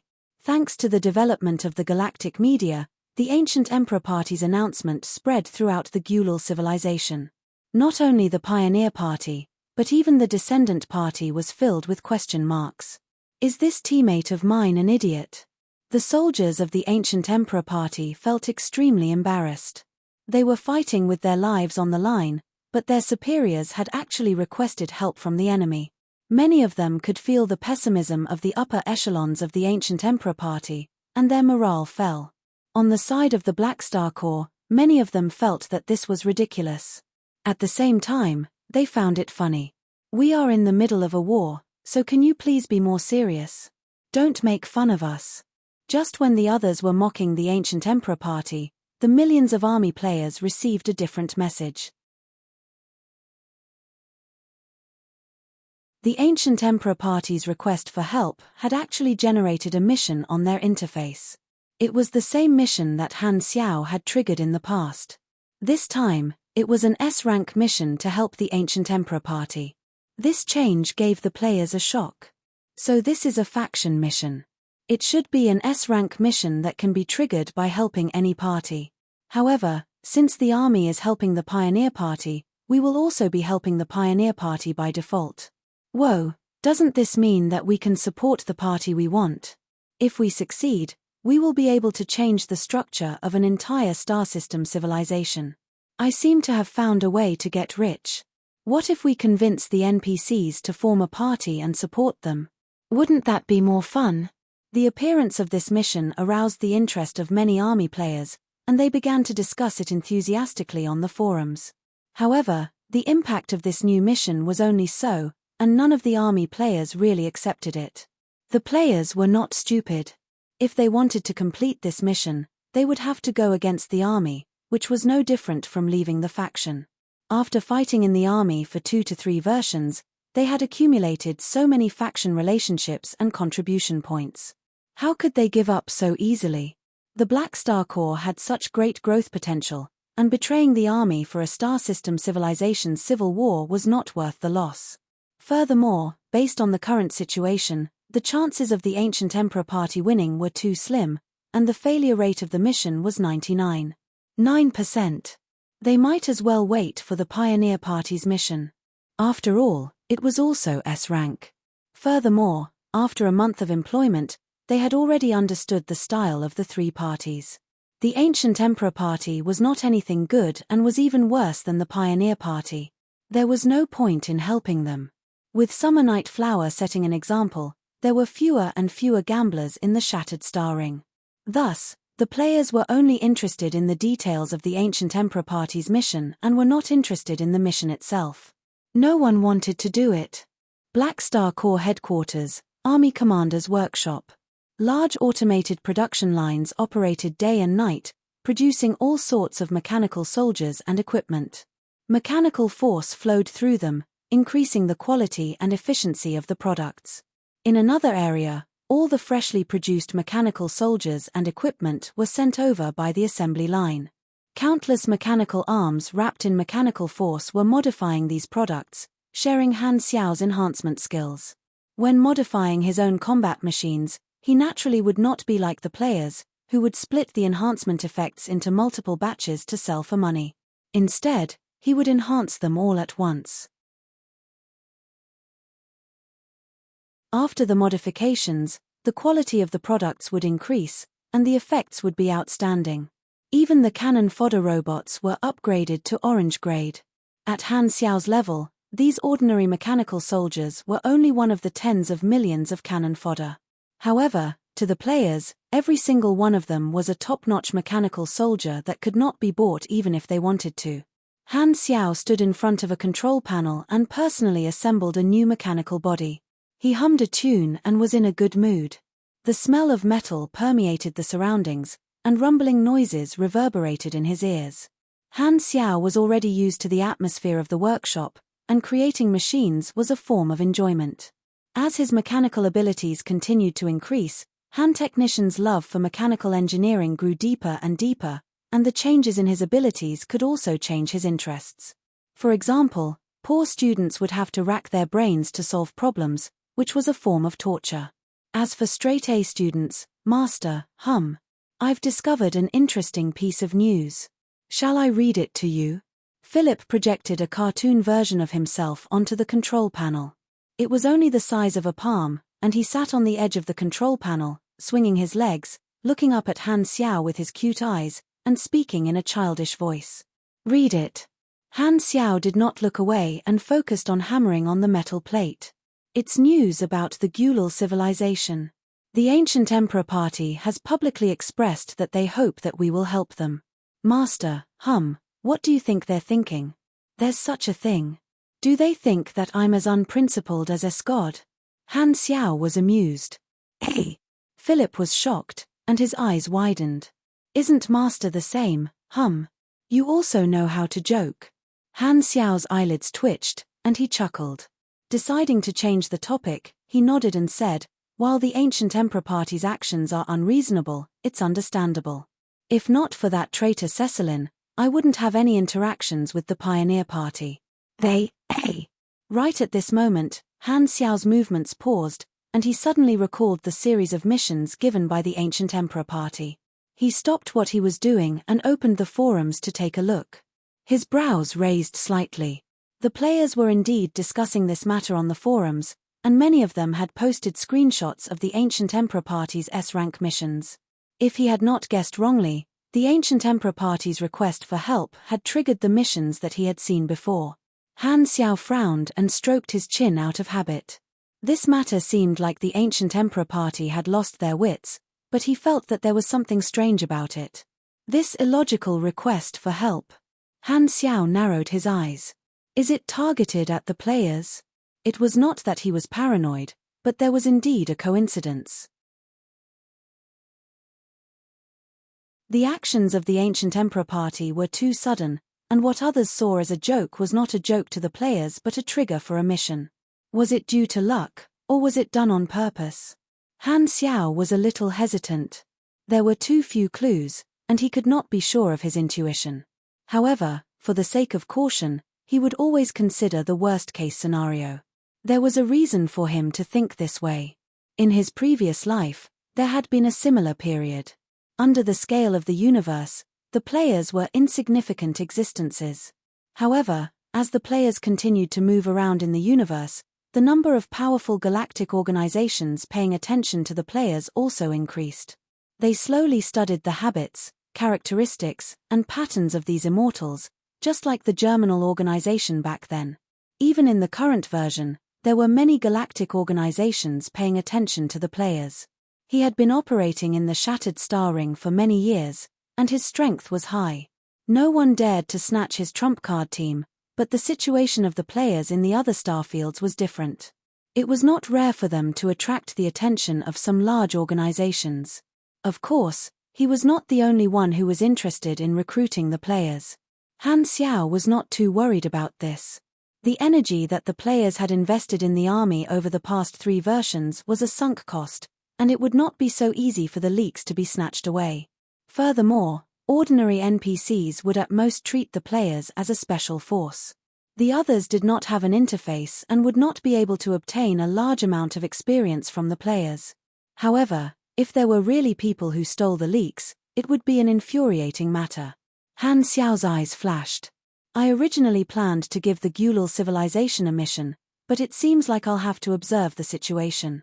Don't tell me that someone has set their eyes on the players. A mysterious fleet entered the border of the Gulal civilization. This was the territory of the ancient Emperor Party, and the troops of the ancient Emperor Party were already waiting there to receive the reinforcements.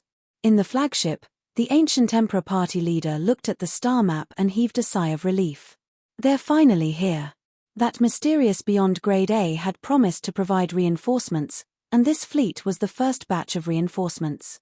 The ancient Emperor Party leader originally wanted to guess the identity of the Beyond Grade A through the background of the reinforcements, but when he saw the insignia of this fleet, he could not help but reveal a look of surprise.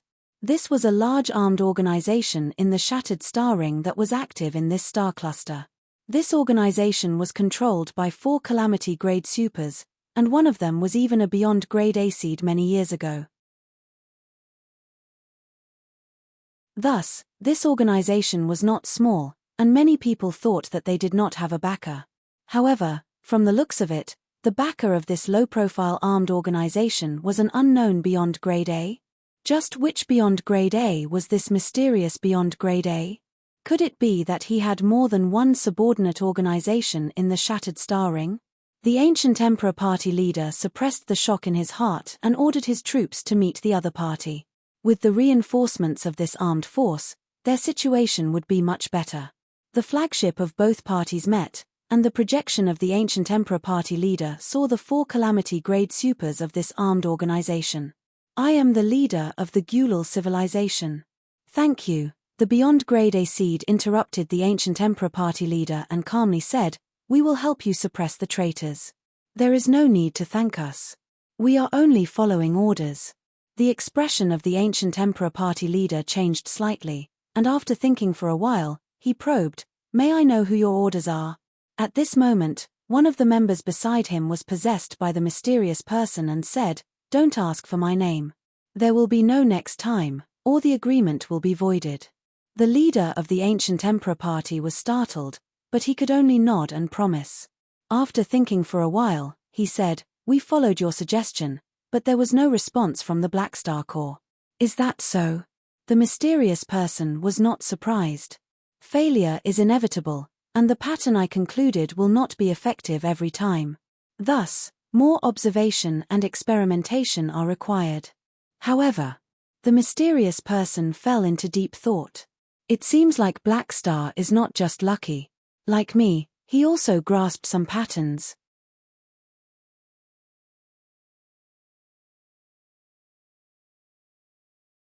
Chapter 875. As the ancient Emperor party received reinforcements, the advancement of the Pioneer party was met with some resistance. This armed organization led by a Beyond Grade A seed in the Shattered Star Ring actually intervened in the civil war and helped the ancient Emperor party. Due to the suddenness of this matter, all the organizations paying attention to the civil war were surprised. Going against the Black Star Corps in the Shattered Star Ring? Although the Black Star Corps was not an overlord, their actions were still shocking. This was a direct confrontation with the Black Star Corps. The Black Star Corps had countless experts, so where did 4 Calamity-grade supers get the confidence to interfere with the Black Star Corps war employment? Even if one of them was a Beyond Grade A seed, it would not be enough in front of the Black Star Corps. Han Xiao, who was smithing in the headquarters, received news from Philip. He originally had doubts about his guess, but this matter had confirmed his suspicions. Not only that, when he saw this armed organization, he also found out the identity of the mastermind.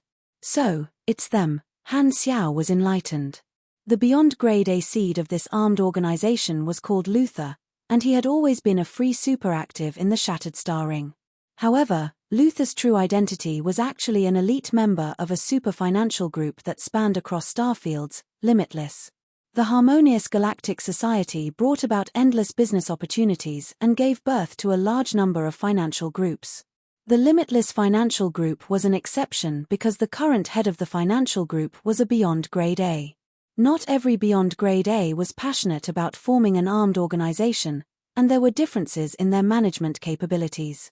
The current head of the Limitless Financial Group was a Beyond Grade A who loved money and was good at making money. His name was Sorokin, and his position in the universe was rather special. Sorokin had inherited the position of the financial group's leader and developed the Limitless Financial Group to its current scale. This super financial group was now one of the best in the business world. They were in the military, people's livelihood, technology, trade, intelligence, service, manufacturing, and so on. They were involved in almost every industry and had many brands under them. Their business scope covered many star fields, and they were deeply involved in the lives of galactic residents. They were a mega corporation that everyone knew. This behemoth-level financial group also had business dealings with the 3 universal civilizations. The Limitless Financial Group belonged to the neutral faction and had long been listed in the entire universe. Its scale of assets was extremely terrifying, and its symbol was the symbol of the Mobius ring. On the other hand, the armed forces of the Limitless Financial Group were not to be underestimated.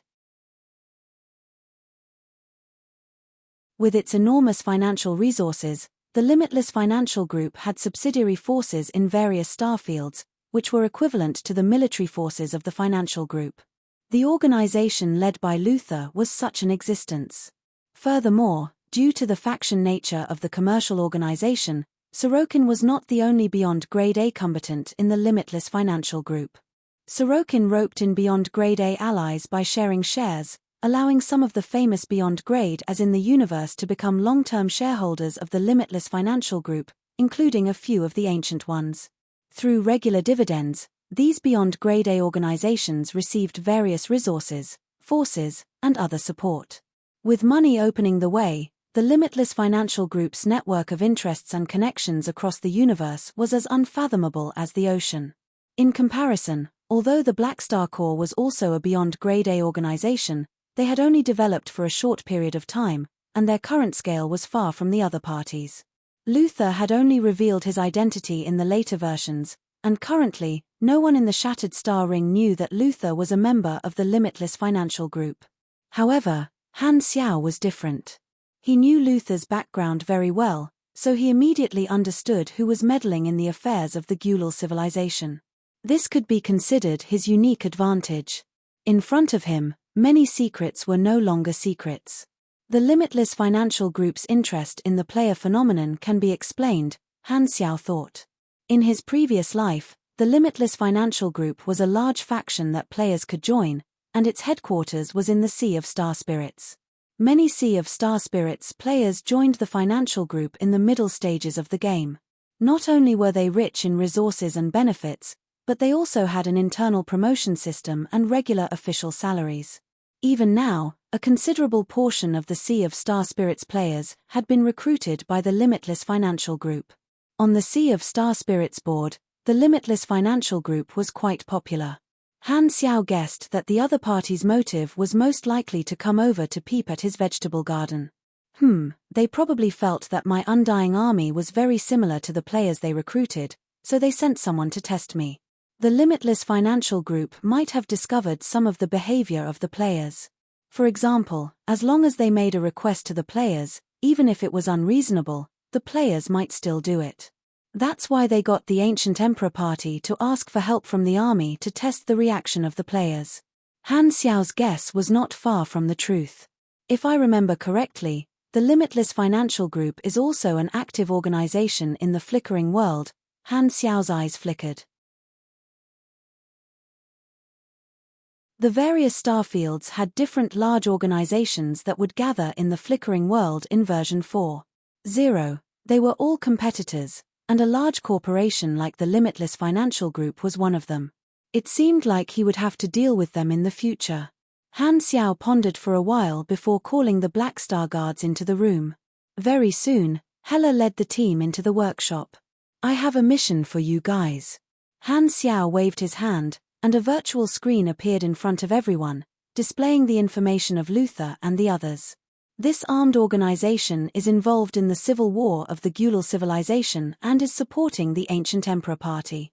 The enemy has 4 more Calamity grade supers, so I need you guys to reinforce the front lines and try to get rid of these 4 fellows. By the way, this Luther is a Beyond Grade A seed. Hela, Hardaway, be careful. Got it? Hela nodded. I know Luther. Hardaway crossed his arms, tilted his head, and said, I sparred with him a long time ago. He's a very powerful pugilist. Strange, I remember that he's very low profile. Why would he suddenly go against the army? Who knows? Han Xiao raised his brows. He did not intend to tell anyone that he knew about the other party's background.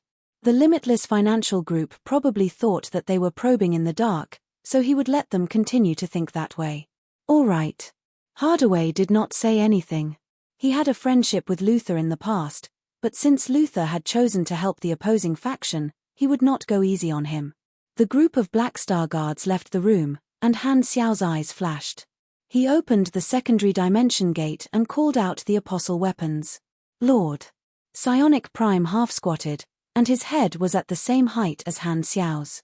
Han Xiao slowly said, "Bring a batch of mechanical troops to the Gulal civilization. If Hela and the others do not succeed, find a chance to get rid of Luther and the other 3 calamity-grade supers. Philip will send you the information of the enemy."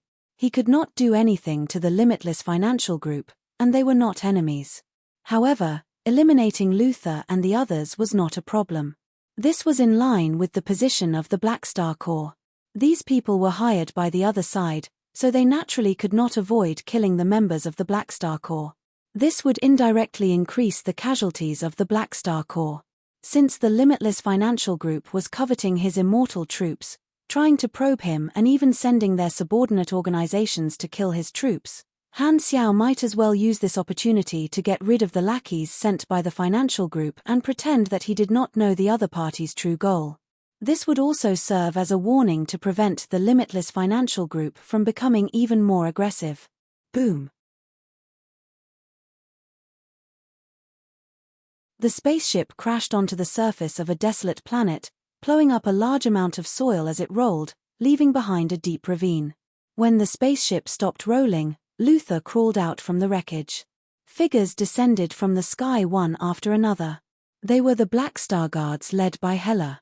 Every one of them had some minor injuries, and they coldly stared at Luther. Luther's injuries were even more severe. His hand was covering his bloody chest, and one could vaguely see his beating heart through his pale ribs. He used his energy to increase the activity of his cells, causing his wounds to grow flesh and slowly recover. However, it was like pouring a cup of water on a burning cart of firewood. Black Star really thinks highly of me, actually sending the famous Black Star Guards to deal with me. Cough cough, even if I die in battle, it will be my honor. Luther's face was pale, but there was no despair on his face. Instead, he seemed to be rather carefree, as if he did not care about life and death. The 2 sides had met on the battlefield, and Hela and the rest had persevered in their pursuit. They had already killed 3 of his companions, and he was the only one left. Hardaway shook his head. "I don't understand. Why did you accept the employment of the Ancient Emperor Party? If it's to earn money, why did you have to go against the Black Star Corps? Since you killed the people of the Corps, His Excellency Black Star will definitely send experts to deal with you. You should know that. I don't have the habit of explaining myself to others." Luther took a deep breath and gathered his energy, preparing to fight to the death. Hardaway hesitated for a moment before persuading, "Just surrender. His Excellency Black Star is actually very easygoing, and he values talents. You're a beyond grade A seed, and if you're willing to join the Corps, His Excellency Black Star will not make things difficult for you." I'm not interested. You can either kill me or be killed by me. I'm not prepared to choose the third option. Is there a need for that? Hardaway frowned. There's no deep hatred between us. It wasn't easy for you to become a beyond grade A seed, so why must you send yourself to death? Bang! Luther's reply was to stomp on the ground, causing the ground to crack. He instantly charged in front of Hardaway and punched out like a cannonball. Hadavi maintained his hardening Esper ability and took the blow head-on. The fiery fist that passed through his body tore apart the ground behind him, forming a huge rift valley. A yellowish-brown mountain further away collapsed into rubble and fell into the deep valley. The numerous Black Star Guards attacked with all their might, and the battle lasted for a long time. The terrain within a radius of thousands of miles was completely changed, and the valley was filled with holes. Although Luther was a beyond grade A seed, he could not withstand this kind of attack. In the end, he was completely drained, and his mind was crushed by Hyla. His strong body lost its soul, and he fell to the ground with a thud. A cloud of dust flew up, and the gravel stuck to his widened eyes. Hela remained expressionless, and with a wave of her hand, wisps of grey mist flew out from Luther's body, which was absorbed and transformed into nourishment for her power of the Dead Esper ability. On the other hand, Hadavi was sighing at the side, "Such a good man, what a pity." The Black Star Guards cleaned up the battlefield and left the desolate planet in a spaceship. Not long after they left, Psionic Prime appeared in outer space with a team of long-range soldiers. The Black Star guards have already killed the target. There's no need for us to act. Psionic Prime, who had been observing the battlefield from the side, nodded and returned with the long-range soldiers. Luther is dead. In the conference room, the upper echelons of the Ancient Emperor Party were stunned. Although they knew that the reinforcements were not a match for the Black Star Corps, he was still a beyond grade A seed. To think that he would be killed so quickly. At this moment, one of the upper echelons trembled. He had been possessed by a mysterious person. In truth, this mysterious person was the leader of the Limitless Financial Group, Sorokin. He was busy every day, but he had the ability to multitask. At this moment, only a portion of his consciousness was possessed. Sorokin controlled the possessed person to ponder for a moment before saying, "Everyone, it seems like our cooperation will have to end." The leader of the Ancient Emperor Party was shocked. The reaction of the Black Star Corps is more intense than I expected. My original intention was to probe and observe, but the price has exceeded my expectations. If we continue to cooperate, the cost will be too high, and this investment is not worth it, Sorokin said calmly. A beyond grade A seed was extremely rare, and Luther's death made Sorokin's heart ache. Sorokin did not know that Black Star already knew about his background. According to his original calculations, the Black Star Corps would not be so forceful. However, he did not expect that Han Xiao would actually send out all of his Black Star guards. As such, Sorokin did not dare to take action.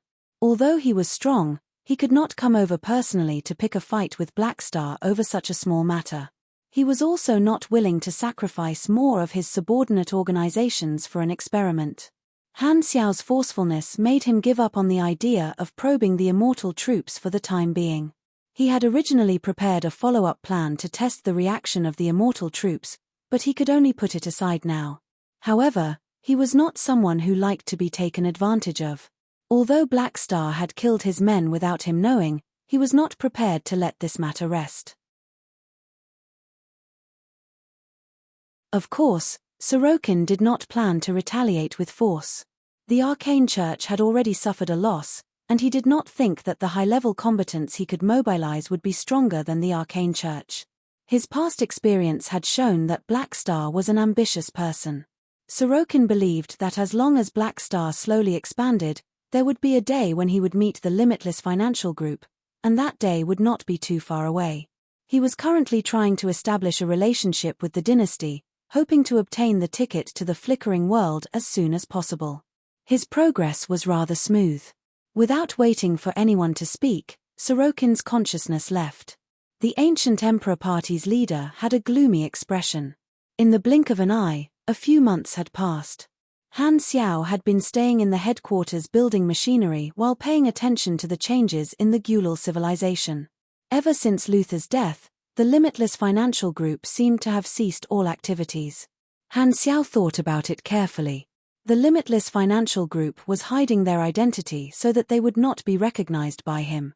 After all, the financial group was a neutral organization and not a private army. As long as the cost was enough to make the other party feel the pinch, they would stop. Without any support, the Ancient Emperor Party had fallen from heaven back to hell. The civil war had returned to the control of the Pioneer Party and the Black Star Corps. Seeing that the Limitless Financial Group had given up on probing him, Han Xiao also retracted his gaze. This was only a small interlude in the process of making use of the players. As the players grew stronger, there would definitely be people spying on them. The experience provided by the players was the foundation for his rapid growth, and there was no room for negotiation. If he did not act tough, others would only take a mile after taking an inch. After dealing with this small interlude, Han Xiao turned his attention to a more important matter. He had already been in seclusion for a few months, and today, the experience penalty of 16 months had finally ended.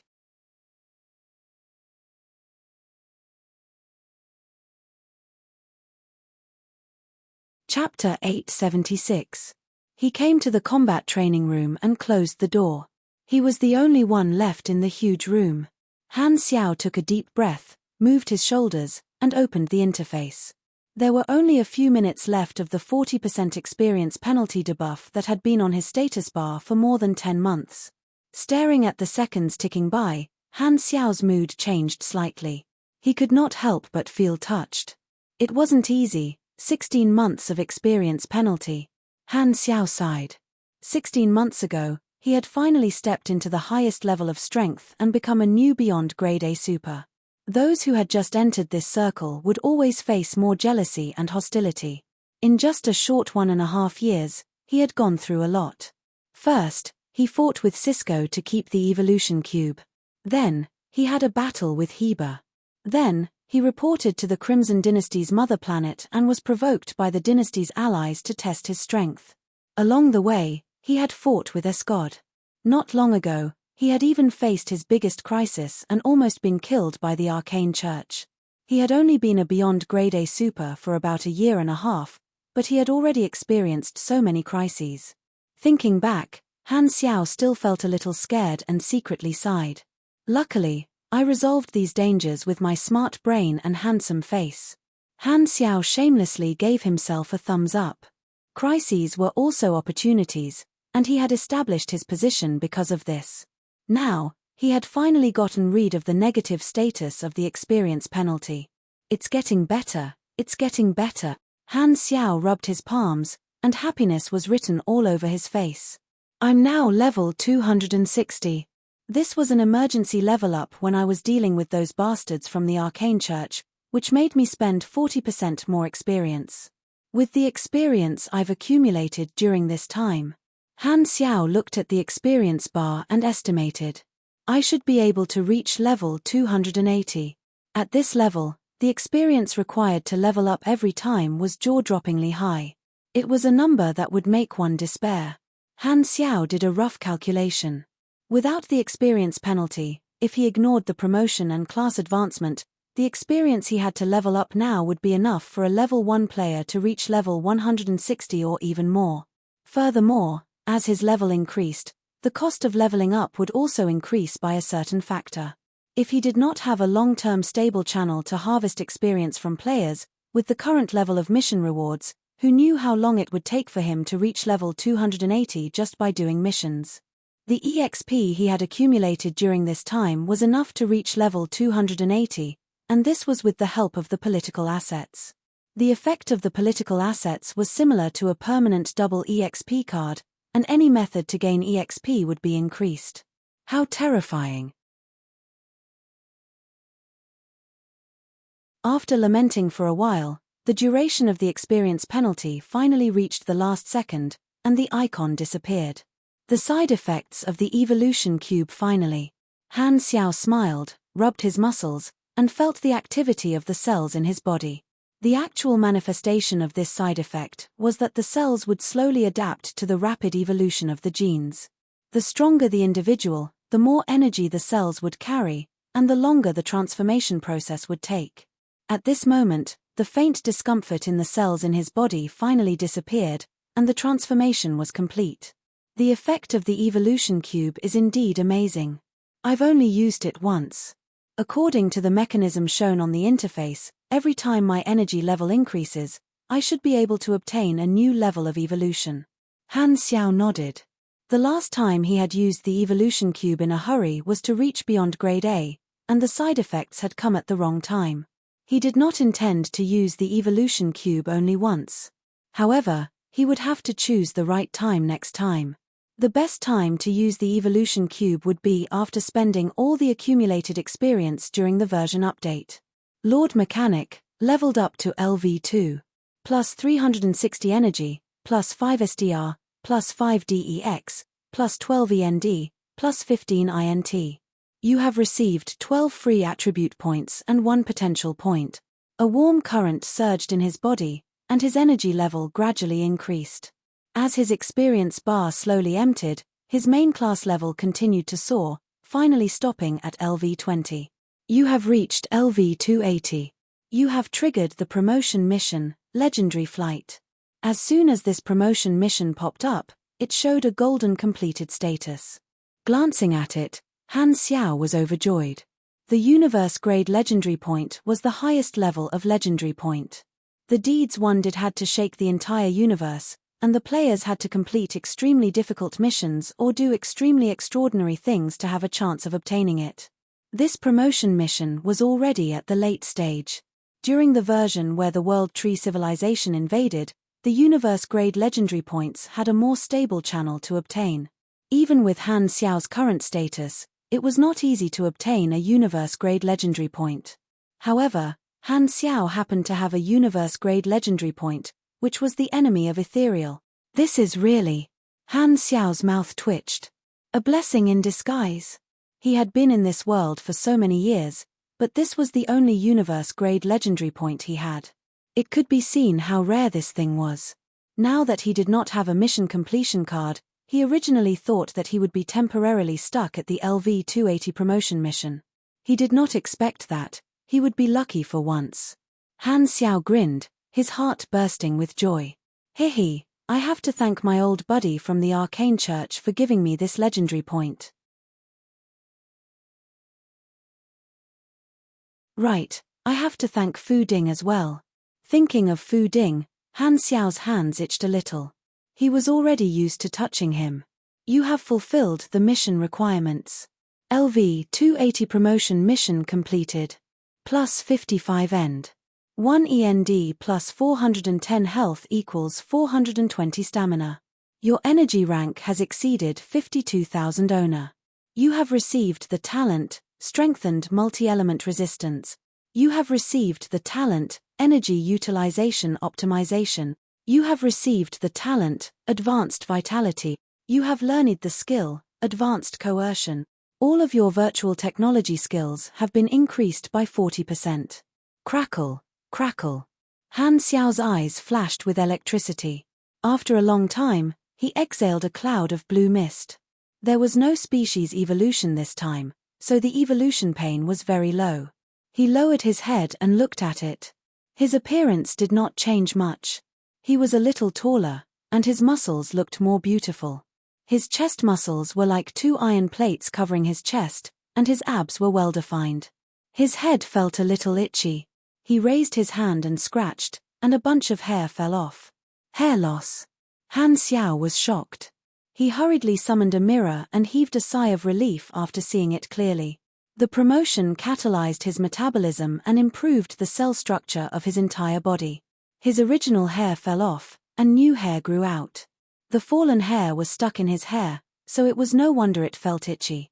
Phew, my thick black hair is still here. Han Xiao heaved a sigh of relief. He almost thought that he had walked the evil path of sacrificing his hair in exchange for power. The more bald he was, the stronger he would be. The upper limit of the Lord Mechanic class was level 40, and he needed to be level 300 to change his class. The next species evolution would also require him to be level 300, so level 280 was an ordinary promotion in the middle. However, 52,000 energy rank seemed to be a hidden limit. There were strong and weak beyond grade as, and not everyone could reach 52,000 energy rank. The abilities that were given seemed to be the basic abilities that one would have when they reached a new level. Previously, after obtaining Endless Material Science and Virtual Creator, his energy rank had increased by a wave and was close to 52,000. Now that he had increased 20 levels and his promotion, it was enough to break through this limit. Han Xiao's eyes moved. He glanced at the new abilities, and the effects confirmed his guess. Although there was no species evolution, every promotion was a sublimation of his life level, breaking through 52,000 energy rank and entering a new level of life. These were all passive abilities that came with high-level life forms.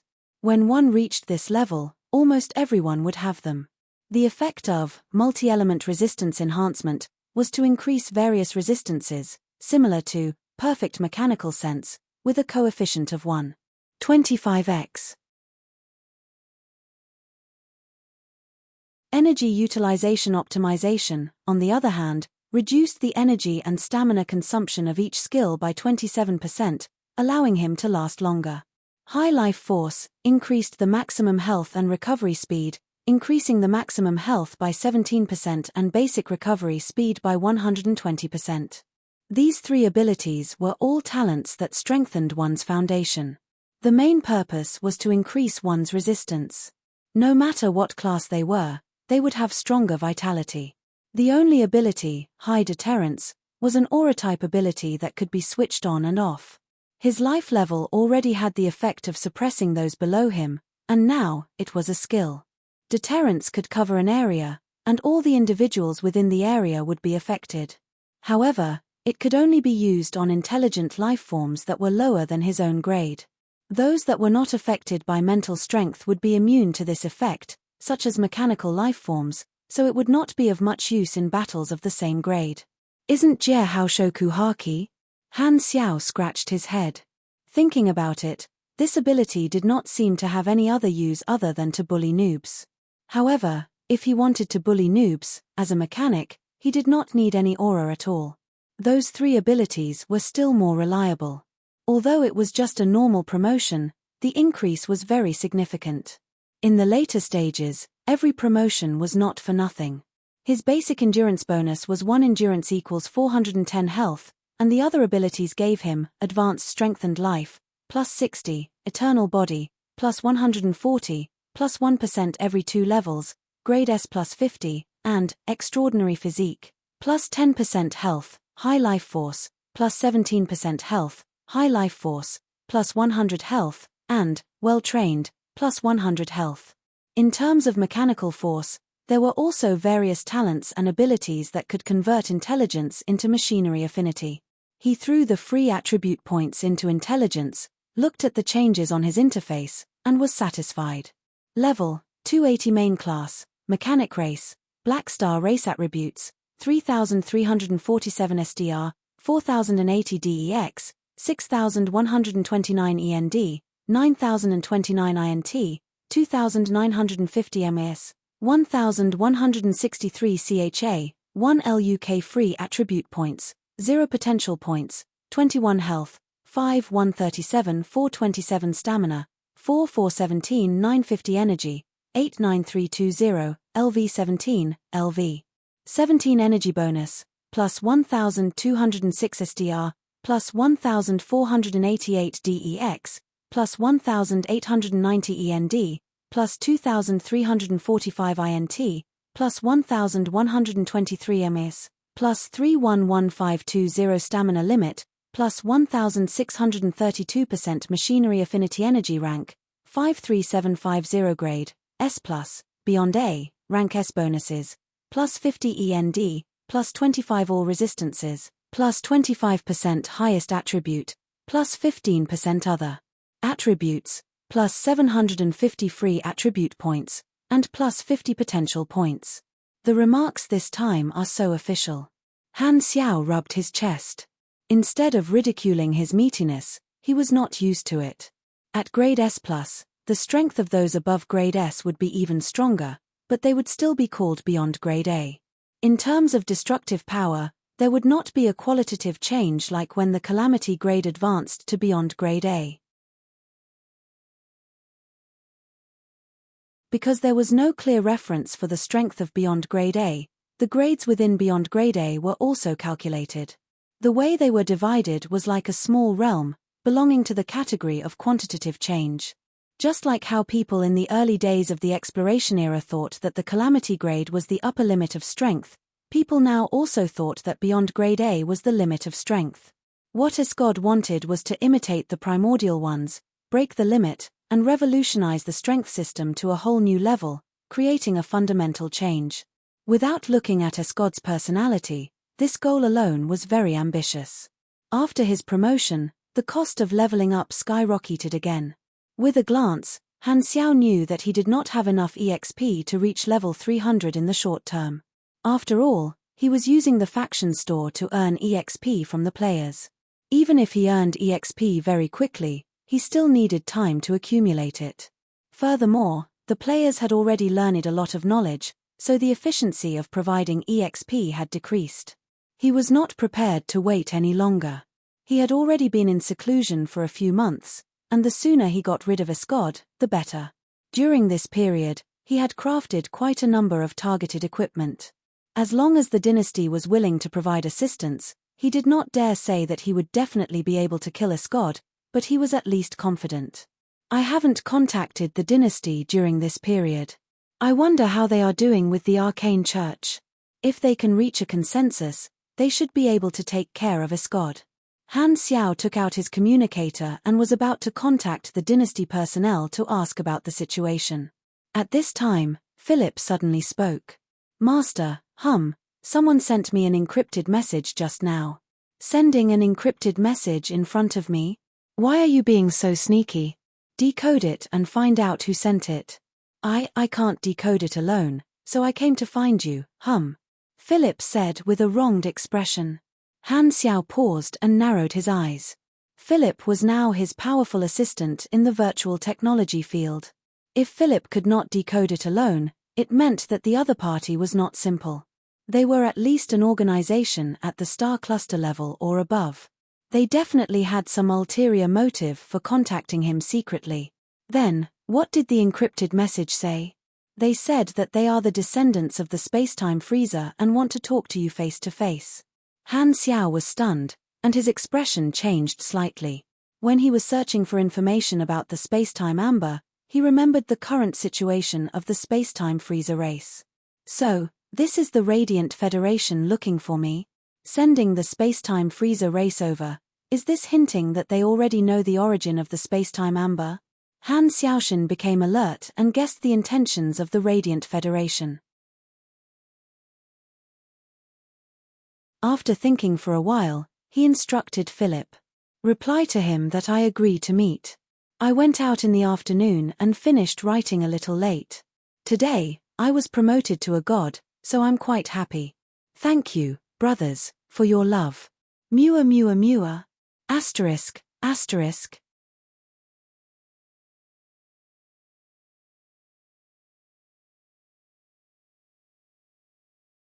Chapter 877. Philip sent a message, and he received a reply a few seconds later. Master, they would like to meet you privately. You can decide the time and place, I see, Han Xiao pondered. The Radiant Federation coming to find him was a little sensitive, but beyond Grade A allies were not the subordinates of a universal civilization, so they still had this bit of freedom. Even if the dynasty knew about it, it would not be a big problem. Han Xiao pondered for a few seconds before replying, send them a private message. Reply to the other party that I don't accept private meetings. I don't want to have any common secrets with them for the time being. Invite them to the Black Star Army as guests for me. If they're willing to accept, they can come. Since they had taken the initiative to find him, and he had not done anything bad, it would not be good to be secretive. He might as well invite them to his territory openly. Otherwise, it would seem like he and the Radiant Federation were plotting something, which would arouse suspicion. The second round of the Spacetime Amber Soul Connection mission required him to come into contact with the descendants of the Spacetime Freezer. Because the Radiant Federation was protecting this race, Han Xiao did not have the time to complete it. However, now that they had taken the initiative to find him, it was a small surprise for Han Xiao, saving him a lot of effort. However, he could not be too impatient. After all, they were the ones who had taken the initiative to find him, so he had to follow his rules. After sending out the invitation, the Radiant Federation did not reply immediately. It seemed like they were considering it. Han Xiao was not in a hurry. He took out his communicator and contacted Tarakov. Tarakov's projection appeared, and he smiled. Blackstar, you're finally free to contact me. Haha, Chief Commander, how have you been recently? Sigh, it's still the same, eating dirt in the flickering world. When are you coming back to continue exploring? Let's wait a little longer. As soon as possible. In a few years, the first phase of development will probably end, and we'll enter the construction phase. After digesting the territories of the 3 star clusters, the second phase of development will begin. After exchanging a few pleasantries with the other party, Han Xiao went straight to the point. He wiped the smile off his face and said seriously, I haven't contacted the outside world for a while. The negotiations have been going on for months. Have the Empire and Ethereal come up with a solution? There should be no problem. Tarakov nodded. On the surface, both sides are blaming each other, but in private, they have already reached a few agreements. The remaining issues are just minor details. The Arcane Church has paid a huge price for the ransom, and the exact amount has to be kept a secret. I can't tell you that either. I can only say that the other side has made political, military, and economic concessions. They even opened up some technical information. In short, the dynasty promised the Arcane Church to redeem 3 beyond grade as Dillon, Mercer, and Taylor. Only Sagman is still in our hands as a bargaining chip. Han Xiao nodded. The foundation of a civilization was always the race, and the fights between each other were all for status and resources. Compared to the long history of a civilization, every beyond grade A was just a shooting star that crossed a certain part of history. Exchanging 3 beyond grade A captives for various resources that were beneficial to their own development was the deal that the dynasty was looking forward to. The 3 universal civilizations competed with each other, but they were on the same side. Although there were occasional conflicts between them, none of them could destroy the other.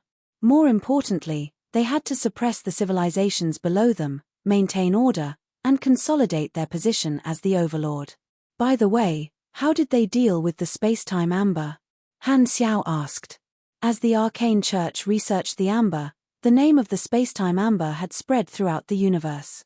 Now, all the major organizations knew that the 2 universal treasures in Blackstar's hands were the evolution cube and the space-time amber.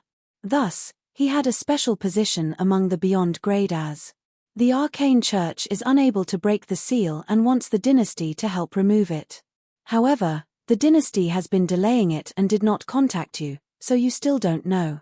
Does the dynasty plan to agree? The Arcane Church is willing to pay more ransom, and the dynasty plans to ask you to remove the seal on one of the captives. We'll talk about the rest later. When the time comes, we'll invite you to the Central Galaxy. Sure. Han Xiao nodded.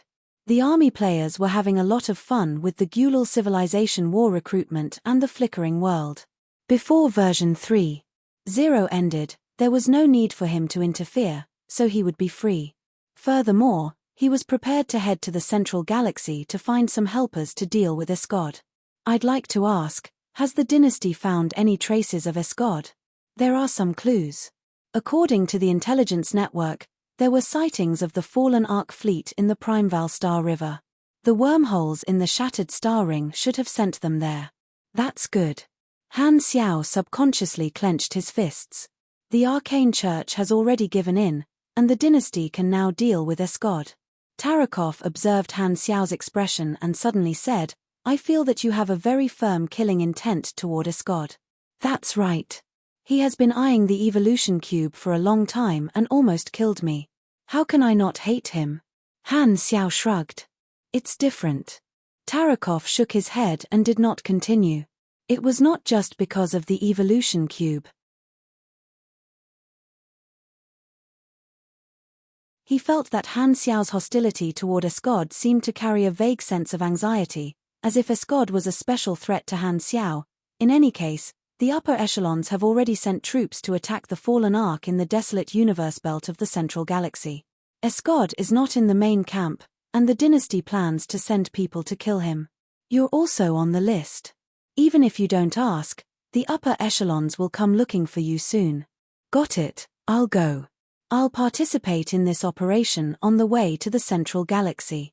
After chatting for a while more, Han Xiao hung up the communicator and exhaled. As the final boss of the chaotic evil faction, Escod had never been killed by the 3 universal civilizations. The 3 universal civilizations had targeted Escod many times, but they had never been able to kill him. The dynasty might have already treated dealing with Escod as a routine. He was probably the only one who had a firm killing intent toward Escod. I hope we won't make the same mistake this time, Han Xiao thought. If he could get rid of Escod this time, he would be able to eliminate the hidden dangers of the World Tree's early invasion. It was not that Han Xiao did not have confidence in the 3 universal civilizations. In his previous life, the World Tree War was also a Pyrrhic victory, and the current 3 universal civilizations might not be able to win against the World Tree. Some of the ferocious people in the later versions had yet to mature. This was especially true for the players. Ding. At this time, Philip received a reply from the Radiant Federation. The other party accepted Han Xiao's invitation.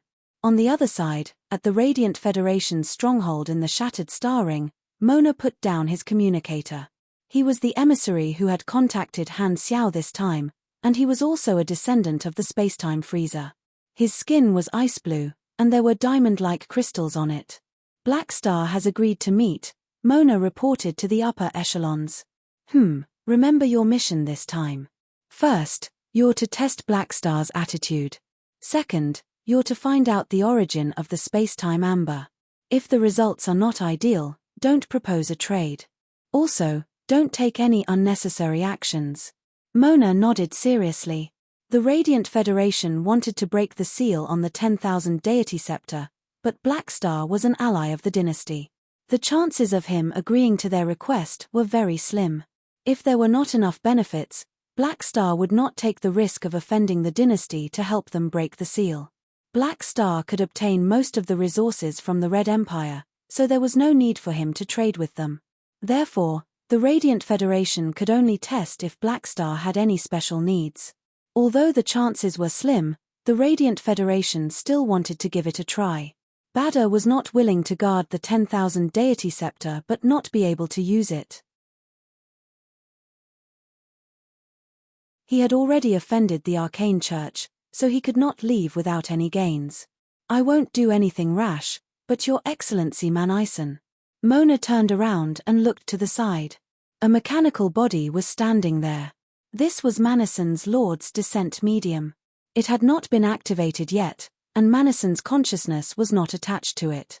It was being controlled by a remote artificial intelligence. Hearing this, Manison showed a projection through the remote link and said, "Don't worry about me. I'm visiting Black Star in my personal capacity. I won't interfere with your matters." Hearing this, Mona could only nod. With his level, he did not have the right to control Manison. Manison shook his head with a subtle expression. He was about to meet Han Xiao.